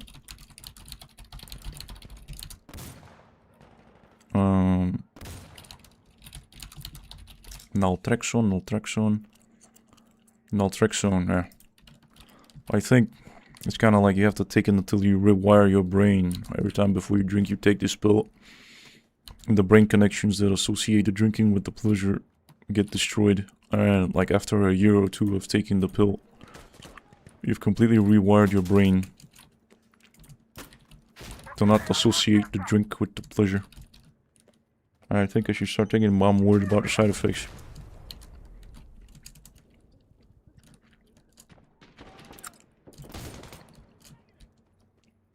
Not giving advice, but I don't know, man. Do you want to do something better with your life? Do you want to, like...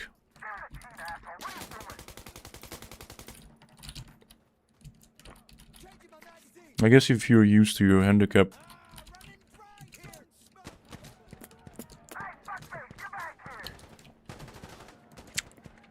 No. It's like an autistic saying that autism is part of me and I would never cure it. If I could. I think it's just cope. Maladaptive daydreaming. Used to work in a different factory. I would just zone out during work and I couldn't remember what I was doing because I was mentally in my fantasies.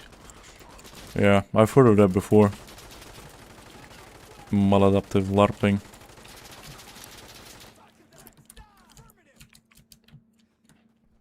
I guess I have like a lighter version of what you're having with the fantasy world. Why are you throwing smoke? Who the fuck threw smoke? Whoever threw a smoke, your mom's a hoe.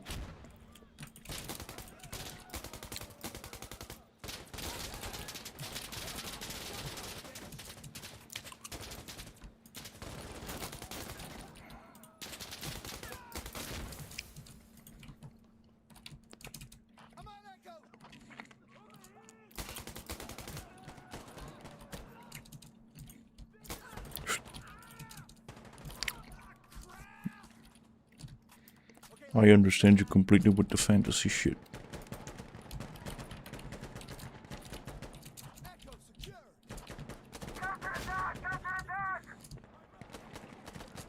Shit.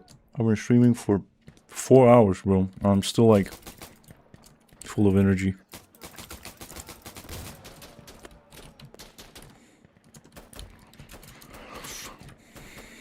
I don't know. How do you feel about pills? I used to be very against until I started having blood pressure problems, and then I was considering if I'm gonna get a stroke, I'd much rather take a pill than have a stroke. No. If it gets really bad, then there's a schizophrenic argument with Big Pharma.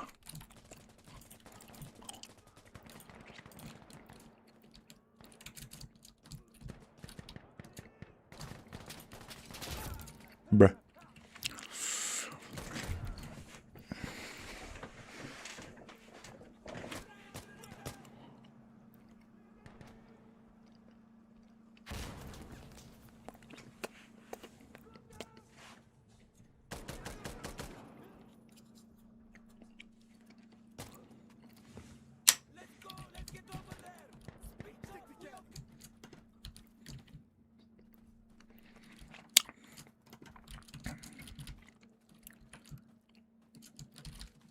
I don't think I know someone with ADHD.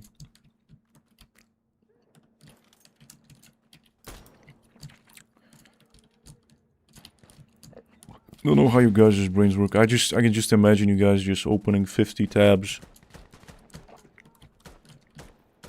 and just moving from one idea to the next within 30 seconds. I can just imagine sitting down with a person like that and they really want to know about a topic and I start yapping. And then they move on to the next topic. They move to the next thing. Making me feel stupid.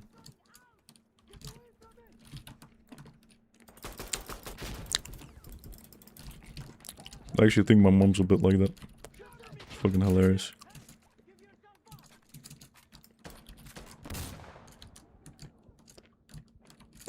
There's always this like rush. There's always this hurry to be doing the new thing. It's like watching one of them interviews where the interviewer asks a question and the interviewee starts responding, and before they're able to finish their thought, they get interrupted and ask a new question. That's how I imagine it. Allez, on bouge, ça va péter. Ah, I see. Bro, you scared of being a man.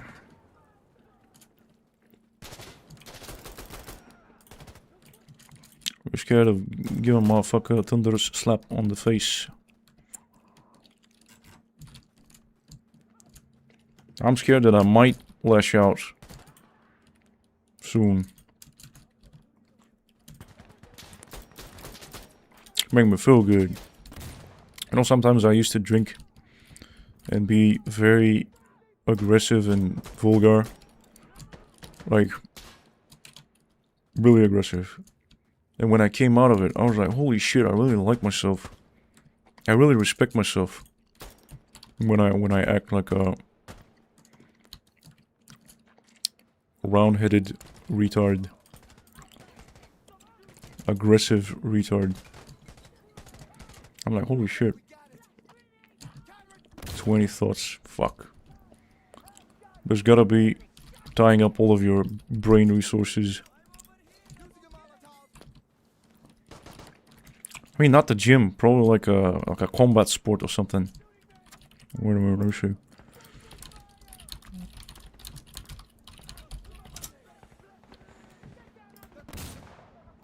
Excel in combat sports is the high intensity, immediate feedback. Helps turn symptoms like impulsivity and hyperfocus into competitive advantages. Muay Thai and Brazilian Jiu-Jitsu. The zone. You probably gotta get into the ring and slap some motherfuckers. I've been thinking of doing the same thing. My country is really heavy on boxing. Like join a boxing gym and start sparring with motherfuckers. It'll probably give you some of your confidence back, I think. Like I have a friend who's really the high school buddy who's been really pushing me to sign up for boxing or mixed martial arts. Like anything. Anything that has to do with healthy confrontation. But I'm like, I'm always bitching out. The first step is the hardest step, I think. And also because of the being unreliable. Just being an unreliable guy, I know I'm not gonna be showing up. I don't even care if I lose fights or whatever. It's like, even learning how to take a beating is good. Good enough. I mean, if you go to a large enough gym, I don't know, man. I haven't set foot inside a gym since I was in high school. There's these huge gyms that are fucking empty. But maybe it's just a North American thing.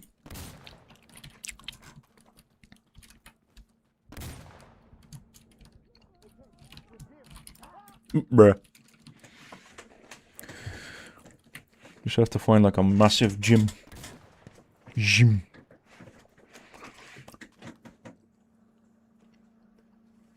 And I mean gym bros are pretty, and especially like if you have your own trainer. I went there as a skeleton. And the people there were very just like in the server in ARMA. They're very helpful. If they see you struggle, they're like, oh shit. Everyone started somewhere. I know it's just daring to go there is respectable enough. People are not gonna fuck with you for trying. I would go, but my main concern is I'm gonna slip a disc. Or I'm gonna get a hernia or something. Because I got these problems in my family. I got people with slip discs and hernias. I don't wanna fuck my body up.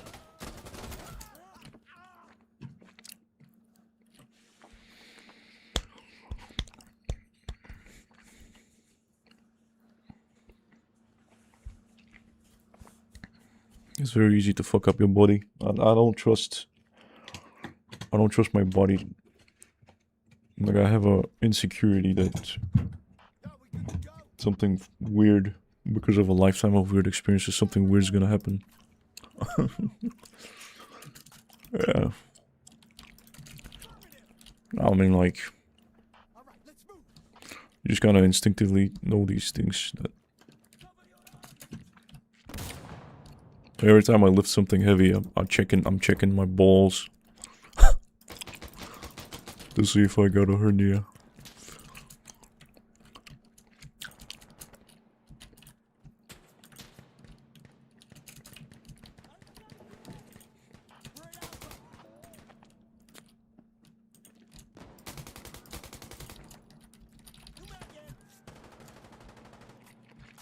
I know people from my... Oh shit. I know motherfuckers with slip discs. That thing fucks you up forever.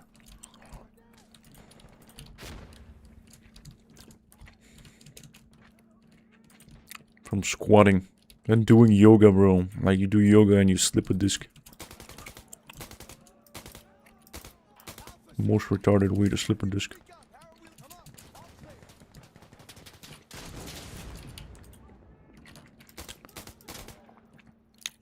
Disc hernia. Or if he punched another guy when he wants to actually kill him. Oh, these things happen.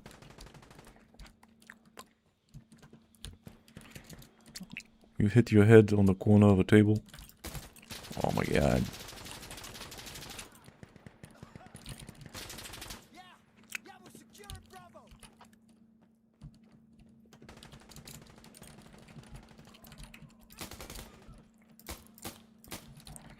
I mean, if it's self-defense, good luck proving it. I don't know.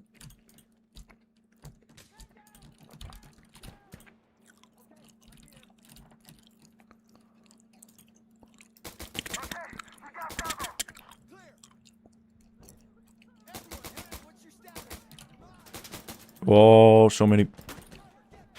Ah. I hate this. When a bunch of enemies gather up and I don't have ammo.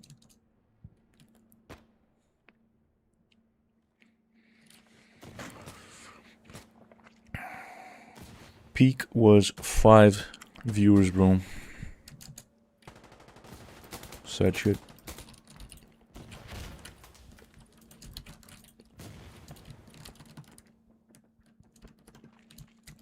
Wonder if anyone unsubbed.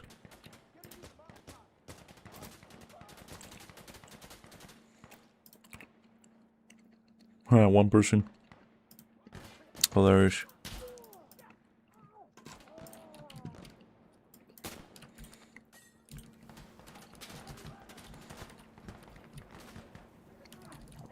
I'm expecting 5 unsubs.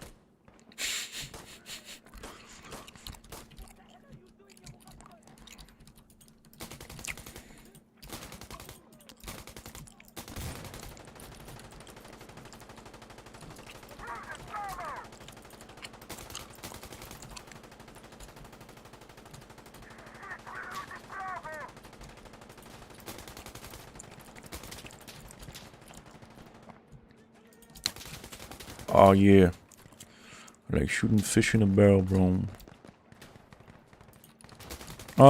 Some people have their subscriptions private. I have a really, like the very first sub I got was this British dude who was also making, wow, I was so stupid back then in the beginning. He was also making alcohol content.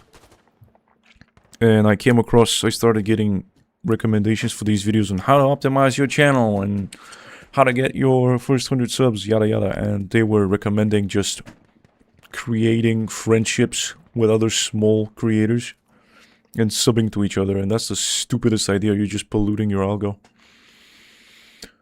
And I did that. We exchanged subs. I subbed to him, he subbed to me, and then like a day later, he unsubbed. He had his subscription hidden though. But he was my only sub. Motherfucker. But yeah, some people have their subscriptions hidden so you don't know. Like I have a bunch of people who have theirs open. Like I can tell it ranks them based on where their dashboard. Like these dudes. It ranks them based on subs. The ones who have their subscriptions open. Publicly available, I mean. But for the most part, I don't care. I get it. I've unsubbed from a YouTuber I liked because they were harassing me with streams.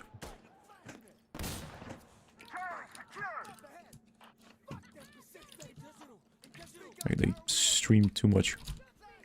And the little blue thing, when you're subbed to someone and they post content, and the little blue dot was Damn. Pissing me off. And I got some OCD traits, so I just unsubbed from everybody. I'm not subbed to anyone right now. Shit, no ammo. No? Oh fuck. I'm so fucking dead. Do these motherfuckers have any? Oh. Oh.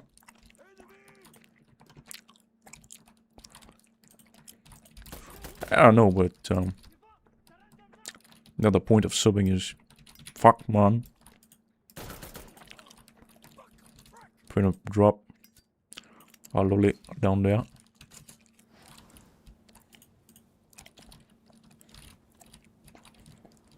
I know you're down there. 5 dudes are waiting on me. 4.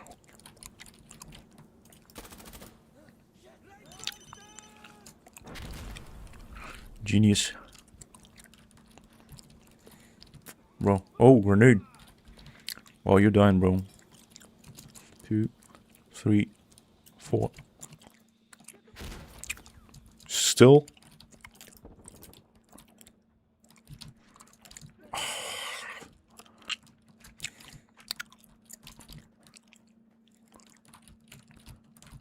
Oh, I need to ninja drop. And I just need to... Fuck. I'm poo-pooing my pants. Fuck. Oh no, I'm gonna have to rifle it. I suck it. Ah, sorry guys. I subbed to Asmongold once, and after that my entire YouTube page was spam of Asmon's videos, shorts, and Asmongold. I still get him because I watch his stuff for the little news snippets. If it's not for YouTube, I don't care about news. I don't go on my way to read news.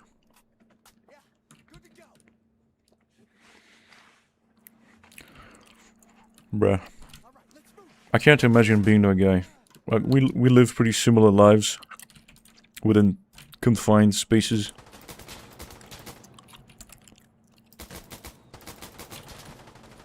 And I think he streams 8 hours a day, I'm not sure. Or more. I could never be as opinionated.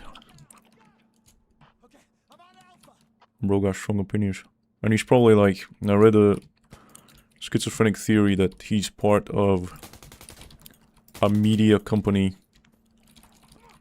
that pushes content. I have to find it.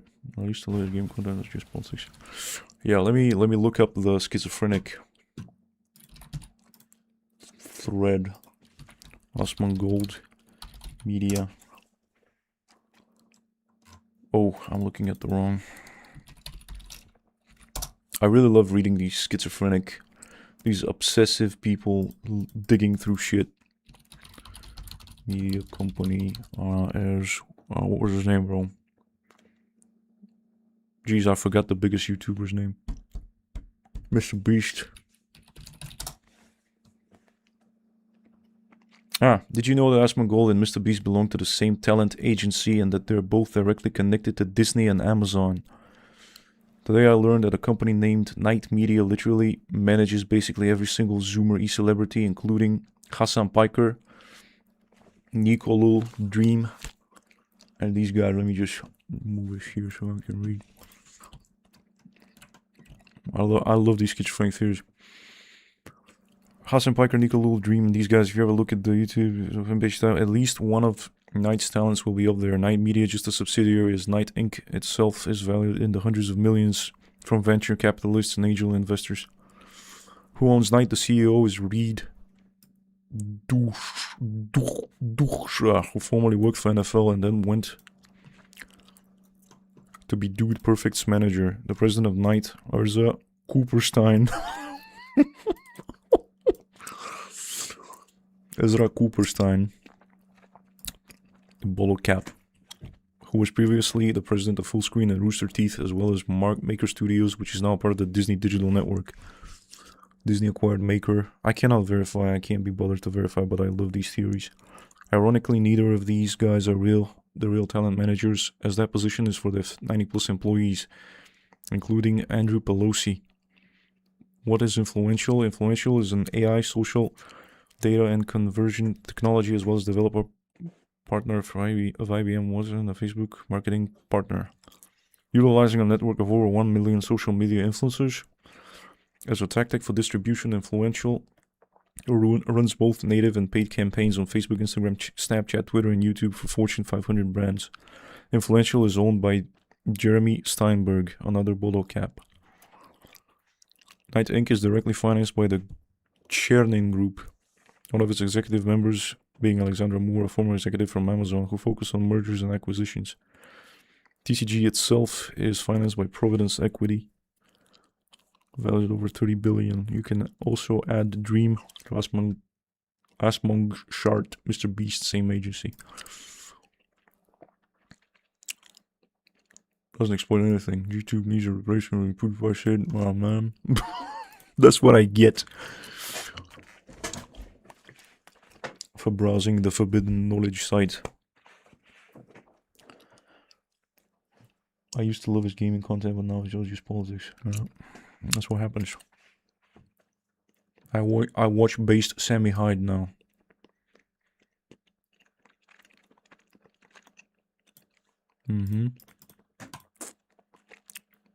What's up? Who's live? And there we go. Political shit. Political shit.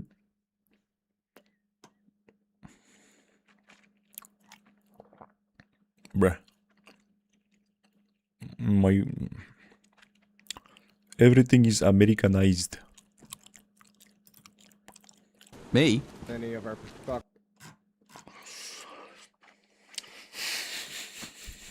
Gaming. Europop music. Why do I have Europop music? Oh. Psychology.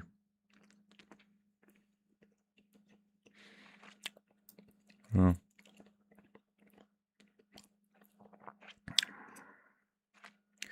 I haven't looked up some funny shit in a really long time. My brain is completely calcified, bro, after all this drinking. Like, I have zero intellectual curiosity and shit.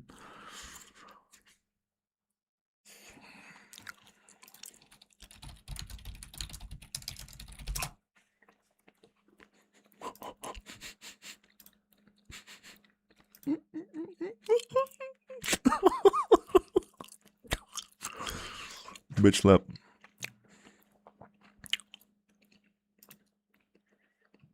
I like this shit. At one point, my YouTube was just women doing man shit. Chopping wood, fixing cars. Slapping each other.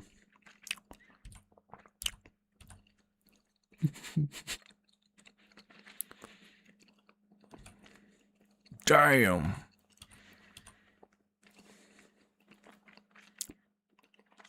I noticed something about these chicks that do the power slapping thing. They all got the bald faces with plastic surgery. I can't tell if the faces are deformed from all the slapping, or they add like fillers and shit, and if the fillers have some kind of protective effect with the slapping. And they're all covered in tattoos, and they all got some kind of self-harm. But it's like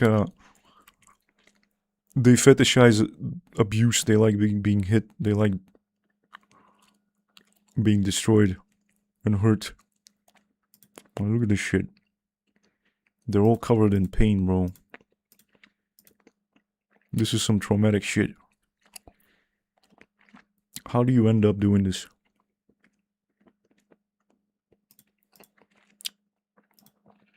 Self-harm behavior. They all have this. They all look like this.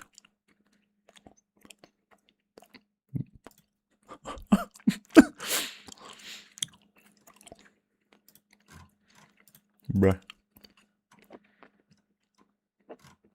They all look like this chick. This is some kind of self-mutilation thing going on. Weird sport. I mean, power slapping.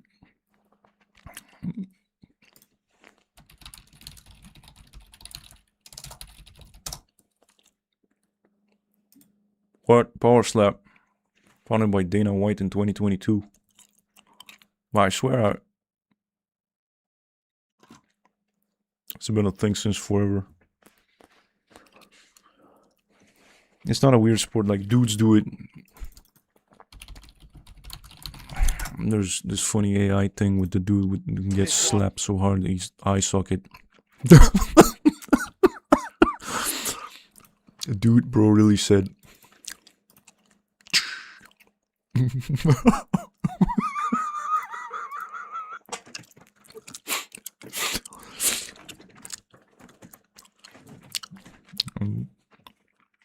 Generated.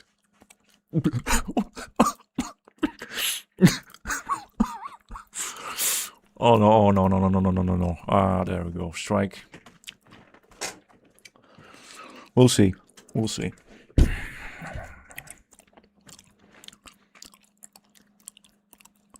Fuck. Nah, he's a cool dude. But yeah, it was funny to me, man. While I was drinking, I was laughing my ass off at this shit. The power slappers. Especially the dudes. Yeah. I don't know. I wanted to react. What the fuck? Oh, this dude got his shit wrecked. Yeah. I've been getting recommended some. Hi everyone. Like this streamer especially. Fuck. My YouTube recommendations is just cringy shit.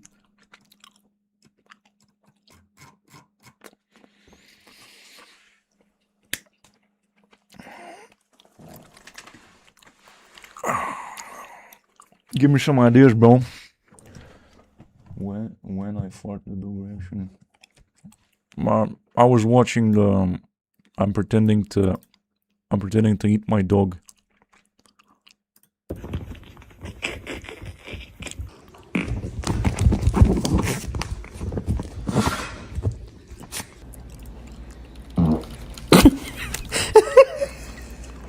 One, two, three. I forgot. There's one.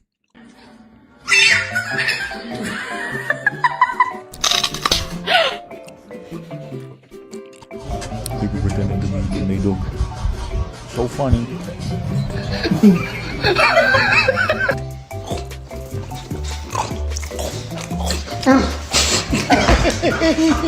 I'm just playing, man. I'm just playing.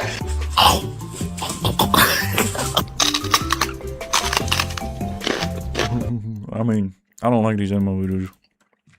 Reminds me of mini dogs. What a humiliated type of dog. Every time I see one of these mini dogs, I feel sorry for him, bro. And their owners tend to dress him up in these... Oh.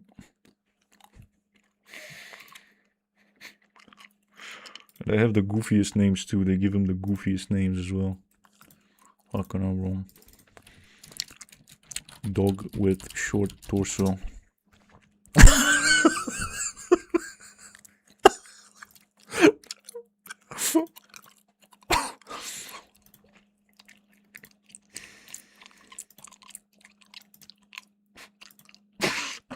Fuck, man.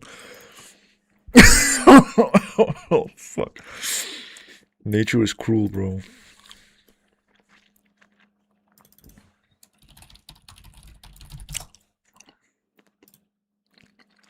When you have a ripped body and a innocent face. When you go to the gym, there's no gym for your face. Yeah. Have you seen the, I like the Tupac with Hitler gas station. See that? That's crazy! This is madness! We must leave now! Nah, man, we riding it! Woo! Scheiße, hold on! Look at this! We're flying, baby! See that? That's crazy! We're riding it. We used to watch a lot of Airslop.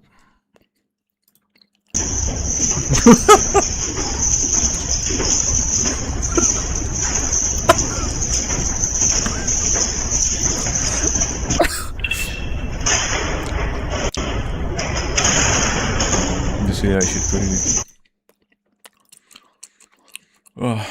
When it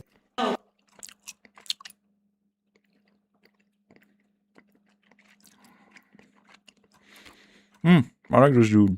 I don't want to watch his shit, but he actually, I don't know if you know him.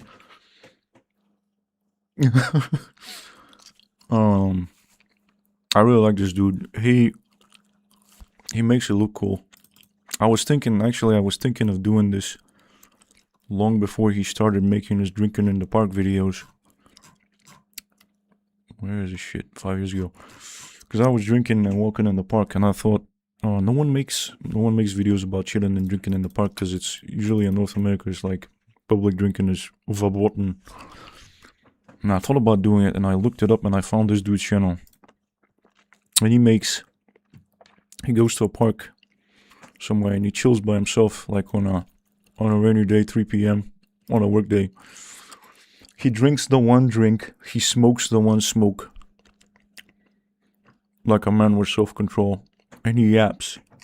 And people love that shit. Look at this shit. What a Chad. And he drives an old... I don't remember what the brand of this car was, but it's like an indestructible car.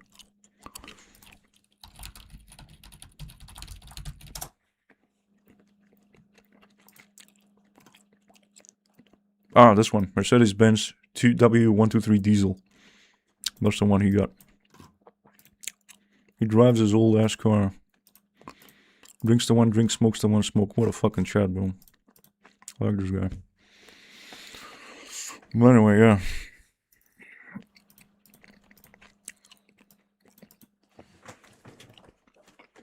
I guess there's only like 2 of you. I don't know who the other person is. I think I can make... I think I can make assumption. Shit, I actually have to check my mail. See if... Ah, no reply. Very suspicious. I think I have also...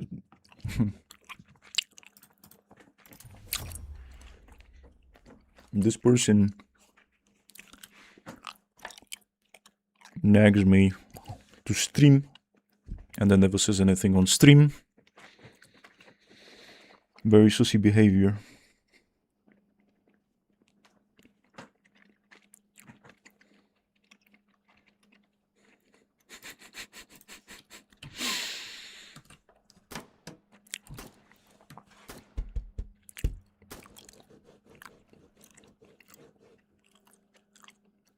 Пёс Алиса, любознательный кабан.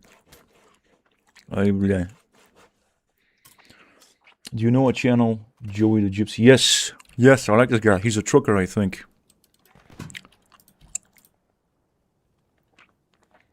This guy who lives in his car, makes videos. I think that's the trucker dude. Yep. Oh, was he a trucker? We got the wrong impression. Bought a new truck to live in. I must have assumed things. Yeah. He's a real, I guess. All this is from 3 years ago. Old on heroin, high on opiates. Yeah, he suffered a lot more than me. And he's actually been homeless and he's actually been addicted. I have to watch some of his shit. Wow. Fucking insane.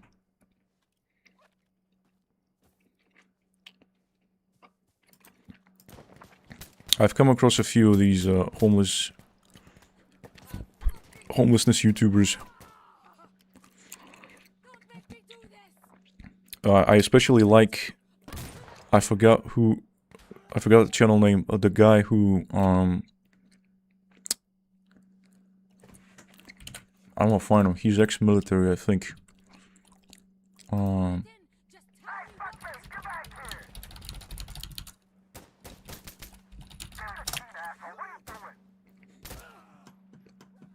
This guy, Sean James. This is a real dude.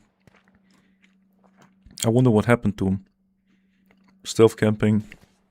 He built a he made this video about being divorced and living in a storage unit, and the very next video he makes is like he builds himself an entire fucking camp in the woods.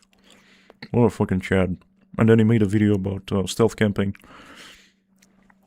in front of some store, which wasn't very stealthy because he started a fire with a big torch on his head. Well, I hope he's doing alright.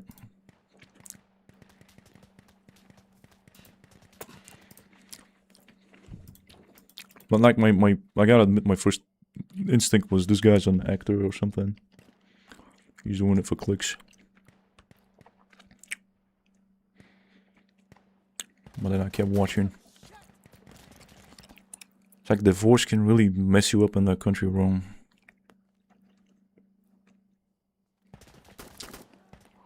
I really admire these cavemen people. They don't need the society to exist. I mean, how's getting his food if there's no waste? You still need a wasteful society, like the way I lived abroad was thanks to the generosity of, thanks to the consumerism of the locals. I could not live off the trash in I could not live off the trash in my country. Mr. Balkan, nah. I think I've never come across that name.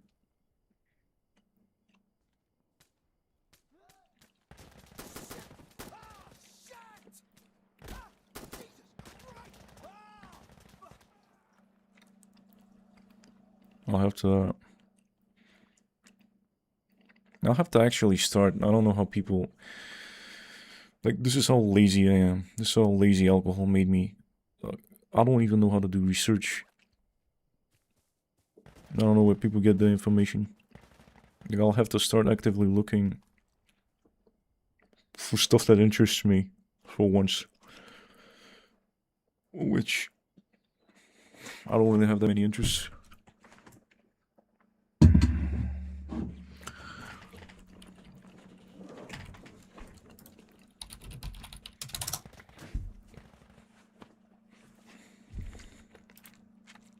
Ten million subs.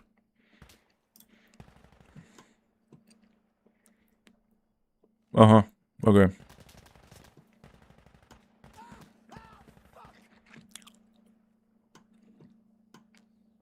14 million, 13 million. How do you get so popular, bro?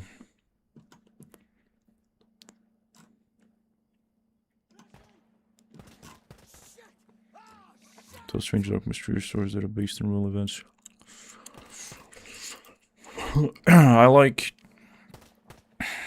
I forgot the name of those detective true crime type channels with the murder mysteries, like the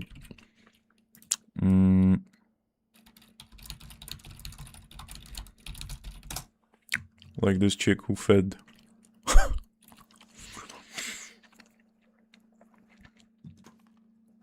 there was this homeless guy who came looking for a job at her farm or whatever, and she killed him and fed him to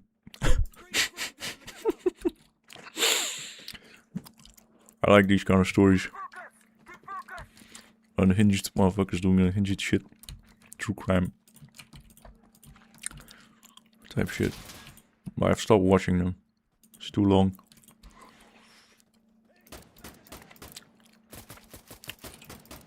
Alcohol makes you such a lazy. It's Sucks the curiosity out of you. Bruh.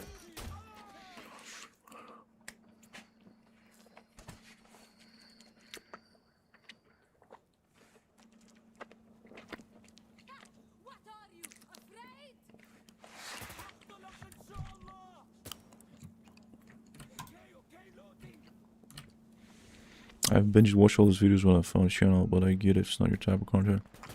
I mean, I have to look. See if I can find something I like. I need to populate my because my homepage is like shit. I'm gonna think about it.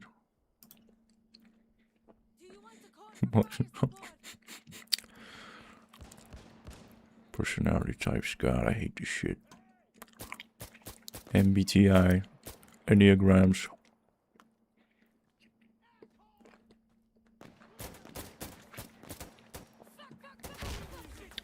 Gets bigger if you're sub to more channels.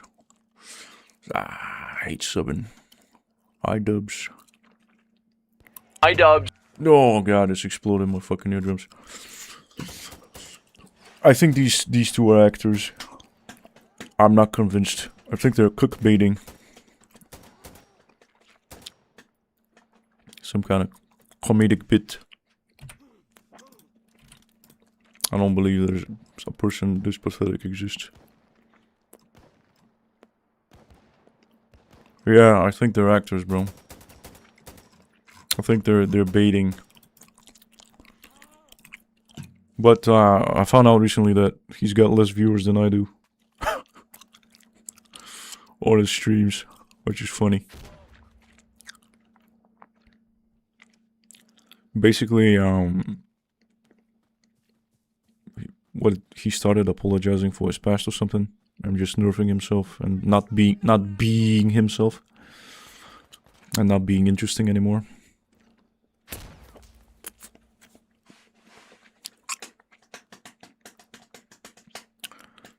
And Sammy Hyde's been trying to save him from her. Noble effort. Interesting theory, haven't thought about it. They might be just milking their own drama. I mean, I would do that. I mean, the OnlyFans thing. I don't know about it. They could just be unhinged and liking this shit. I just came across someone recently that pissed me off even more. Who's very obviously a fat dude milker. She's milking the fat dudes. I can't find her though.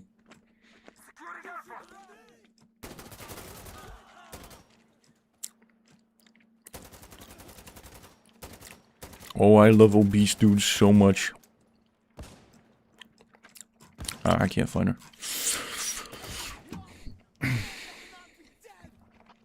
I mean, think about it. It makes if it gets some money to rage bait. Bro, you're such a cuck. Like, do you know who Goatis is? It's the same strategy. It's the same like Andy Tate, Goatis. Everyone big does it. They'll say some outrageous shit for clout. And retards will be like, "Oh, see, I told you that's stupid," and they'll give them free advertising. And these dudes are on the other side just laughing and clapping. Yeah, please give me more free advertising.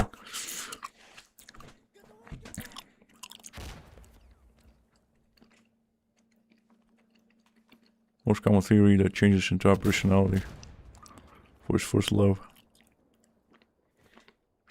Could be. Like the funniest, the most outlandish stories are like if you're a natural comedian with how like your story is so ridiculous that it's actually funny because it's true.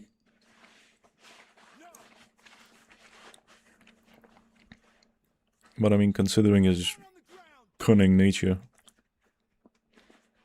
I'm a little suspicious.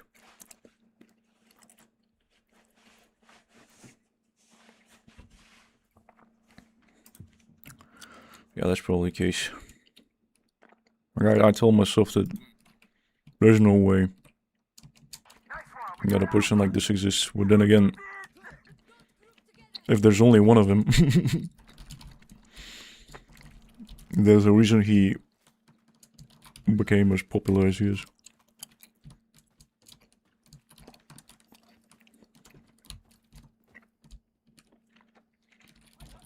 I really enjoy schizophrenic theories. Like the ones about Sam Hyde are the funniest. There's someone spamming these gigantic memes about him. I think it's obsessed schizophrenic X. Another part of me thinks, because I'm familiar with, I don't know if you've watched the documentary. We faked the moon landing. Oh, I don't know. I haven't read about it. There's a lot of people who believe it, that it was faked.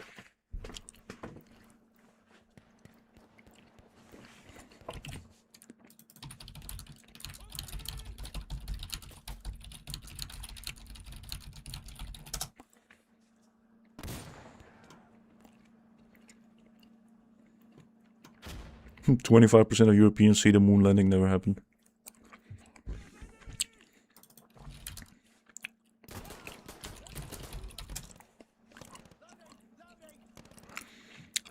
And 20% of Americans, 25% of Britons, and 28% of Russians believe that the crude landings were faked. Jesus. I don't know. I'm too lazy to do research. I mean, there's people who... How many... What?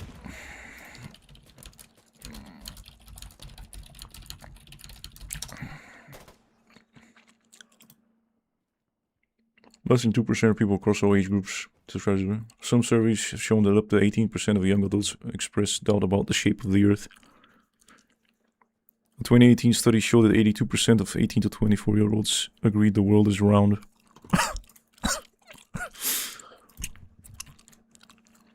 I love schizophrenics so much.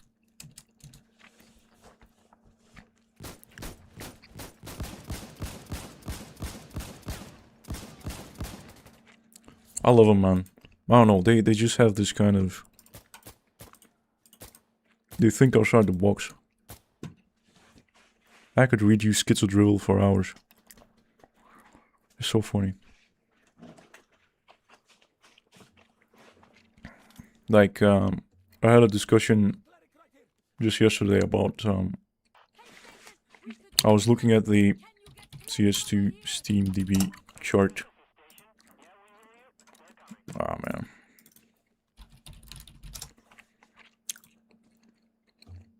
No room. Bruh. I was looking at this chart of the number of players. And someone claimed that 80% of this growth was Chinese bots farming deathmatch.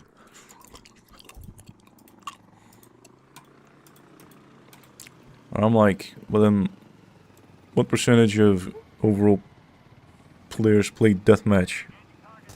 I would think most humans play casual and ranked. And the bots just, we believe in aliens or extraterrestrial life, I don't know.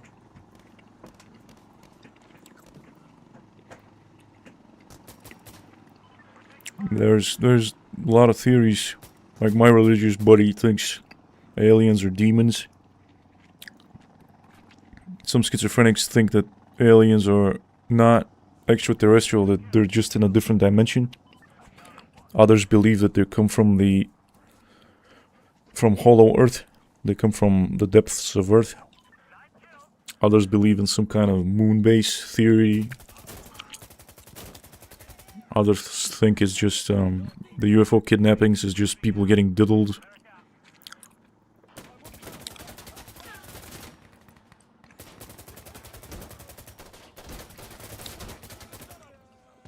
Why is there no definitive proof that they exist? I don't know.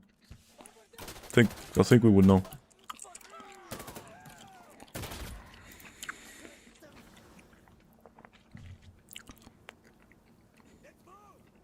Space freaks me out, bro. Some people believe space isn't real, space is fake. Let's see how many.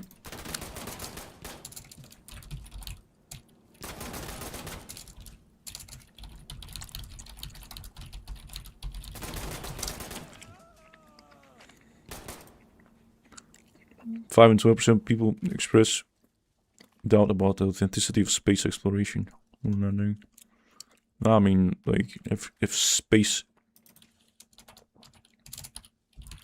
isn't real, I don't know. What do you think about the life as a simulation? I mean, that's just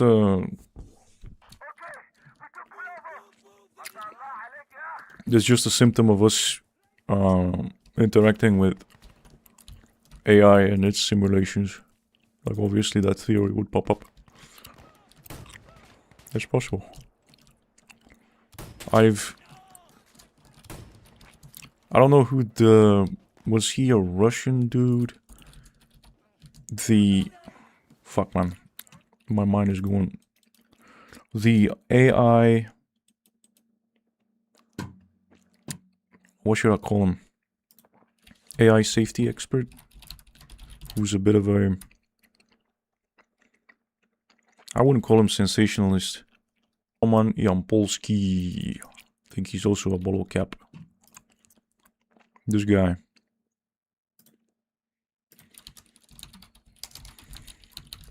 I think he talked about this, yeah. We're definitely living in a simulation. That's his. Because we've created simulations of our own. So therefore, what if someone created us, you know? I think that was the basic theory. I don't know, bro. There's stuff I'll never know. That's fine.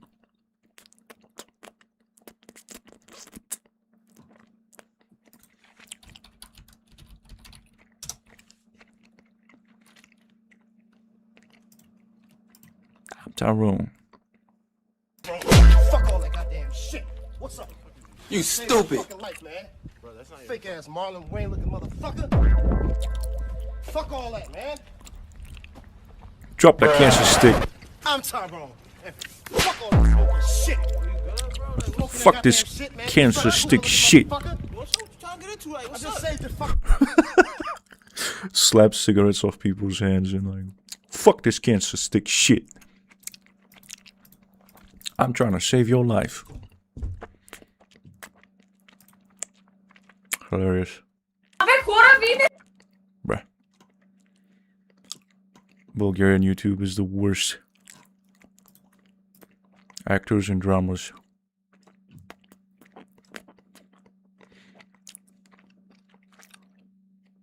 Prankster. I actually don't know. I have to find him. I think he was doing a bit. Like there was this whole beef between him and this other dude. Like, it's obviously a bit. Two black dudes, really big black dudes, looking for each other. Like, I'm Tyrone. I fucked this motherfucker. I've been all over the city. I ain't seen you yet, bitch. They would beef with each other and make these vines back in the Vine days 10 years ago. Tyrone versus Brody, I think it was. Yeah.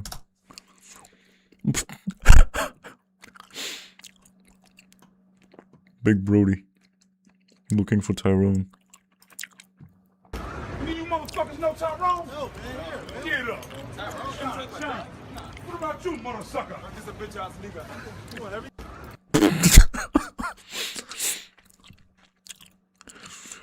$20. $20, bro. Man, you fuck out my face. Yo, come on, bro. Motherfucker, I got a ball head. I got a ball head. Hey, I got a ball head. Man, fuck that shit. You black Mr. Clean looking motherfucker. What, I supposed to be scared or something? Nigga, I ain't impressed from your last video. Get your weight up. Curl more, motherfucker. What's up? I'm all over Philly. I ain't see you yet. Get your weight up. I ain't impressed from your kneeling form. They used to beef all the time. I laugh my ass off at this dude's stuff. He would just get in people's faces and he would lift people by their necks. I'm here to fuck your wife. Realistically, what are you gonna do if this dude comes up and starts talking shit?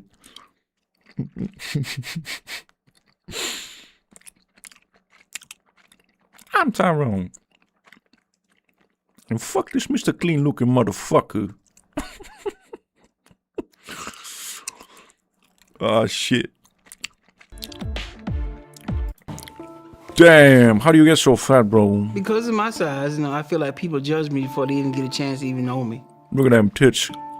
Shit. For somebody to just look at you and think that you're lazy, or Bro has to sit down at the sink. You can't fit in a certain seat. It's not a good feeling at all.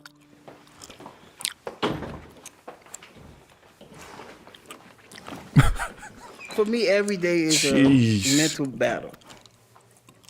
I never Mental imagined that battle. this could possibly be my life. Bro, it's your organs are battling, bro. If today is Friday, what day will tomorrow be, Kasani? Saturday. Good job, sweetheart. Tomorrow will be Saturday. I teach I don't know. kindergarten, and I weigh as much as 14 Bruh. of my students combined. If this dude sits on a kid, it's over. Who said the Giants? Somebody want to Wait, is that a man? Is that a woman? Mr. Cutter is a great Mister. teacher. Mr. Currington is the best. Everybody quietly get back in your square. Sit crisscross. Bro, if you applesauce. misbehave, I'ma A lot of eat you. Parents, they go to the front office and they complain about their kids being in my class. You know, is he You gonna one be bite able motherfucker. to do this? I had one parent. She said, "What if he falls on the kids?" Yeah, that's All right, exactly. so we Didn't I just say that? If this dude sits on a kid, this kid's turning into a little carpet, bro. Damn. I don't understand that. It's like, I think it was something to do with the hormones signaling whether your stomach is full. Like some people just don't have that. And their stomachs are big. Like the volume of the stomach is big. And you just eat, and your brain, like your stomach never signals your brain that it's full. Can this guy get into a plane? Oh, he can. He probably can. I'm gonna play a quick game of face off. What I'm gonna do is the first person to tell me whether it's a noun or a verb, they state it on the carpet. Paper. A bird. You got it, a noun. Go have a seat. All right. For my whole life, I've always been big. I can remember being put on diets as young as preschool, even in elementary and middle school. Nobody called me George. Everybody described me as, hey, that big guy. So I was always defined by my size.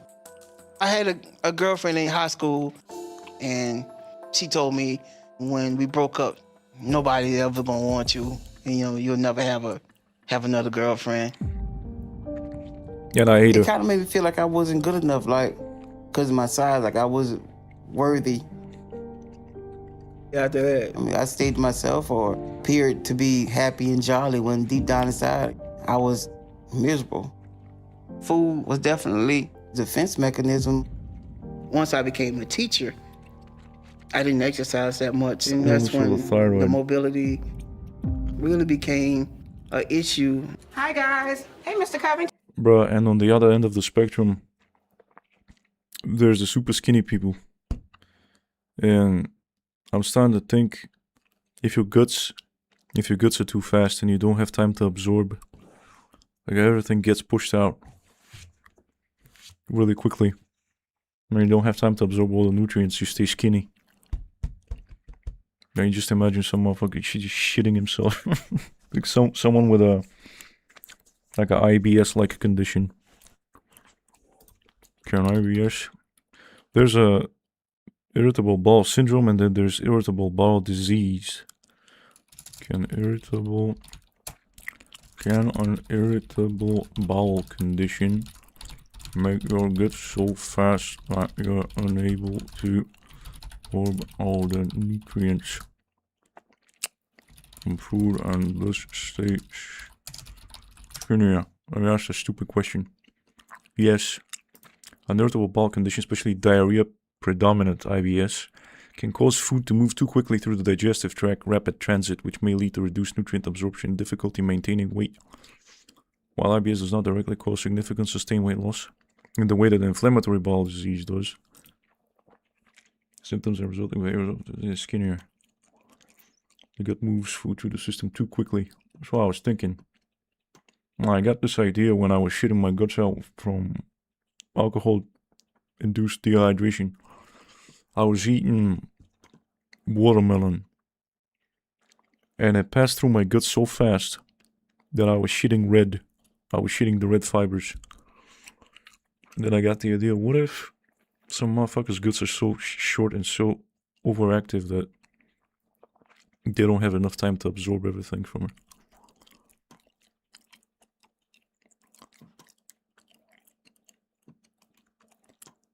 Because what else would be the reason? Like, if it's calories in, calories out.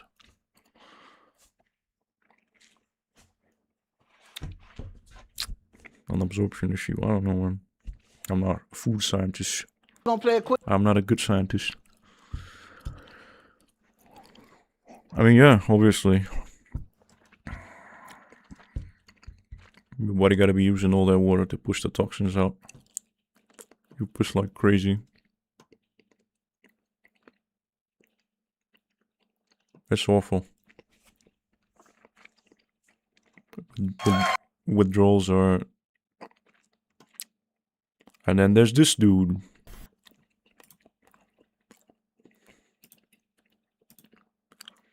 How to make pickle Pepsi at home. Pepsi and hot sauce. Peppies. Halloween, bro. The hangover cure. Bro, the hangover cure is more alcohol. Spooky, bro. Pickle Pepsi and hot sauce. Bruh.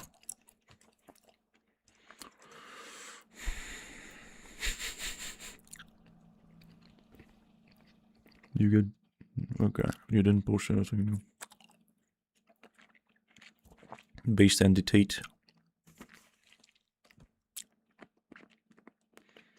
I'm running out of content, bro.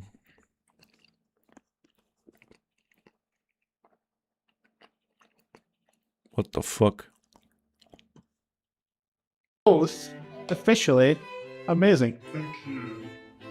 We're here in London's famous landmark hotel, the Savoy, for a very special occasion. This is a very special year for Guinness World Records. Not only is this our 20th Guinness World Records Day, That's the kind of shit you gotta do to get views. For our 70th anniversary. How best to celebrate than to unite two of the most iconic record holders we have. Jyoti and Romessa, the world's shortest and tallest living women. These are... I miss him greatly. I miss this Norwegian legend. He was a ray of sunshine. Rest in peace, yip yip, brother. I love that guy.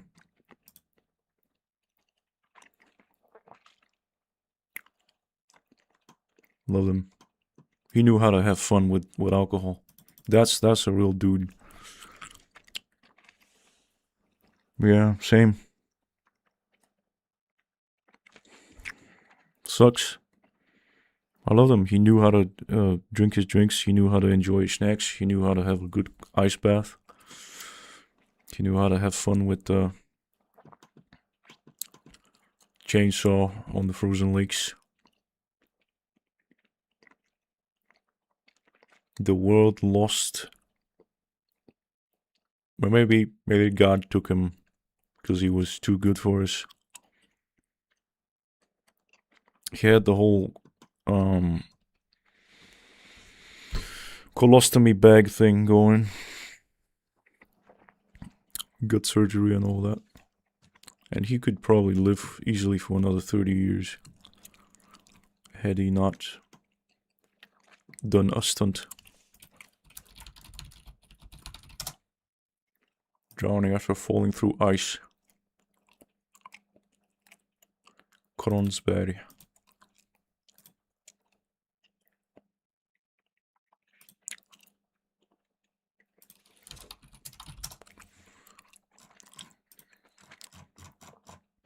Okay, next to Oslo.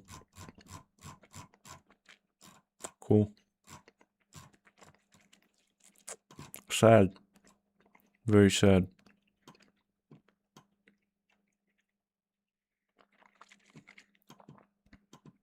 Tor.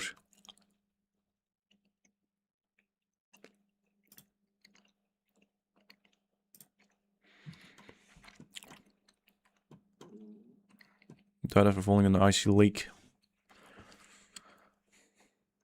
Walking around the wilderness, kissing a tree and drinking alcohol.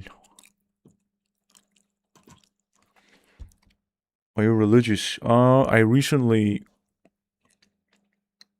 Well, actually, it was... during my last withdrawal, I was like, you know what? Just out of gratitude, I'm gonna start believing in God. I was baptized Orthodox Christian.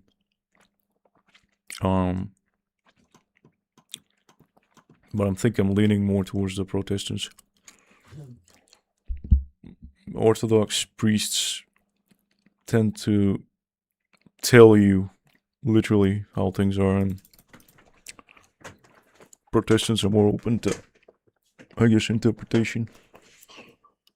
I do believe in God, yes. Sometimes I struggle though, like during withdrawals, the world feels like a place that's very devoid of God. Extremely devoid, like feels like we're apes spinning on a rock.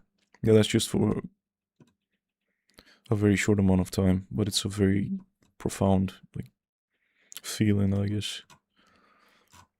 And the religious explanation about alcoholism is pretty interesting as well. That it's a demonic attack, and that there's responsible for alcoholism. Like demons have a demon drink. Greek god of wine, Dionysus. Apparently there's a demon for every sin, I guess. And when you're under the influence of alcohol, and I hate this thing with alcohol, the stupid association that it means the ghoul. Alcohol comes from alcohol, which means antimony. And the word from Arabic, it came into Europe, came to be associated with alcohol, with spirits, because of the association between how both antimony and spirits undergo the same process of purification. It doesn't have to do with the ghoul, the body-eating spirit, but I guess people will believe their shit.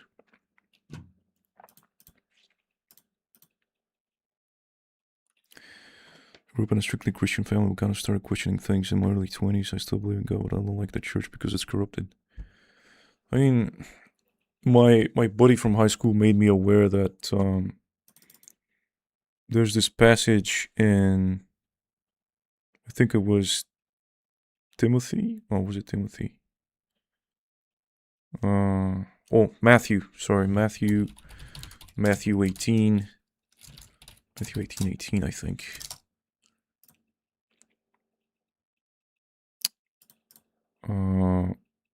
Basically, you have to go to church because where 2 or 3 of you gather, I am among you, or something.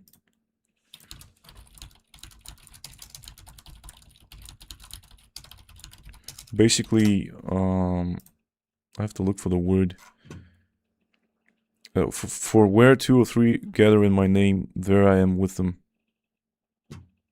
For where 2 or 3 gather together as my followers, I am there among them. And isolation, I came to learn that isolation, what I'm doing, is not good. Because God's gift is meant to be shared with others. And in order for there to be, let me look for the word.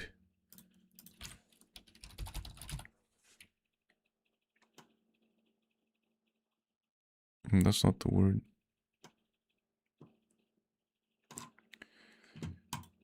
I forget what the word was.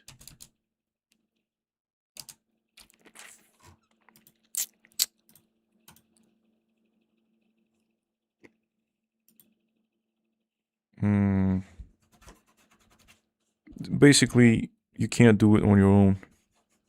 You have to share the gift with others, basically. But I forgot the name of the exact word that they used.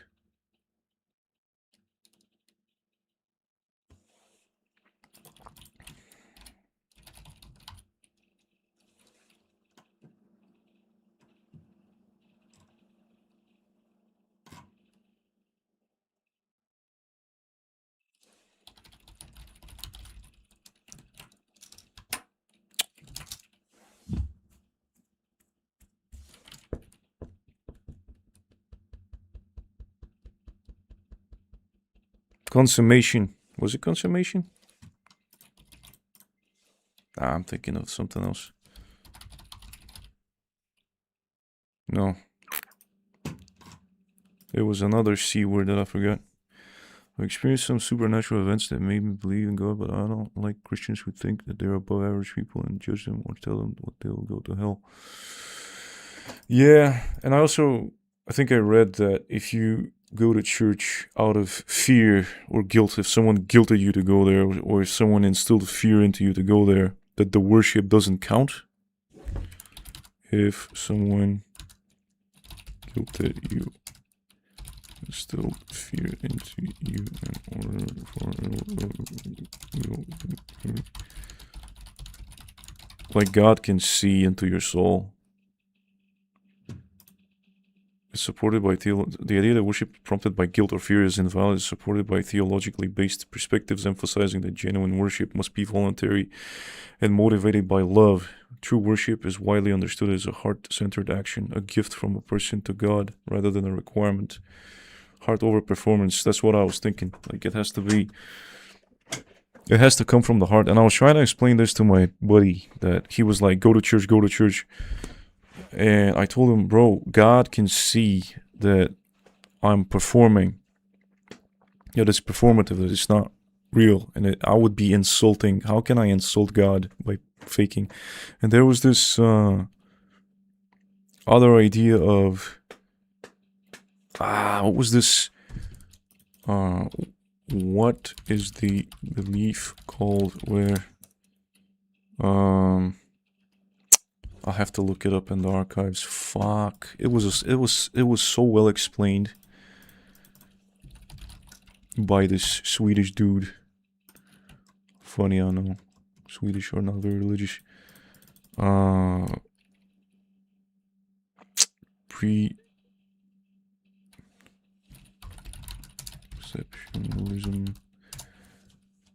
Let me look for Sweden. What the fuck? Ah, there it is.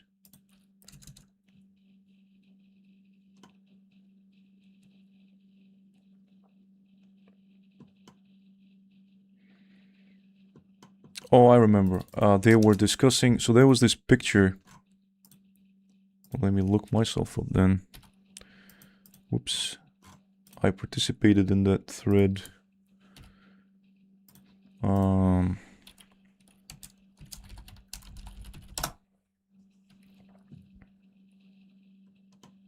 Yes, I found it.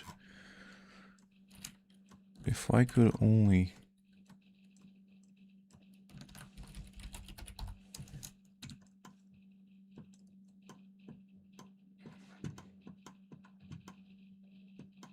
Well, maybe it was a different one.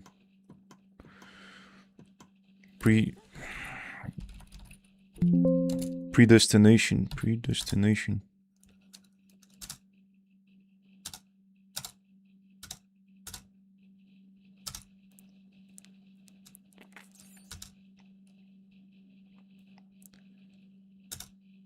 He roasted them wrong, but I'll have to look it up. If I go to church, it's just a waste of time because I zone out, start the daydreams like I'm not even there.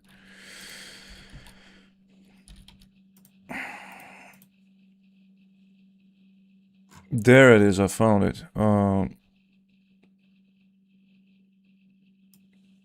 found the thing, the comment that I really liked. But the chat though, can I just move it out of the way for a sec?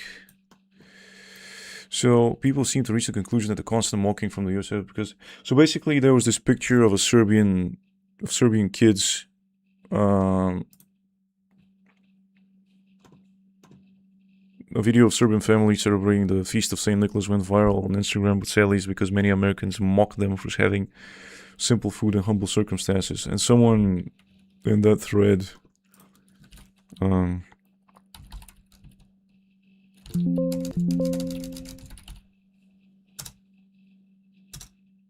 Make-A-Wish Foundation. Where's the Make-A-Wish Foundation?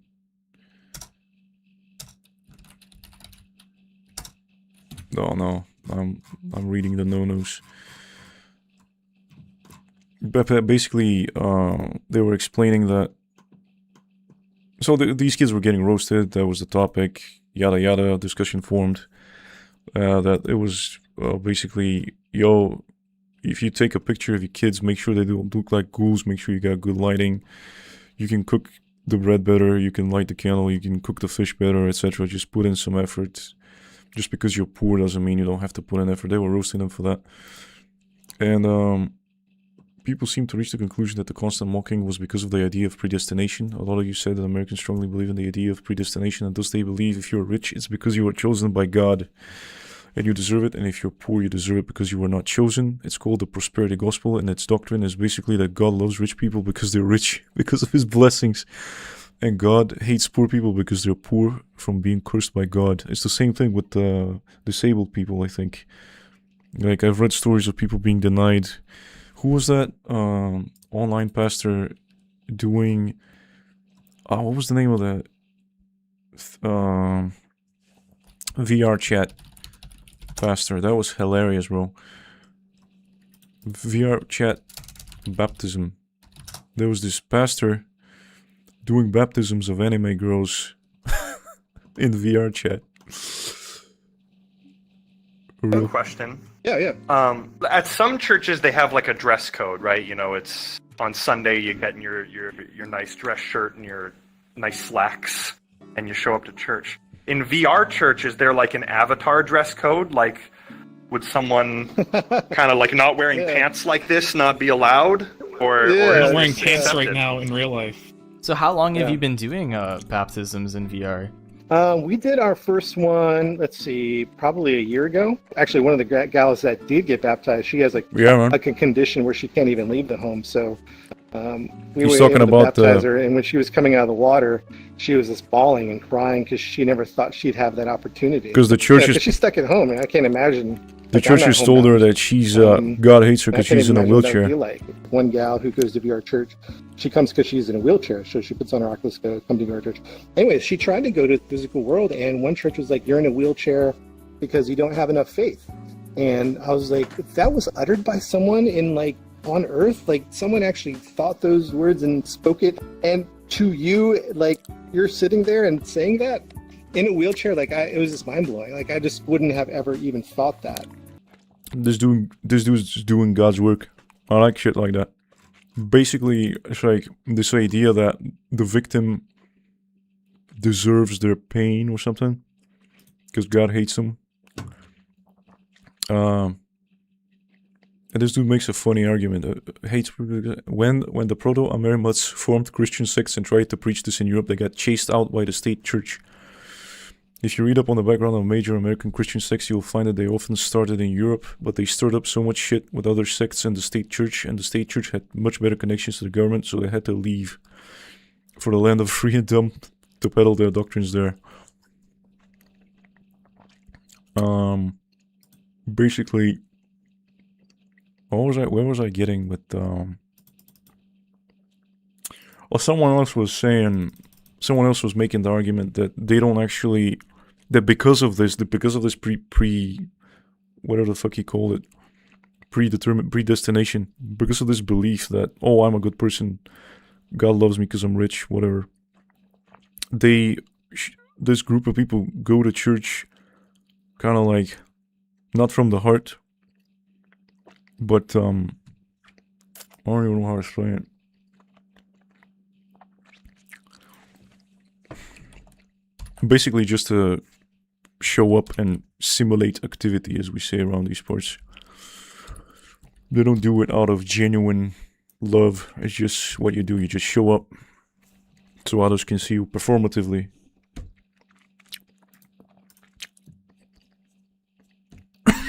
And I'm like, how do you think? How dare you insult? I could never insult like a all-seeing power, bro. My creator. How can you be so arrogant to insult their intelligence like that? There's also another theory that you need to suffer in this world in order to be closer to God, and the more you suffer, the higher position in the heaven will be. That's also like, I've been listening to a lot of Carl Jung, and I think he mentions what you just said, that people who have addictions and struggle with drugs, alcohol, etc., and people who are isolated, God isolates them and lets them suffer to prepare them. And that people who have these struggles are demonically attacked because they are a threat to evil or something. Which was pretty wild. That's where I was going with this. I'm talking to my buddy. I'm like, bro, I'm not going to go to church because you told me to go to church. I'm going to go to church from a place of gratitude. Plus, like, it takes more forms than just physical. Like, back during COVID, when people couldn't go to church, God wouldn't be upset with you that you couldn't go to church because the church was closed. He would much rather have a personal relationship with you and know that you're being honest. About Carl Jung? Carl Jung. I was reading about the shadow. Carl Jung. Addictions and isolation are God's way of protecting and preparing you. I'm not sure if it was Carl Jung.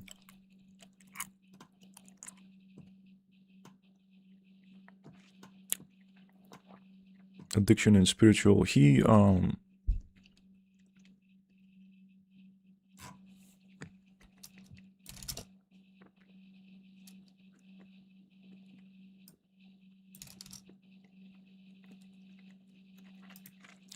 Carl Jung did not explicitly state that addiction is good, but he did interpret addiction as a low-level unconscious search for a spiritual experience or wholeness, a connection with God.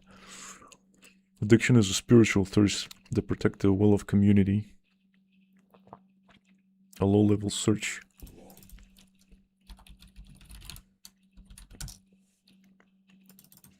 Maybe it was disconnected. Maybe I was watching another podcast.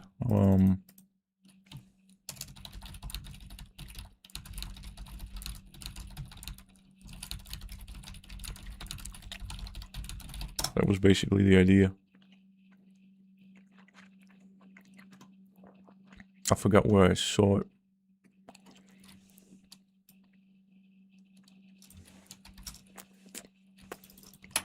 Basically, it's this idea that God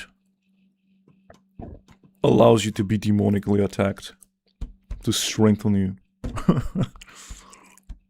Addiction is a preparation for ancient spiritual battle.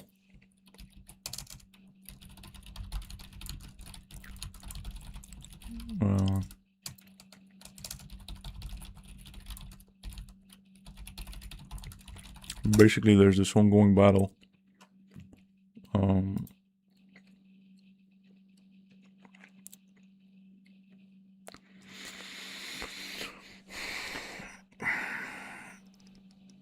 Yeah, me too. Because he can see everything and hear everything. He knows he created you. That was my struggle as well. Like, I can't lie. He knows that I'm being... And I'd much rather be honest with God about my struggles, like I'm struggling to believe. Because he knows I'm being honest. Than lie.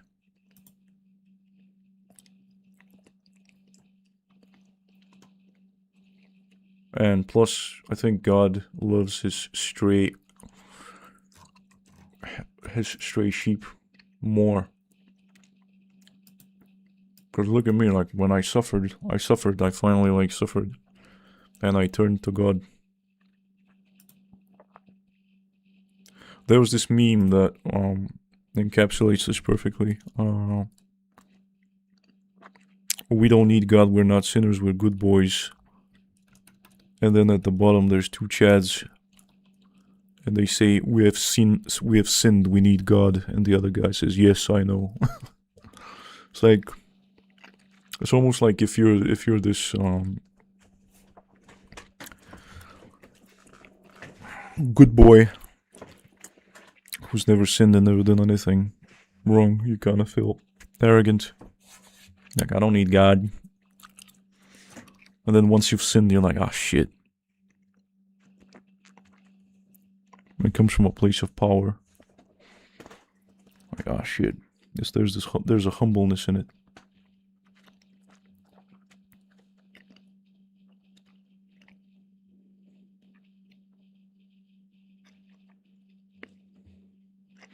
I actually created this weird OCD. Every time I had a dark thought or swear word, I started praying because I was scared that I would go to hell. Didn't Martin Luther suffer from the same? Like, he would repeat the same prayers until they got him perfectly right. He had some kind of he would did he self-flagellate? OCD repeating prayers.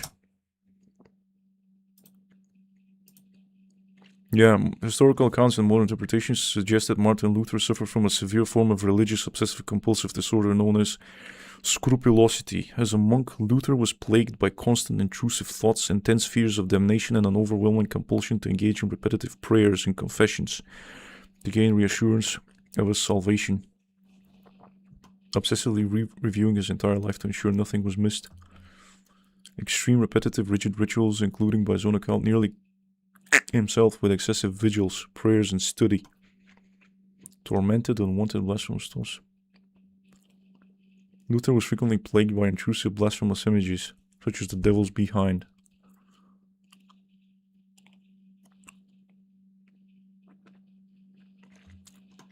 He had not properly confessed the sin. Luther found relief from the cycle of fear through his theological breakthrough of justification that by faith alone, salvation is not attained by personal perfect performance, but by trusting God's mercy. Huh.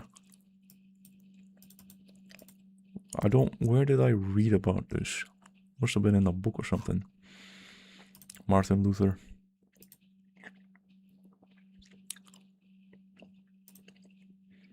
Stop caring when I got older. Yeah, man, I get it. I've been getting intrusive thoughts too.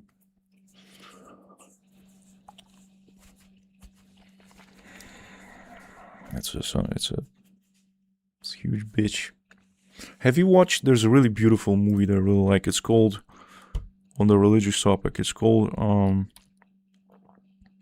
Astral City, A Spiritual Journey. It's a Brazilian movie, but I think, was it in English?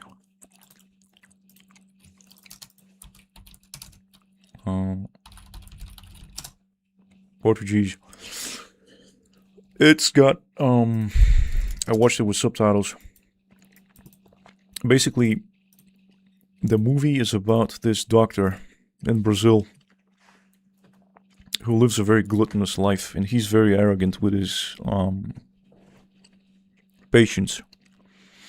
Well, his gluttony has something inside him explodes and he dies from overeating or something.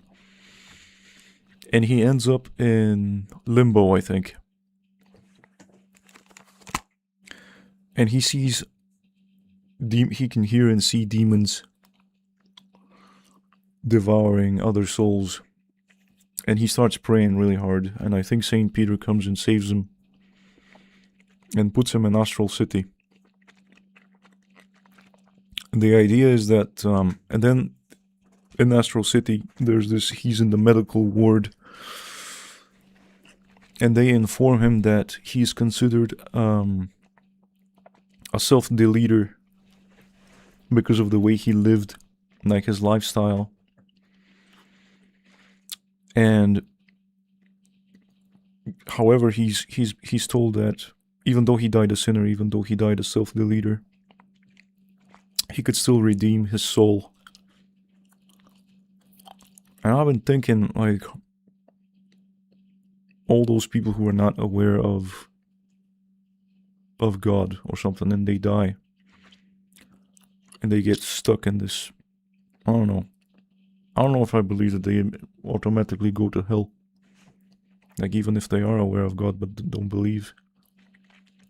I think there's redemption even after you die. And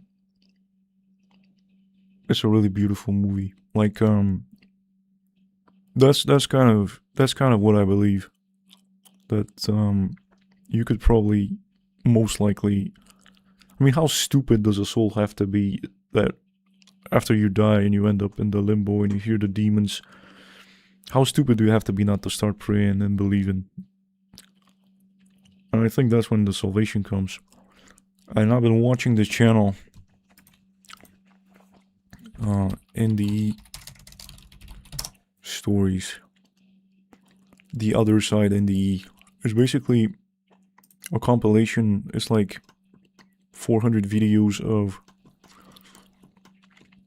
near-death experiences, and they all follow a kind of a similar thread, that these people, they had accidents or they collapsed, fainted, whatever, and they ended up in the other world where there is forgiveness. However, if you didn't forgive other people's sins, or if you didn't believe in God or didn't accept Jesus' gift, you end up in this place where you have to relive every single memory, every single way you impacted other people's lives, all the good and the bad stuff, and you get to relive the consequences of your actions through their point of view.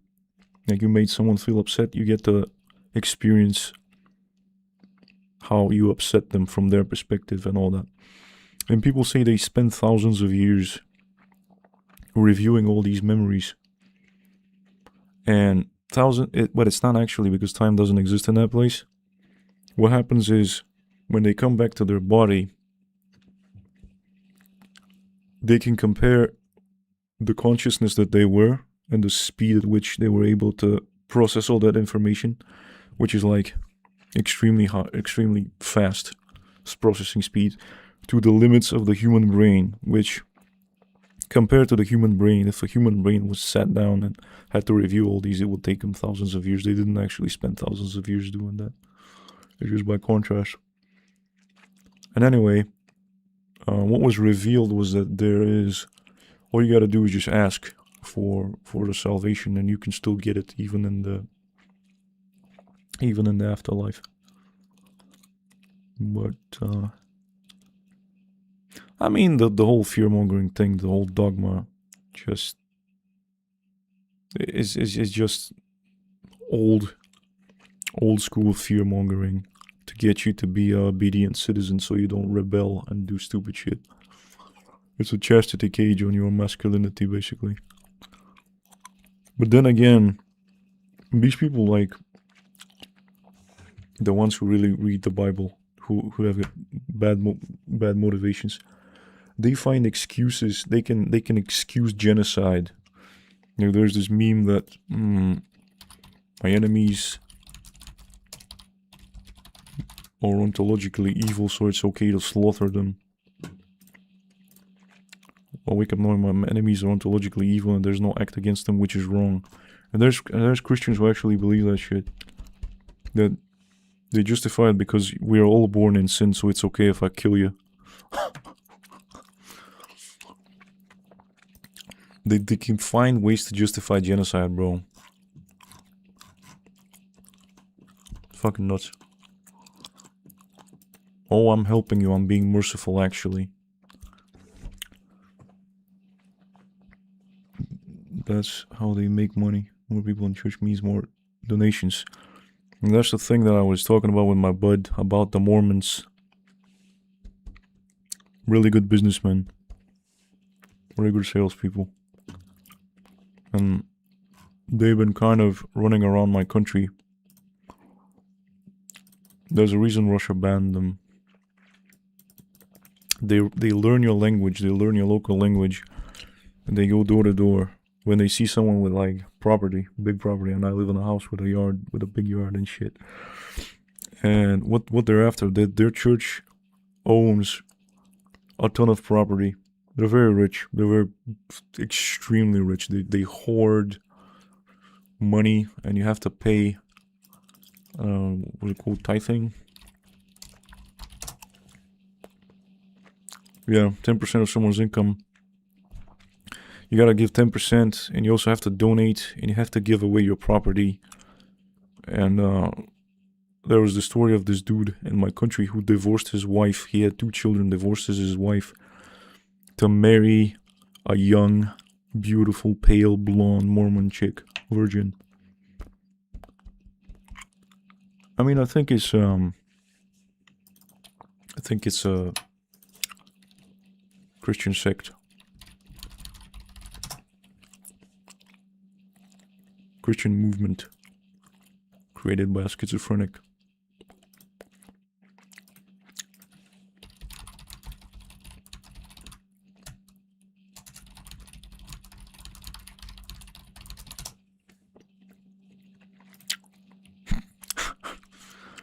The Church of Jesus is one of the largest institutional landowners in the US, owning approximately 1.7 million to 2.3 million acres of land in real estate. Agricultural landowner, but also like it's not just agricultural land.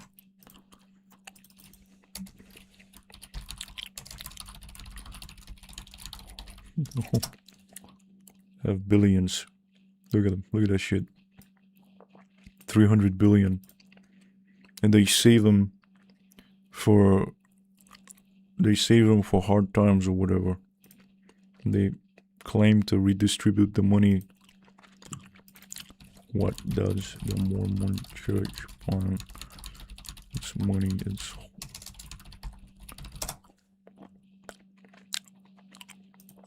manages a massive investment portfolio. Rainy day reserve. Man for long-term sustainability. These motherfuckers own. Which real estate does the Mormon Church own abroad? Major international landowner. Commercial, agricultural, and religious properties spanning North America, South America, Europe, and Australia. The vast majority is farm and ranch land in the US. International holdings are significant. Ranches and farms. Well, these motherfuckers think that when Judgment Day comes, what are they gonna do? They're gonna just live off the land and redistribute money. I mean, that's where they originate, I think. How many millions are there though? They have a really interesting 17 million. That's a mid-sized European country. What was I saying? I mean, yeah, and all these little kids that they recruit to go door to door and try to get you to stop drinking tea. I mean, their effort is respectable. They learn a foreign language. They insert themselves into a foreign country. I talked to 2 of them on a long bus ride home many years ago, and they told me about all that shit.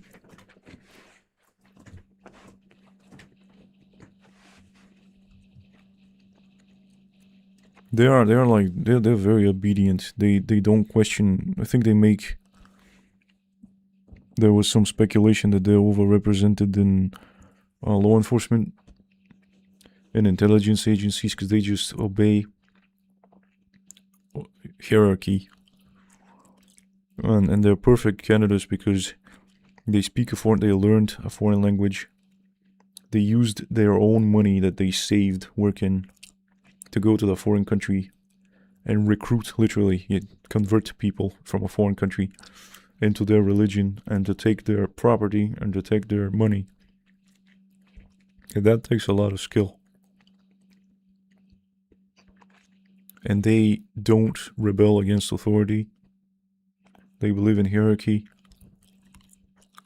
They're the perfect governmental slave. They don't do drugs. They have very clean records. They don't get in trouble. They don't smoke. They don't drink coffee. They don't drink tea. They don't do alcohol. Perfect government drones. Very scary. Jehovah's Witnesses, I'll never met one of these. I don't know what they're like.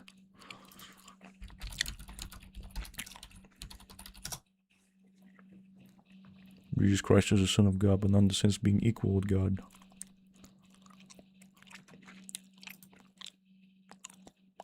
Oh yeah, we reading Reddit. Where's my computer down? What was on?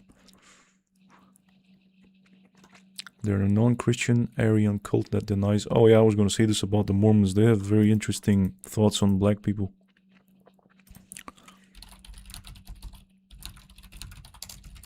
That they're born black because they didn't rebel or something. Dark skin's a sign of divine curse, enforcing a ban on black men holding the priesthood. Since 2013, the church has officially disavowed these past racist doctrines. Black people were cursed descendants of Cain or Ham.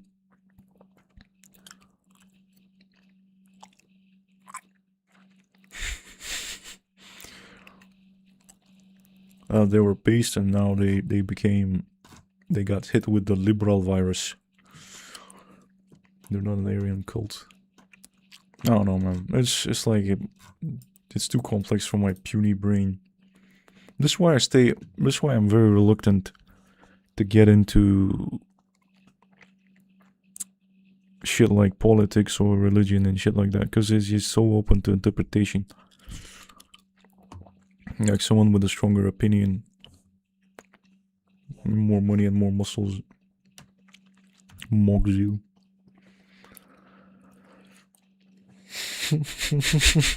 I don't know. I kind of like my personal relationship with God and Jesus. Have I actually talked about this? I had a... just people changing Christianity into their own fitting. Yeah, I mean, that should be a sin. But what do I know? I don't think I talked about this. I should probably make a small video on my channel. Saint George came to me in a dream. That was pretty cool. We were fighting demons. We were sending them to their dimension.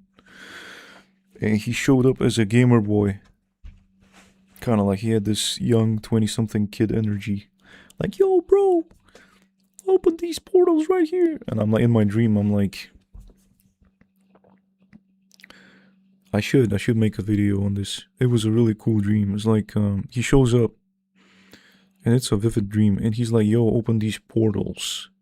We're at this cave. It's like a room-sized cave with lots of openings, and you can see the other through the cave through the other side.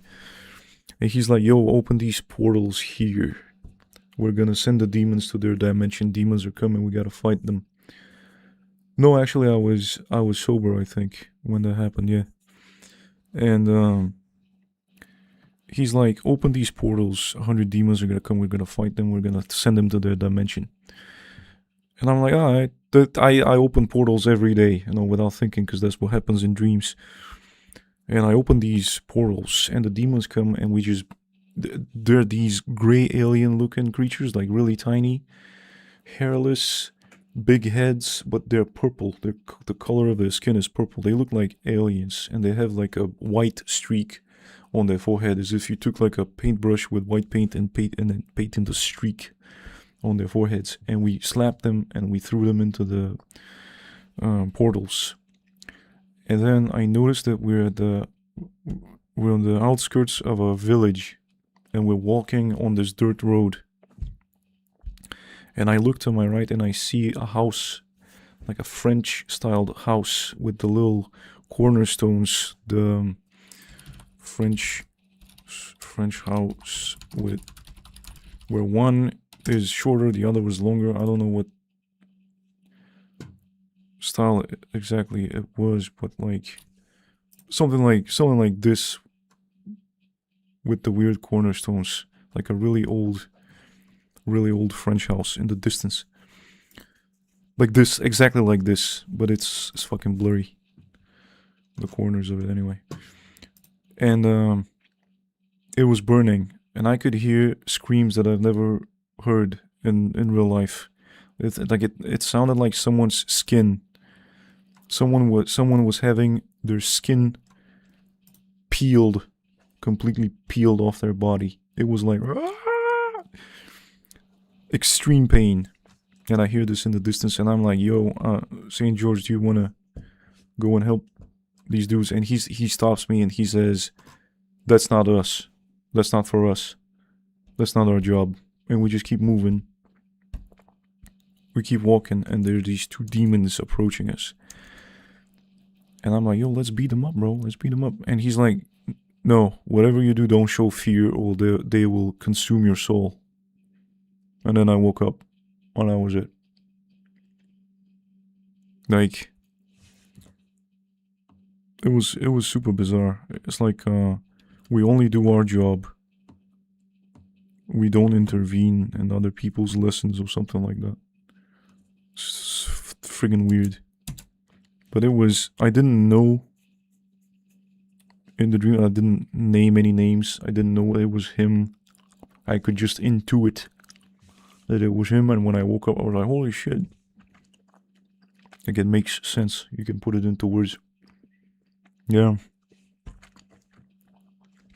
I had another one that the last nightmare that I had during a withdrawal, when after that dream I stopped getting nightmares. The demons stopped torturing me. If they are vivid, I remember them. I have some pretty funny ones too, but the one that stopped after, the one that put an end to the nightmares was, I was skateboarding, and I never skated in my life. And in my dream, this was very vivid. I was skating down the street, and I fell, and I tore open an artery in my leg. And instead of panicking, I just said, finally. And I woke up. And ever since then, no withdrawal nightmares.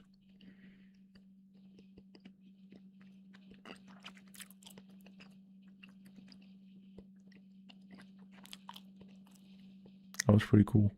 Like, the demons, they just look at me and they're like, this dude, he stopped giving a shit. It's kind of like the when you read stories about people who take DMT and they meet a clown or a jester or someone who makes fun of them. Like, if they take themselves too seriously, like a clown will harass them for hours. It's the same thing with the demons. Like, if they sense weakness, they just fucking... It's like the mentors from the prisoner of Azkaban, from Azkaban prison. They just suck all the joy and all the positivity out of you.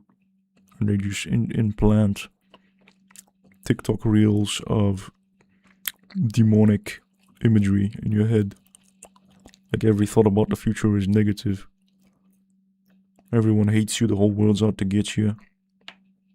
Your organs are dying, you're going to hell. It's like a distilled feeling of just condemnation.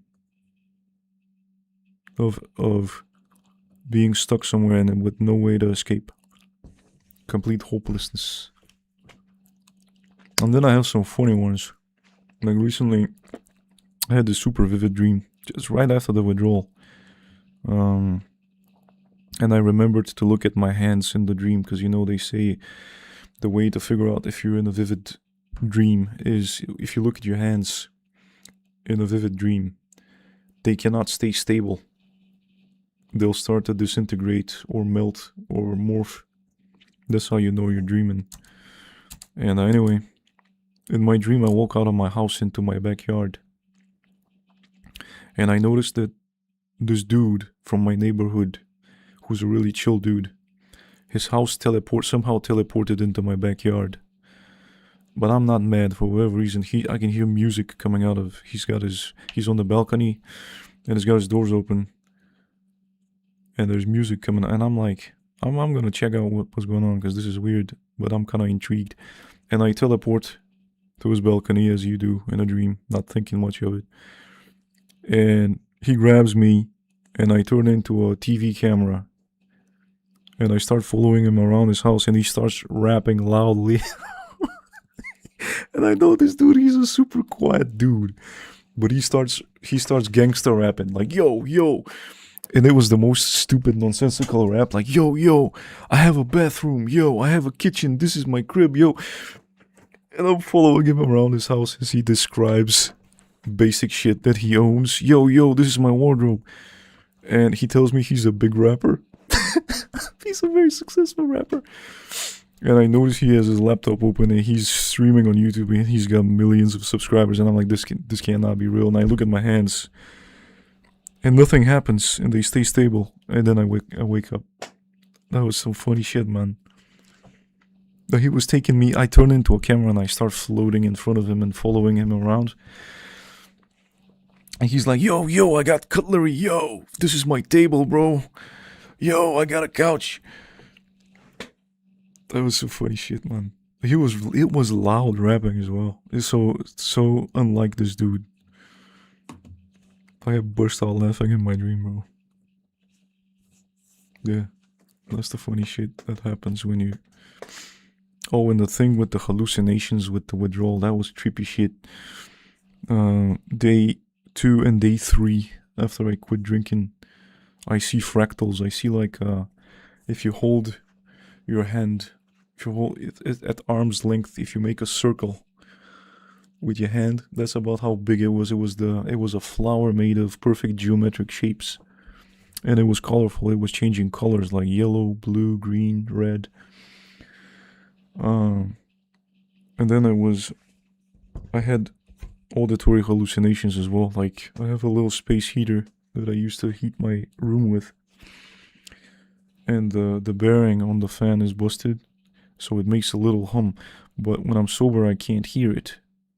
But when I'm withdrawing and I'm pumped full of stimulants, you can hear the subtleties. Like, literally, and I'm used to it now. That when I withdraw on day 2 and day 3, the shit happens.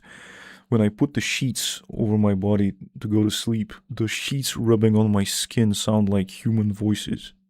Sounds like someone's whispering something. And the fan, when it works, it sounds like French accordion music. Like, it sounds like... It was so funny, and I knew that it was the withdrawal and I didn't freak out.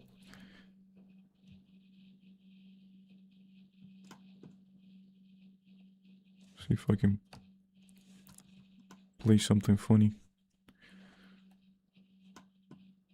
I guess this one. Bro, it sounded like I was in a French cafe. It sounded just like this.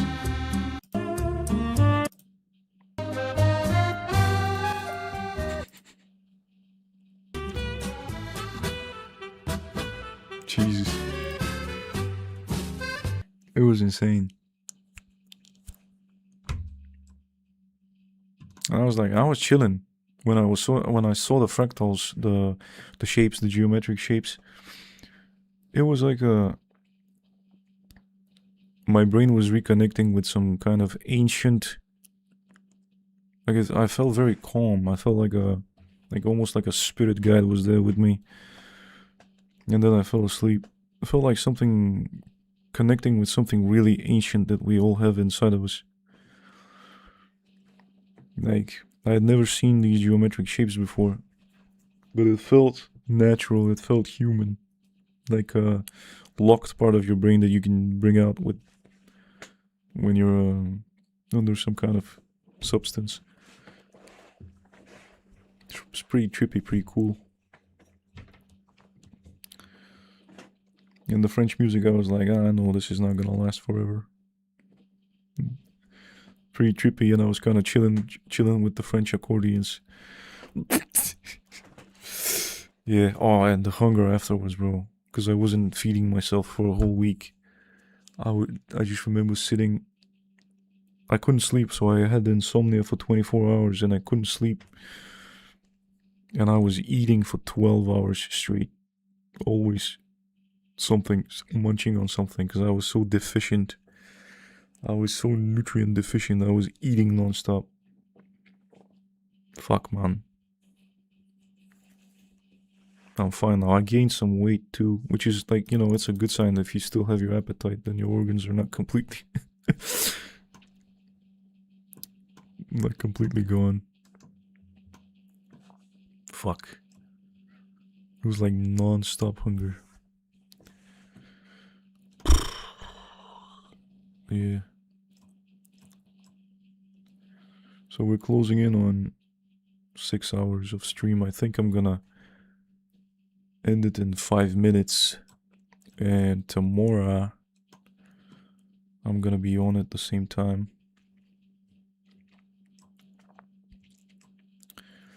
Yeah. It was a pretty wild stream. I have to timestamp that shit now. Have you ever experienced lucid dreaming? Yeah, a lot of times. And actually I got really into but I couldn't find any proof that it was real. Astral projection. I got really into astral projection last summer. And basically I just figured out that it was a way to just lucid dream and hallucinate. They have this method where you set an alarm. So for instance, if you usually wake up at 8 a.m. or 9 a.m., you set an alarm for 5. You wake up, and then you do something for 10-20 minutes, then you go to sleep. And what that does is it makes it more likely for you to start lucid dreaming. And they have this technique that when you fall asleep, you try to fall through your bed to pop out of your body. And the other technique was you have to give yourself sleep paralysis. You basically fall asleep on your back, imagining that you're climbing this rope. And then you're supposed to hear a tearing sound, like that's your soul leaving your body.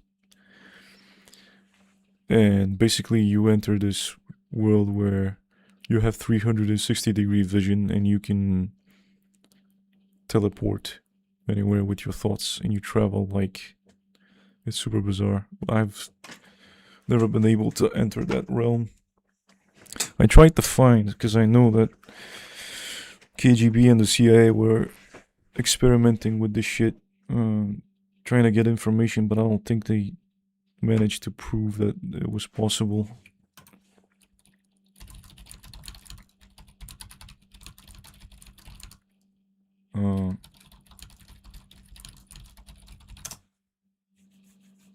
No, neither CIA nor KGB proved that astral projection was a scientifically valid or actionable phenomenon.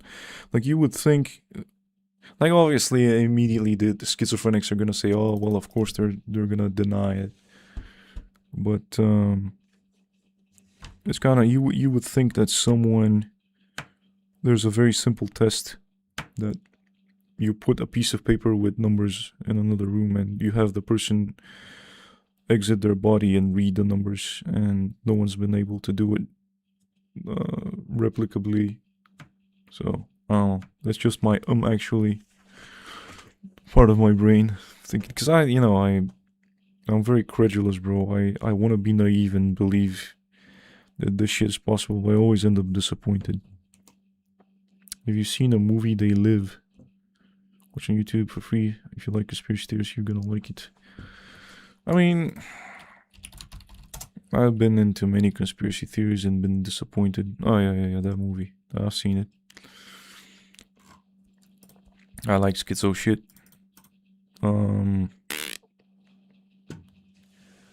Yeah, where was I going with the astral projection shit? I feel like you have to take drugs, like you have to take DMT or some shit to have like an actual experience. I've had religious experiences with alcohol itself. You have to you have to put your mind in a hallucinatory state to get these profound experiences. I feel like, or spend a lot of time meditating and shit. No one has time for that. But yeah, like you would think. I started drinking because I was looking for magic. I was looking for something magical, and everything on this planet just kept disappointing me. Nothing was magical. And then I found out that the magic was inside of me all along. So yeah, magical things can happen.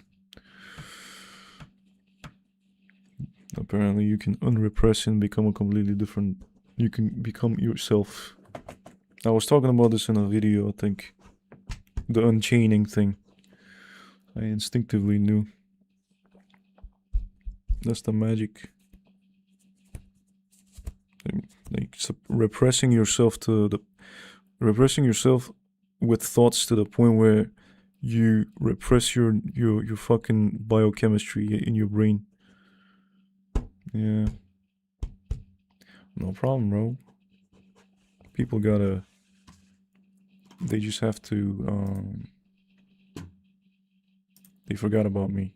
Oh, see, I lost a sub. They just have to get back. Return to the idea that I'm gonna be streaming. I think people gave up on me. They didn't expect me to come back. I'm so close to monetization. But yeah, tomorrow I'm gonna make a post in the morning, I guess, for if I'm gonna make a stream. If I'm gonna do a stream on Sunday. Probably same time. And yeah, thanks for being here with me, bro. And I'm gonna stop the stream now, and I'll see you tomorrow.